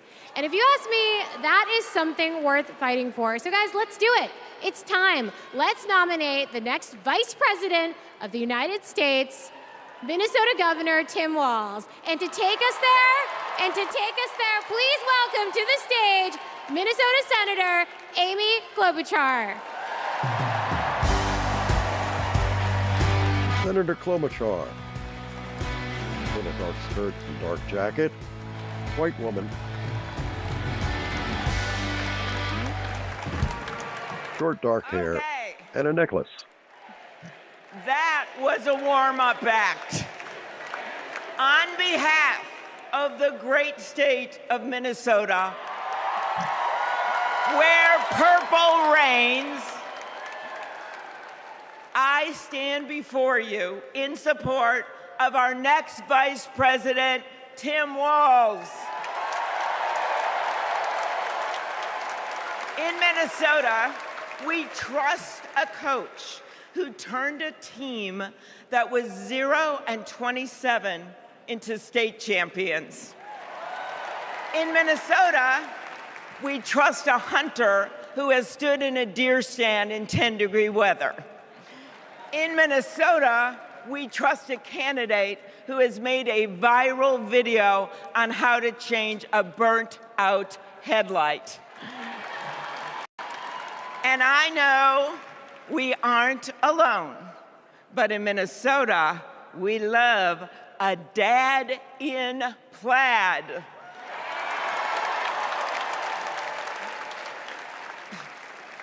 So Tim and I go way back. He taught high school right down the road from where my husband John grew up. My mother-in-law even brought him and Gwen a Parmesan chicken dinner when their son was born. That's what we do in America. We look out for our neighbors. Tim has been doing that his whole life, on the farm and in the factory, with his students and his fellow service members. And the truth is, that matters. Who better to take on the price of gas than a guy who could pull over to help change your tire? Who better to serve our nation than a guy who has served in uniform? Who better to find common ground than a guy with Midwestern common sense? A former football coach knows how to level the playing field. And a former public school teacher knows how to school the likes of J.D. Vance.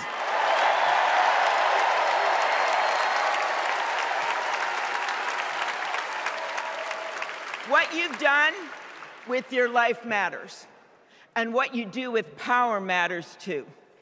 Tim has delivered paid leave, school lunches, and the biggest tax cut in Minnesota history. A Democrat from a red district in a purple state, Tim has brought Minnesota together. And together with Vice President Kamala Harris, I know he will do the same for our nation. America, there is so much that we share, so much that connects us. Way up north in Minnesota, out of Lake Itasca, flows the Mississippi River. It starts small and it grows wider. It flows down to Wisconsin and to Iowa. It goes down to Illinois and to Missouri. He points to the delegations. And Tennessee. It goes to Arkansas. And it goes way down to Mississippi. And then it goes all the way down to New Orleans, Louisiana, where the spirit of our nation's resilience abounds. So let us commit here and now to cross the river of our divides to get to a higher ground. And let us join together to elect Kamala Harris and Tim Walz. He waves to the crowd, which includes a delegate in a red and black flannel shirt. Text JOIN to 30330. Please welcome Ben Ingman from Minnesota. A young man in a dark suit, white man, bearded. Tim Walz is the kind of guy you can count on to push you out of a snowbank. I know this because Tim Walz has pushed me out of a snowbank. I grew up next door to the Walzes in Mankato. Mr. Walz was also my geography teacher and my coach. Not for high school football, but for 7th grade basketball and track. So what was a high school football coach doing, coaching 7th grade basketball and track? Well, there was a kid in the high school who couldn't afford to pay for lunch, and he ran up a lot of debt. And Tim and Gwen decided they'd help pay it off. They started calling around the district to see if there were any positions they could fill to make a little extra money, and that's how he wound up coaching us 7th graders. That's right. Coach Walz got us excited about what we might achieve together. He believed in us, and he helped us believe in each other. and his leadership stuck. That track team went on to win a state title, just like the football team. That's right. Speaking of which, come on out, Scarlets. Yeah! He points to the left. The team in red and white jerseys takes the stage, waving to the delegates. Gwen Walz in the audience.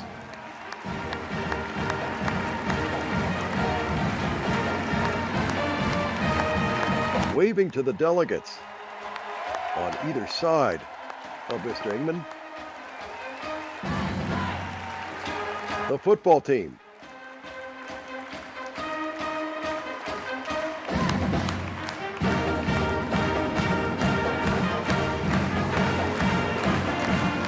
All middle-aged men.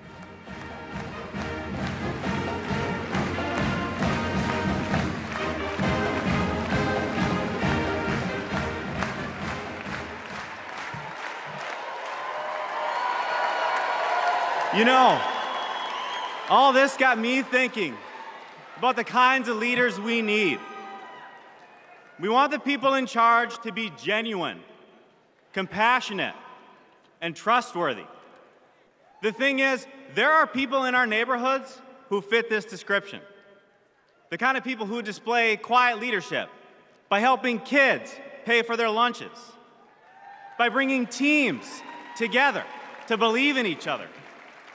And when we're stuck in the snow, they push us out.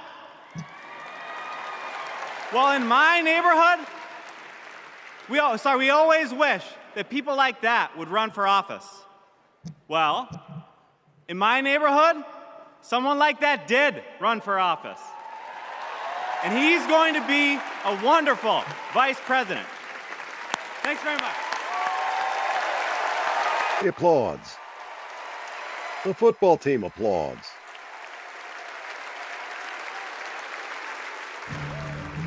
A video. Out here in the wide open spaces, we are reminded of the values we share: a commitment to community, country, and standing up for what's right. Tim Walz grew up in a small town in Nebraska where he spent summers working the family farm. There were just 24 students in his graduating class. His dad served during the Korean War, and that meant a lot to Tim. So he enlisted Gwen after Walz. his 17th birthday and served 24 years in the National Guard, rising to Command Sergeant Major.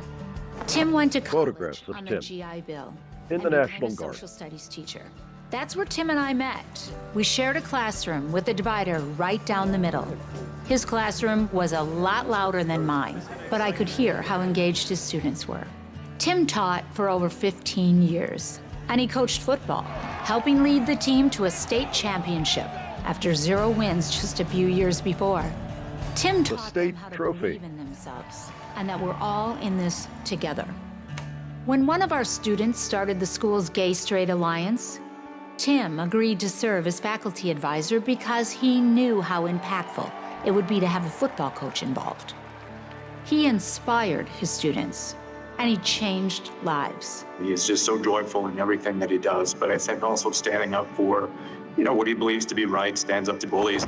Then Tim's former students student. inspired him to run for Congress in southern Minnesota. Tim spent a lot of time working with Republicans, fighting to help farmers and expanding veterans' benefits. Whether it was in Congress or as governor, his focus has always been helping working people like those he grew up with. That's why he fought for the largest tax cut in Minnesota state history. But Tim Walz was there for small businesses like ours. With the urging of Governor Walz, we were able to pass the Alex Smith Insulin Affordability Act, and it has saved lives in Minnesota. With Tim as governor, Minnesota is one of the best places to raise a family and one of the best states for business. Tim's a lifelong hunter and gun owner. In the field, firing a gun. But after A the rifle. Sandy Hook school shooting, he knew that we had to do something. So he's fought for background checks and red flag laws. But of all the things he's done, Tim loves being a dad. We struggled to have kids, and fertility treatments made it possible. There's a reason our daughter is named Hope. Hope and Gus mean the world to us. Governor Walz making good on a promise to his son and family yesterday by getting them a puppy. Then we're gonna go get some food, corn dog. I'm vegetarian. Turkey then. And Turkey's meat. Not in Minnesota, turkey special.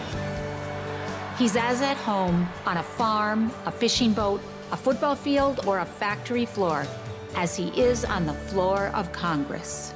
Tim's commitment to service all comes back to the values we grew up with. Love your country, help your neighbor, and fight for what's right.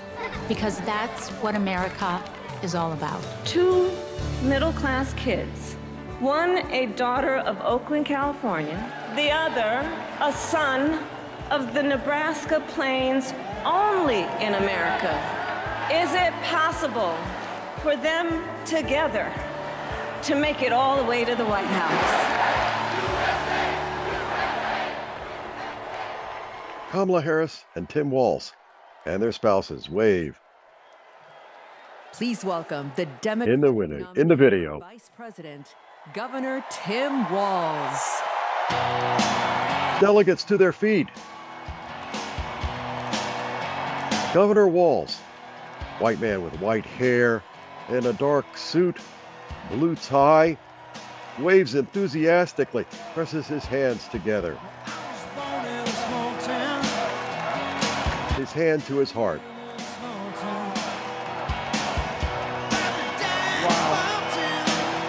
Thank you.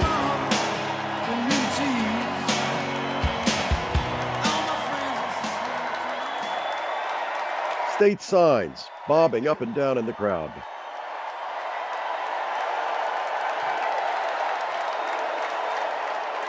Coach Walz. Coach Walz. Printed on the signs.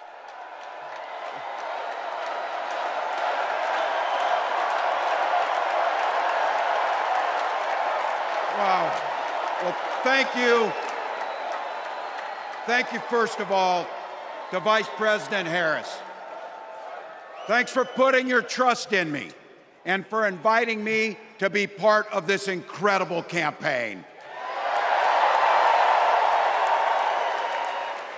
And a thank you to President Joe Biden for 4 years of strong, historic leadership.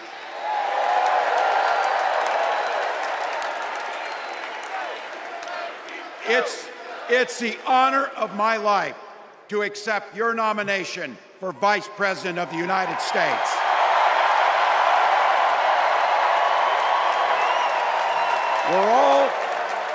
We're all here tonight for one beautiful, simple reason. We love this country. So thank you to all of you here in Chicago and all of you watching at home tonight. Thank you for your passion. Thank you for your determination. And most of all, thank you for bringing the joy to this fight.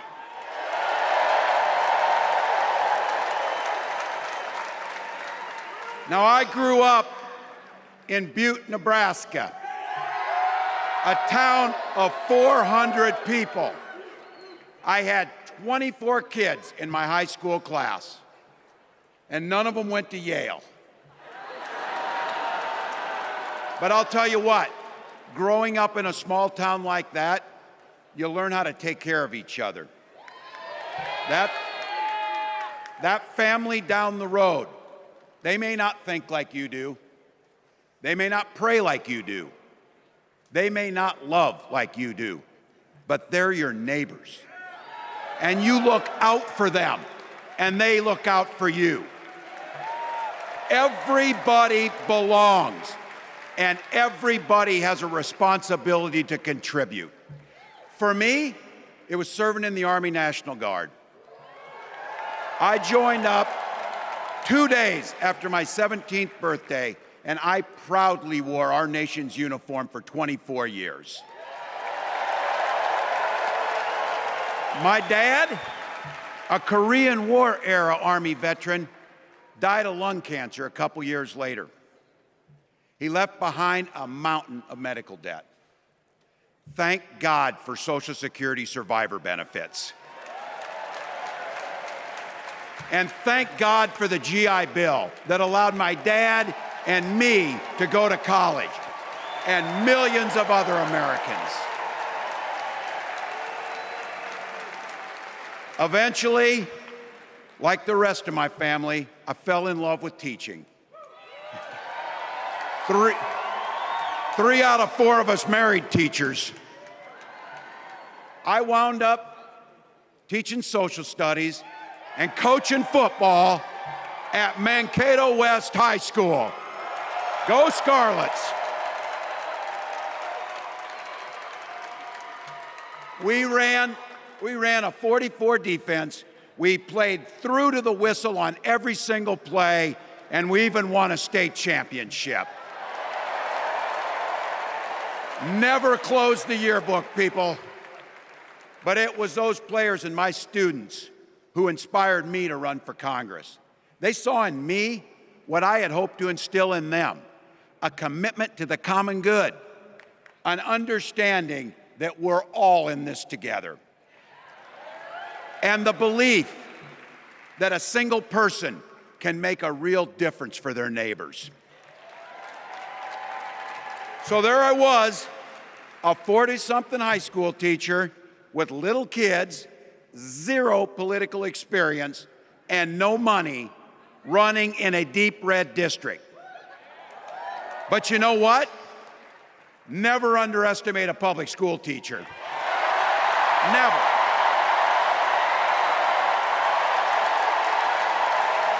I represented my neighbors in Congress for 12 years, and I learned an awful lot. I learned how to work across the aisle on issues like growing the rural economies and taking care of veterans. And I learned how to compromise without compromising my values. Then I came back to serve as governor, and we got right to work, making a difference in our neighbors' lives. We cut taxes for the middle class. We passed paid family and medical leave. We invested in fighting crime and affordable housing. We cut the cost of prescription drugs and helped people escape the kind of medical debt that nearly sank my family. And we made sure that every kid in our state gets breakfast and lunch every day. So while other states were banning books from their schools, we were banishing hunger from ours.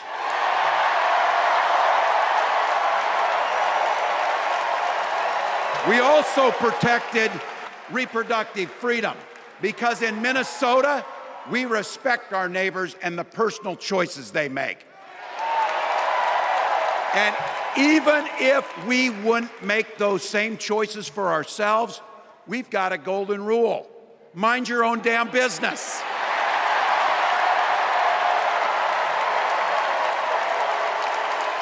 And that includes IVF and fertility treatments. And this is personal for Gwen and I. If you've never experienced the hell that is infertility, I guarantee you, you know somebody who has.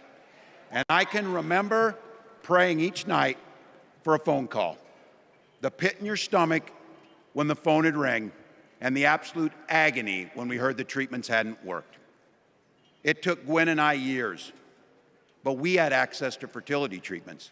And when our daughter was born, we named her Hope. Hope, Gus, and Gwen, you are my entire world, and I love you. Hope and Gus Walz. Gus, tears streaming from his eyes. I'm letting you in on how we started a family because this is a big part about what this election is about. Freedom. When Republicans use the word freedom, they mean that the government should be free to invade your doctor's office. Corporations free to pollute your air and water. And banks free to take advantage of customers. But when we Democrats talk about freedom, we mean the freedom to make a better life for yourself and the people that you love. Freedom to make your own healthcare decisions. And yeah, your kids' freedom to go to school without worrying about being shot dead in the hall. Look, I know guns. I'm a veteran. I'm a hunter.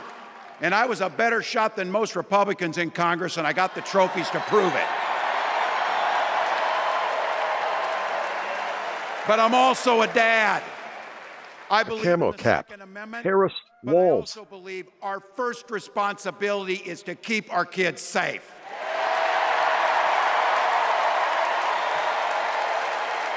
That's what this is. Educators for Kamala The and Tim. responsibility we have to our kids, to each other, and to the future that we're building together, in which everyone is free to build the kind of life they want. But not everyone has that same sense of responsibility. Some folks just don't understand what it takes to be a good neighbor. Take Donald Trump and J.D. Vance. Their Project 2025 will make things much, much harder for people who are just trying to live their lives. They spent a lot of time pretending they know nothing about this. But look, I coached high school football long enough to know, and trust me on this, when somebody takes the time to draw up a playbook, they're going to use it.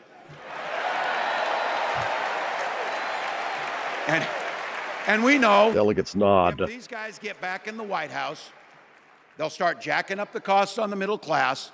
They'll repeal the Affordable Care Act. They'll gut Social Security and Medicare. And they will ban abortion across this country, with or without Congress. Here's the thing. It's an agenda nobody asked for. It's an agenda that serves nobody except the richest and the most extreme amongst us. And it's an agenda that does nothing for our neighbors in need. Is it weird? Absolutely. Absolutely. But it's also wrong. And it's dangerous. It's not just me saying so. It's Trump's own people. They were with him for 4 years. They're warning us that the next 4 years will be much, much worse. You know, when I was teaching every year, we'd elect a student body president. And you know what? Those teenagers could teach Donald Trump a hell of a lot about what a leader is. Leaders don't spend all day insulting people and blaming others. Leaders do the work. So I don't know about you, I'm ready to turn the page on these guys. So go ahead, say it with me. We're not going back.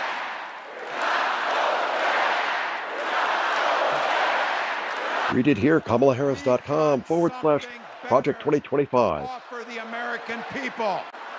It starts with our candidate, Kamala Harris.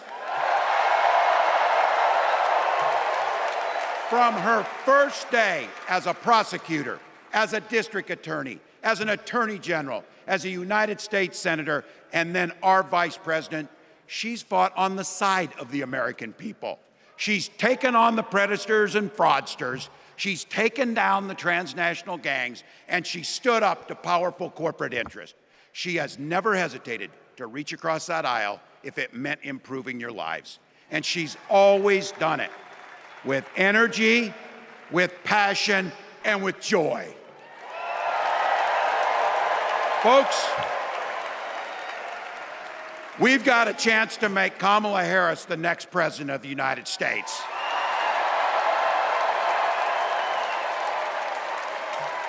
But I think we owe it to the American people to tell them exactly what she'd do as president before we ask them for their votes. So here, this is the part, clip and save it and send it to your undecided relatives so they know. If you're a middle-class family or a family trying to get into the middle class, Kamala Harris is going to cut your taxes. If you're getting squeezed by prescription drug prices, Kamala Harris is going to take on Big Pharma. If you're hoping to buy a home, Kamala Harris is going to help make it more affordable. And no matter who you are, Kamala Harris is going to stand up and fight for your freedom to live the life that you want to lead. Because that's what we want for ourselves, and it's what we want for our neighbors. You know, you might not know it, but I haven't given a lot of big speeches like this. But I have given a lot of pep talks. So let me finish with this, team. It's the fourth quarter. We're down a field goal, but we're on offense and we've got the ball. We're driving down the field. And boy, do we have the right team. Kamala Harris is tough. Kamala Harris is experienced, and Kamala Harris is ready. Our job, He points to himself. for everyone watching is to get in the trenches and do the blocking and tackling. 1 inch at a time, 1 yard at a time, 1 phone call at a time, 1 door knock at a time, 1 $5 donation at a time. Look, Delegates pump their state signs. Pump signs. days. That's nothing. Coach Walz. There'll be time to sleep when you're dead. We're going to leave it on the field. Coach Walz. That's how we'll keep moving forward. That's how we'll turn the page on Donald Trump. That's how we'll build a country where workers come first. Healthcare and housing are human rights. And the government stays the hell out of your bedroom.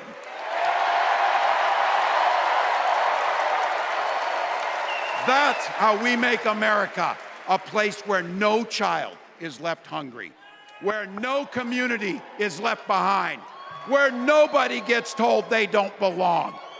That's how we're gonna fight. And as the next president of the United States always says, when we fight, when we fight, when we fight, thank you. God bless. He raises his arms, hands clasped, bows to the crowd. Delegates wave, signs with Coach Walz's face. He's joined on stage by his wife Gwen,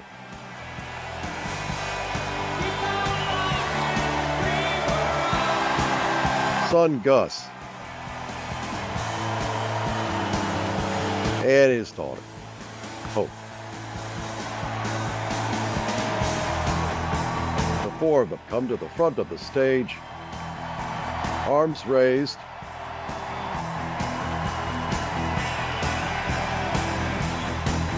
the crowd to their feet. Get involved. Go.kamalaharris.com.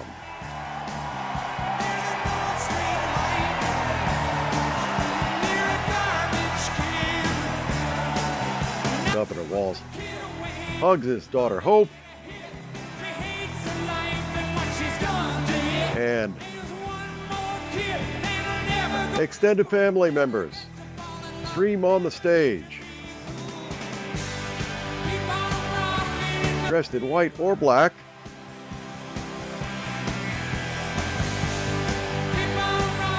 Governor Walz hugging each and every one of them.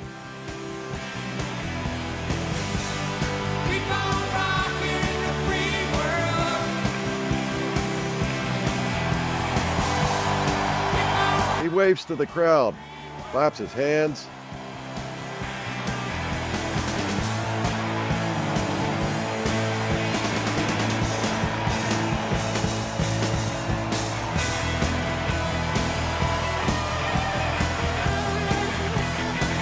As he leads his family Off the stage, a delegate films with his smartphone.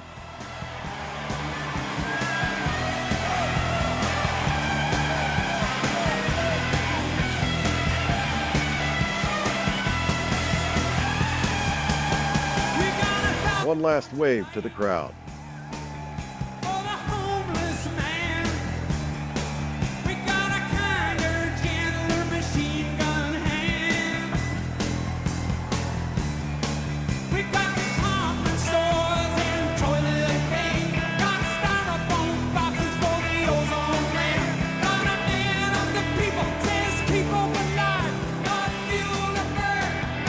DNC 2024, Democratic National Convention, August 19th to 22nd, Chicago.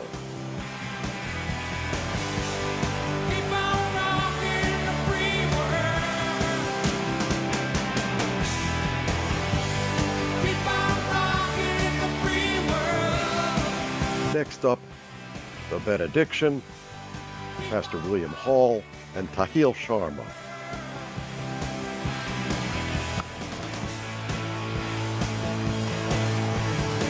Overhead view of the convention floor.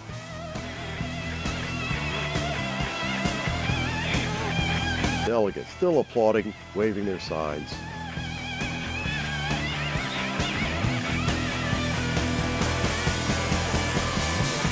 The floor is packed, as are the balconies and bleachers throughout United Center in Chicago.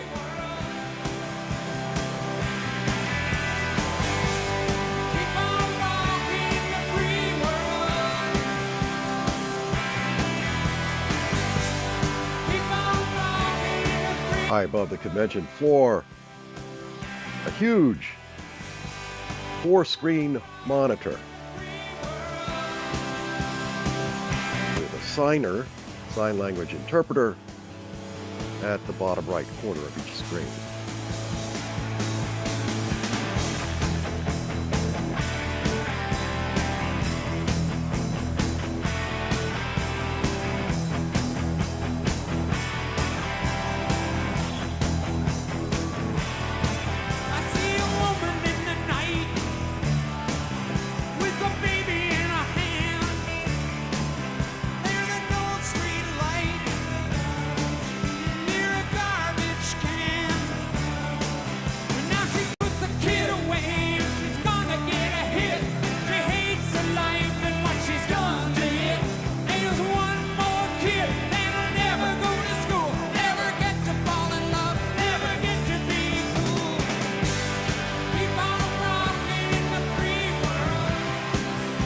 Get involved. Text JOIN to 30330.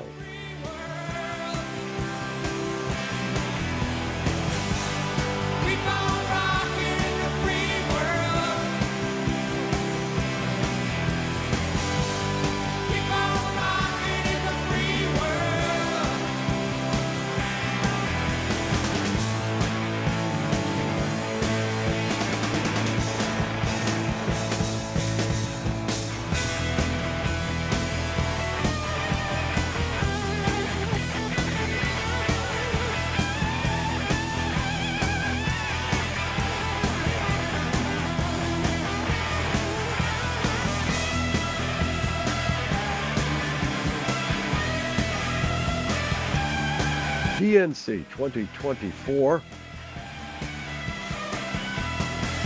Go.kamalaharris.com and IWillVote.com.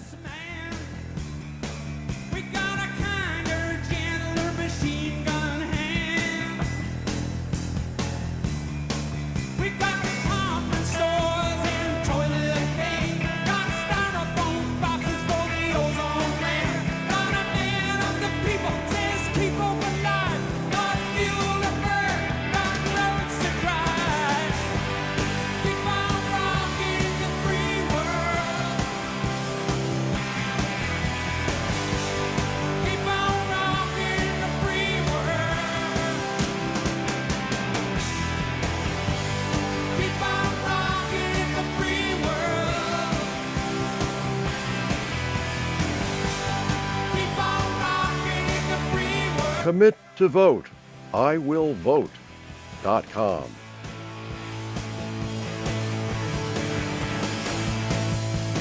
Get involved. Go.KamalaHarris.com.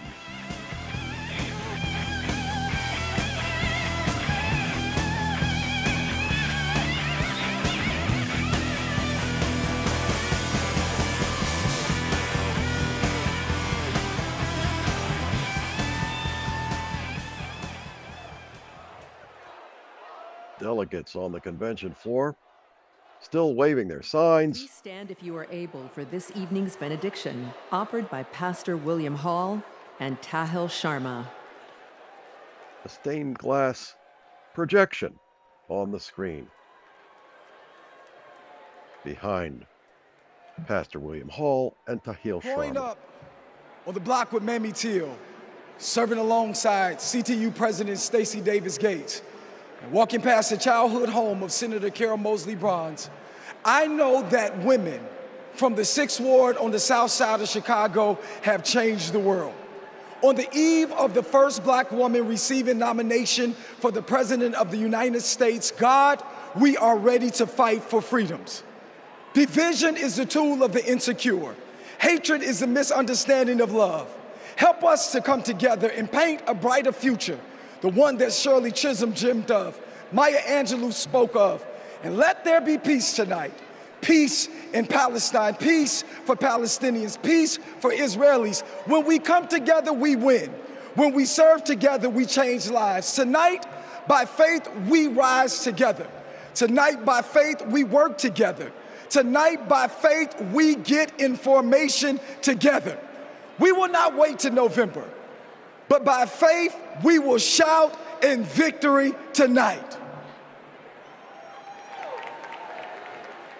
As a Hindu, a Sikh, and an Angelino coming from Tongva lands, I invite you to pray or reflect. In Sikhi, Vaheguru is Nirbhau and Nirvaid, the one without fear and without hatred. If the divine possesses these qualities with making the universe, then we are responsible to achieve equity with those same values. As a Hindu, I'm reminded that divisiveness is a choice because our dharam, our duty, is towards all of humanity and nature. We are working towards righting the wrongs of our past and preventing a future harm, paving a path for restoration we deserve. May justice and peace evolve from their status as empty words to become calls to action against the status quo of oppression. Om Shanti Shanti Shanti Nanak Naam Chardi Kala Tere Pane Sarpatata Pala. Her hands clasped as the pastor and Ms. Sharma leave the stage. DNC 2024, the Democratic National Convention. Cory Booker. All right. For those of you that are left, I've got a question. Is there a motion to recess our convention? Oh, you guys are moving me. Is there a second? Okay, before I ask for the final vote, I don't have my phone. I can't do a selfie. Some people are asking me for a selfie. All those in favor, say aye. All those opposed, say nay. In the eyes of the chair, the ayes have it. We are now officially recessed until 5:30 p.m. tomorrow. Folks, it's closing time. I don't care where you go, but you can't stay here. He wields the gavel 3 times on the podium. DNC 2024, Democratic National Convention, August 19 to 22nd, Chicago. As delegates file out of the United Center.